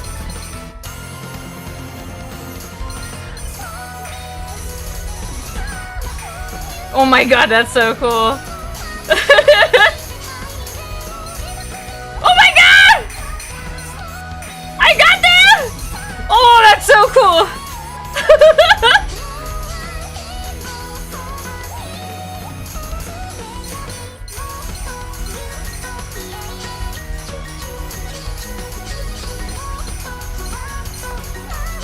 Oh my god. That's so fun.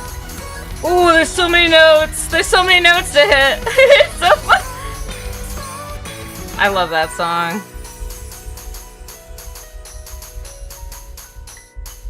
That song's so fun. Ooh. What song is this? It is... I will tell you in 1 second. This one is...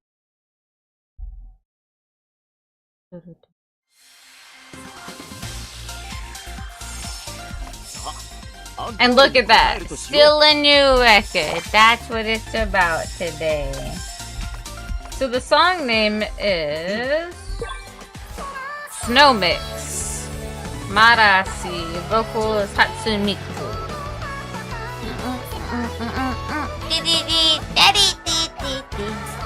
That's so fine.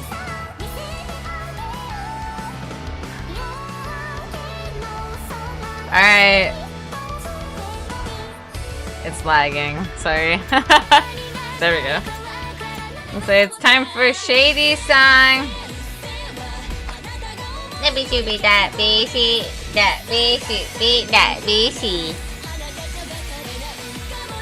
Shady's birthday's coming up. We gotta play the Shady song. Let's go. Shady, not shady. 正しさとは愚かさとはそれが何か見せつけてやる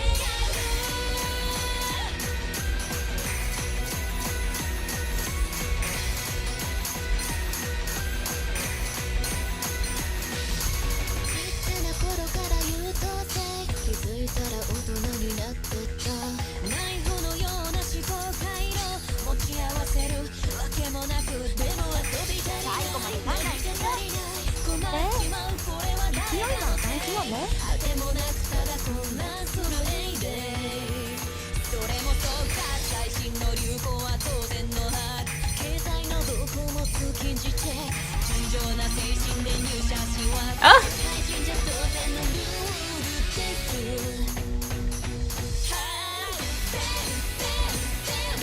あなたが思うより健康です一切が細胞がない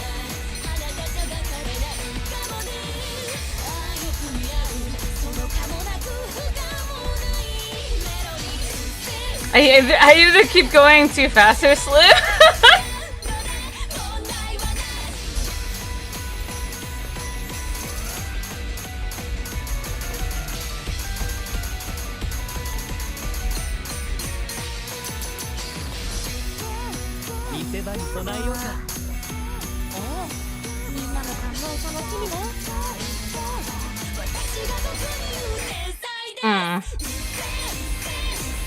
Sheeps! It's for the Shady!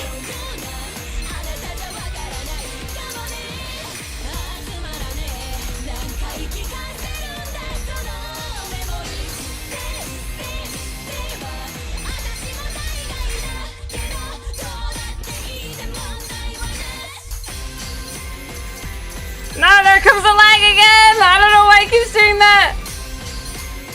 It's okay! We keep going!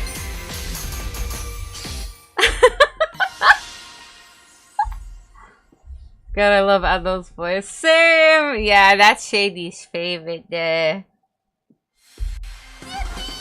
That's exact. You know, I'm so glad that y'all are getting to enjoy the song because I feel like sometimes I get locked in on. I'm like, and we still got a new record! That's right. You don't gotta worry about being perfect.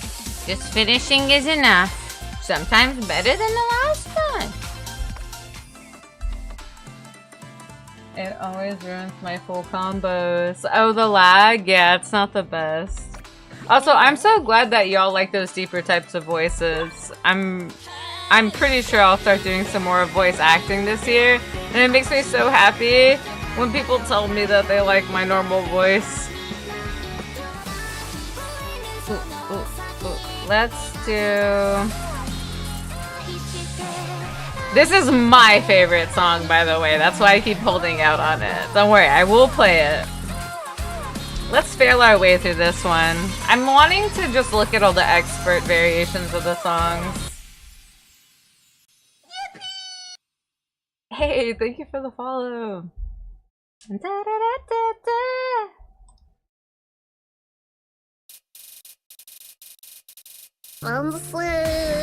Ah!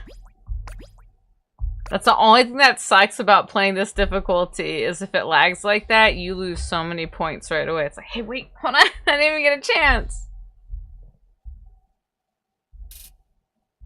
Is there a little chance, maybe?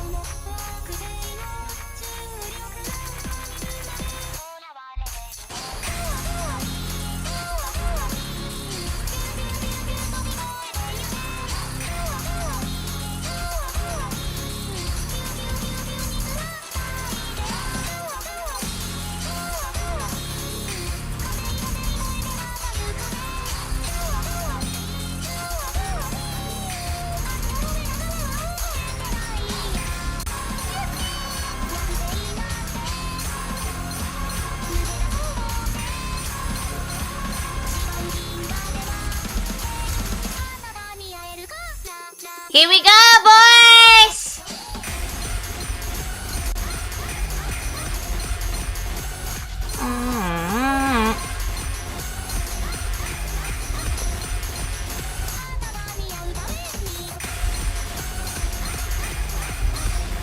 And girls and days and thems and all the others in between! I ran out of air!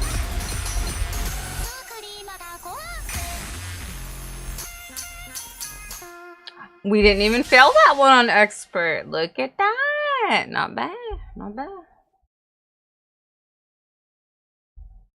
That's what I'm saying. That's what I'm saying. That's what I'm saying now. And that's what I'm saying. That's what I'm saying now. Now that one was not a new record because if you can't tell, it's one of my favorite songs.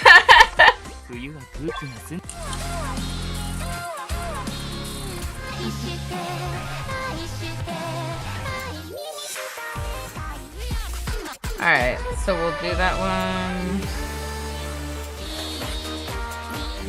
I'll do this one.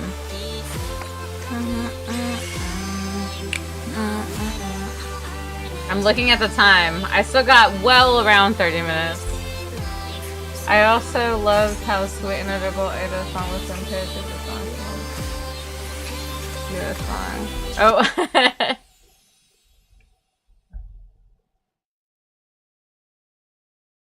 That universe forgetting and remembering itself again. We go to the extremes.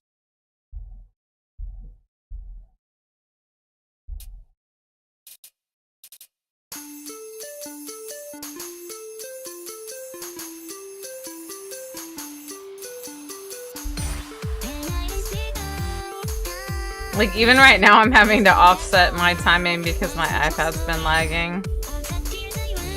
But I'm hoping it just keeps working out.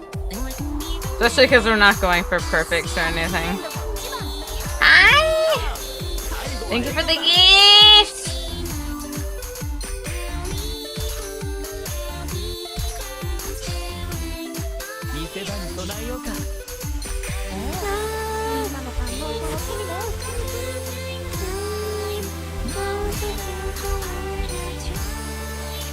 I love this song so much.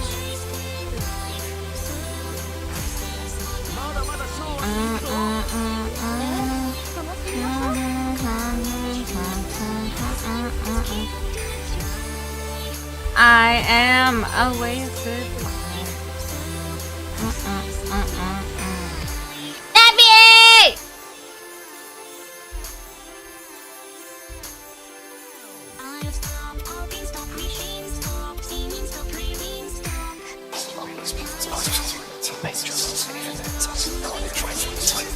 I don't know how I'm even able to offset the lag right now, but it's working.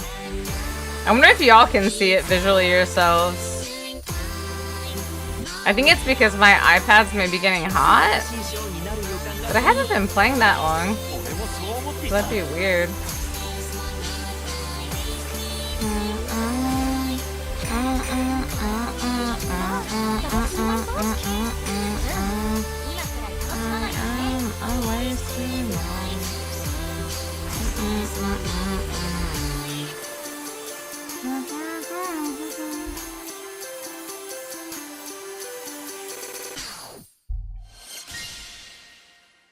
We can see the lag. Okay, I thought so. Yeah, if I'm having to offset it, I can try and turn off my iPad.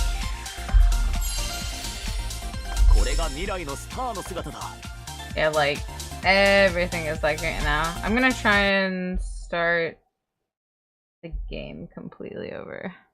Let's see if that fixes it. If it doesn't, then I can just restart my iPad. We've still got like another 30 minutes before I have to wrap up. Well, I don't even have to wrap up. I could keep streaming for 11 hours. I've done it before. I'll do it again. Let's see if this thing's working. Are you working? Beep, beep, boop. Beep, beep, beep, beep, boop, boop. Hold on, you missed it here. Thing working? Yaps. Is it working? Okay. We're figuring it out.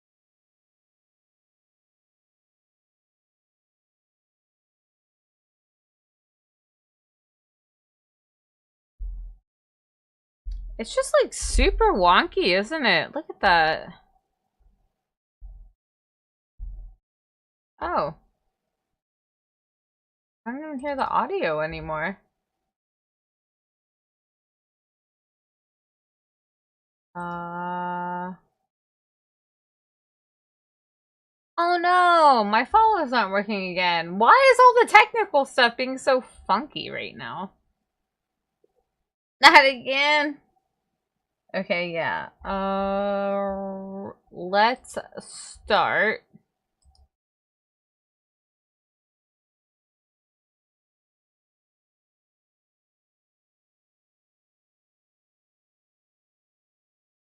At the obvious thing to do. Just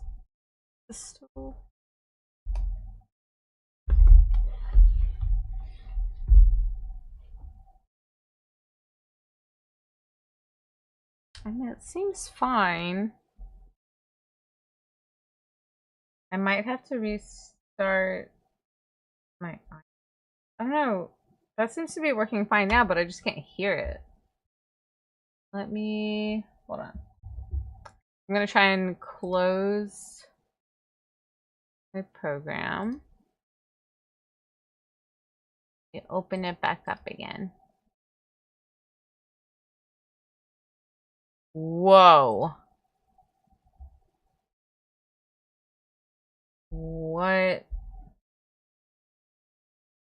world? That looks funky, but okay. Oh! Well, there's a sound back. I was right. Turning it off and turning it back on again worked.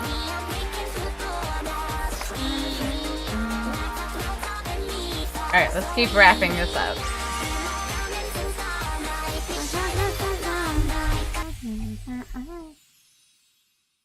Ash's PC, what the F is wrong with it? I know, it's so mad at me.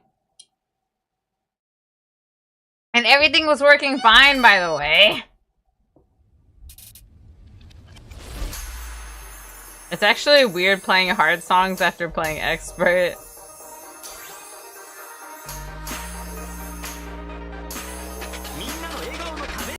I heard your support and I love you for it. I just can't look up right now because I'm doing this. Ooh, somebody tried to spook me. You're lucky I can't see who it was.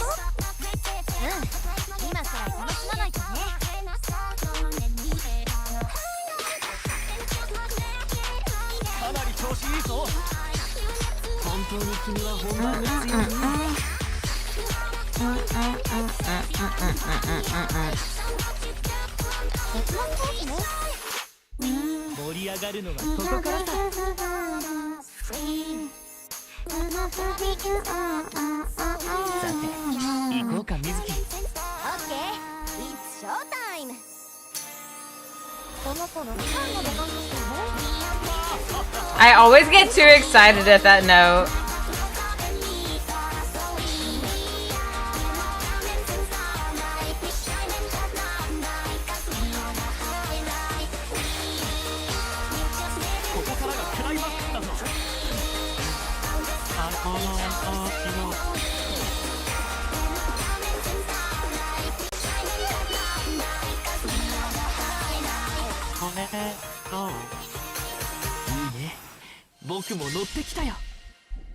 Yo, Tired, how you doing? Ghost, thank you for the follow. It's great to see you. It was shady. It was always shady, Cap. It's always shady. They wouldn't know, but it's true. I'm just saying now.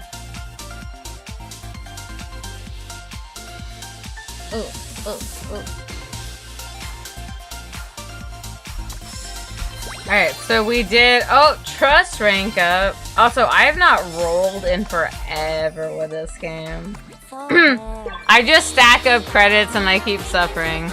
I refuse to upgrade everybody. Dude, when were y'all gonna tell me this bloody handprint is on the bottom of the screen? Did none of y'all notice that?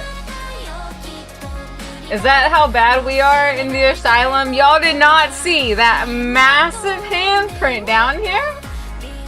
Who did that? LOL. That's been there the whole time? I just saw it, I was like, wait, what is...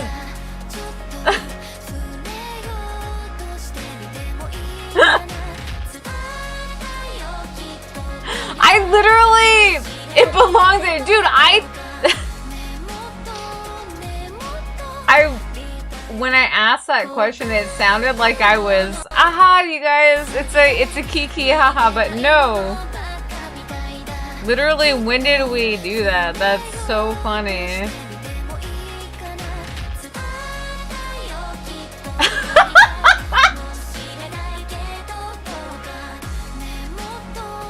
Yeah, let's just... Don't worry about the bloody handprint in the corner of the window. That's fine. It's been there apparently for the past 4.5 hours of the stream, so... anyone missing a brother? A friend? Parent, possibly? Like, hey Rumi, how you doing?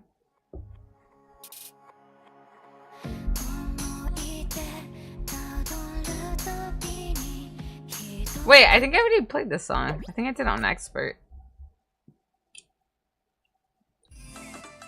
Doing well. What about you? I'm doing amazing. Today we had a mental health Monday. We sat here for like 3 hours talking about all these really awesome TikTok videos that we had discussing mental health, from social media consumption to everyday habits. It's been a great time, and now we're just kind of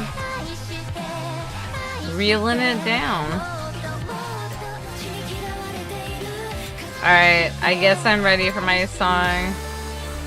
Wait, no, not yet. Not until we do Miku Fiesta.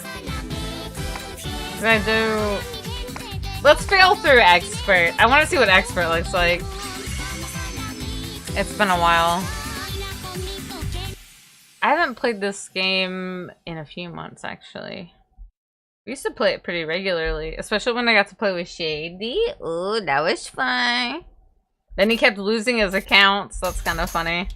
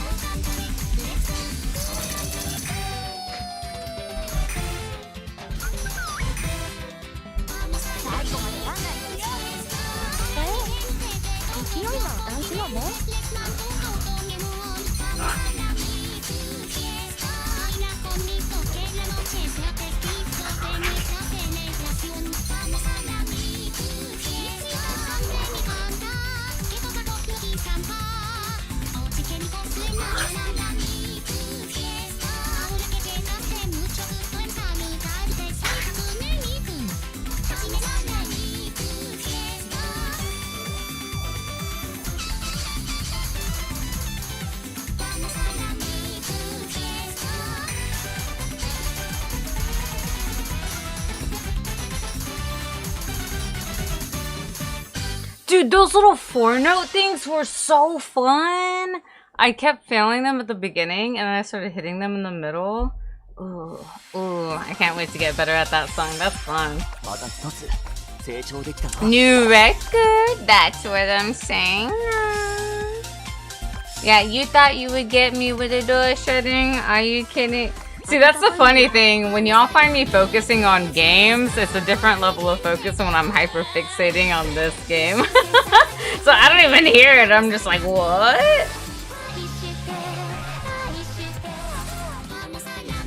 Did we do it live already? I feel like we did.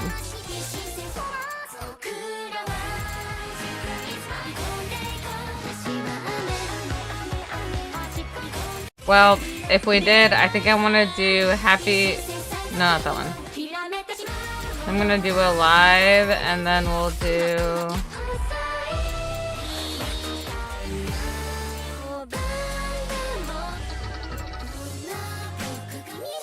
Wait, where's the other one I usually...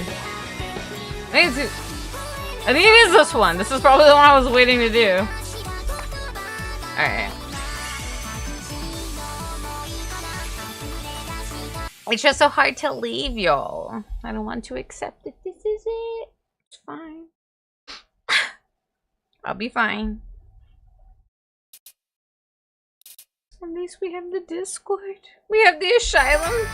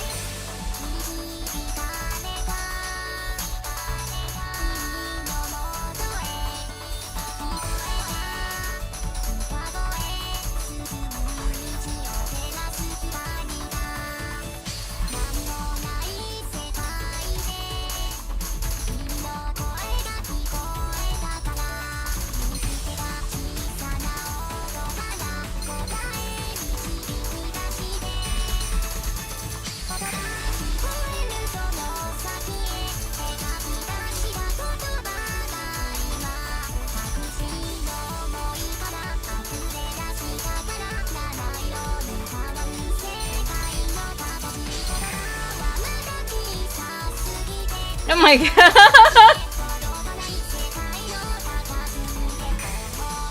Oh, I did this one, I think.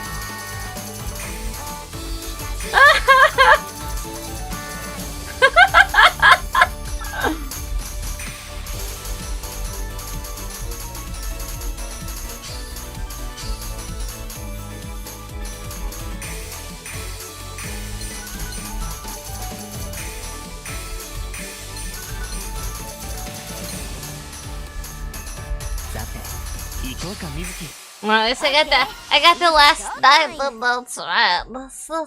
Bubbles.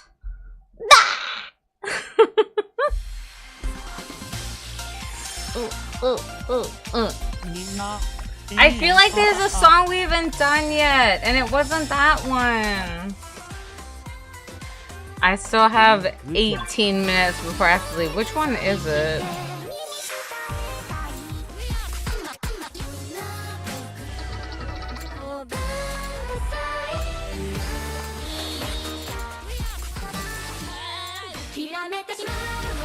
It was this one! I just needed to scroll up, my bad. I don't know. Should I do that expert though? Yeah, this is my last one. This is always my last song.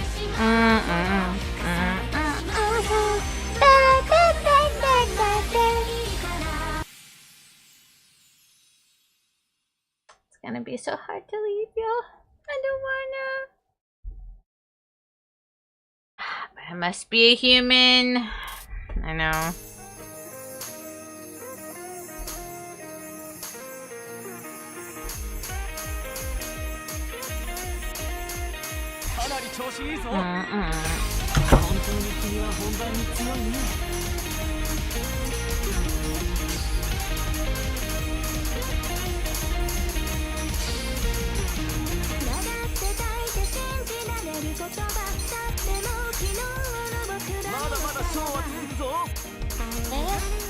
きましょう。いいですね。ずっと泣いて前だけを向けたらきっとどんなに楽になれていたらな。この心を目指して生きるの望みはないものね。二人はやめた見た目に素晴らしき世界だから答えを握ってる。諦めてしまうほどこの先たくさんの後悔がきりを待ってるけどもうない迷いはしないよ。この傷も愛しく燃えてしまうほど重ねてしまうよ。不格好なままでいいからその歩幅で声とかの数で触れにたいもうすらもう同じくらい抱きしめて君と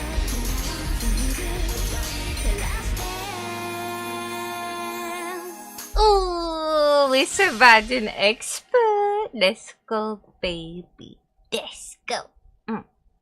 Let's go, baby. Let's go.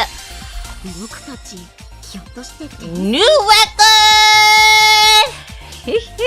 Let me get this little newfangled thing.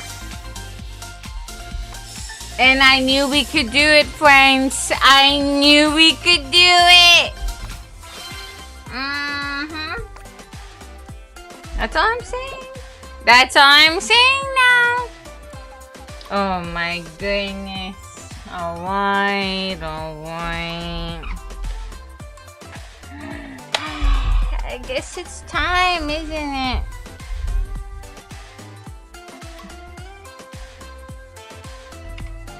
We have to do it. So I have to say goodbye. And I don't like it. I think the most important thing I ought to say is I don't like having to leave, y'all. Nope. I think really what we should do, we just stay in the asylum forever, right? They wouldn't even know. How would they know? Wait a minute. How would they know? It'd be a good redeem as well. GG, even though you survived my door shutting pranks. I didn't even hear it. That's the sad part. Did it redeem? I can't tell what is or isn't redeeming at this point. Son of a biscuit. Well, that's alright. I still say we've had a pretty amazing day regardless of the alerts being funky. I mean, yes, even I heard it. Well, I'm sorry. I'm sorry. Oh, crunchy glass. Give it. I like eating glass. That's how focused you were, LOL. I'm just saying, if you get me in the focus state, you won't even be able to scare me. Just goes to show. Alright, I'm gonna get some background music going for us. Don't you touch it. It's mine. Don't you don't. Mine. Mine. I'm hiding it. See? See? And then when I hide it, y'all don't try to touch it. Why then, you tricking me? That's what this is. You tricking me now. I seen it once or twice.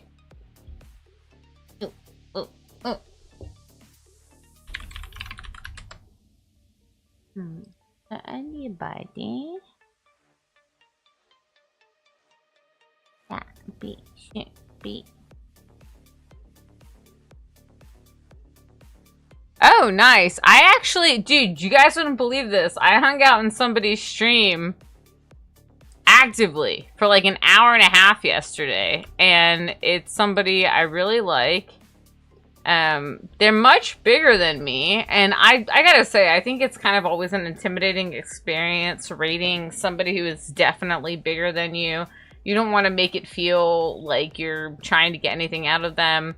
But for me, when it comes to this specific person, I feel as if I've interacted with them just as a normal, distant person enough. They don't come off as the type of individual that is like offended about us coming in there to raid them. So yeah, I thought it'd be kind of cool to pop in on them. Let's see what they're doing. I think they're actually also doing just chatting. In fact, I think getting to watch them doing just chatting and everything, it was a big part of what made me kind of excited to face my fears today with it. And I think we had a pretty good time, honestly. I'm going to keep working on this background. As y'all can see, this was a little bit of a teaser of what's to come for my psych ward background. I've got to render everything out. The wheelchair is starting to come through. We see the lamp.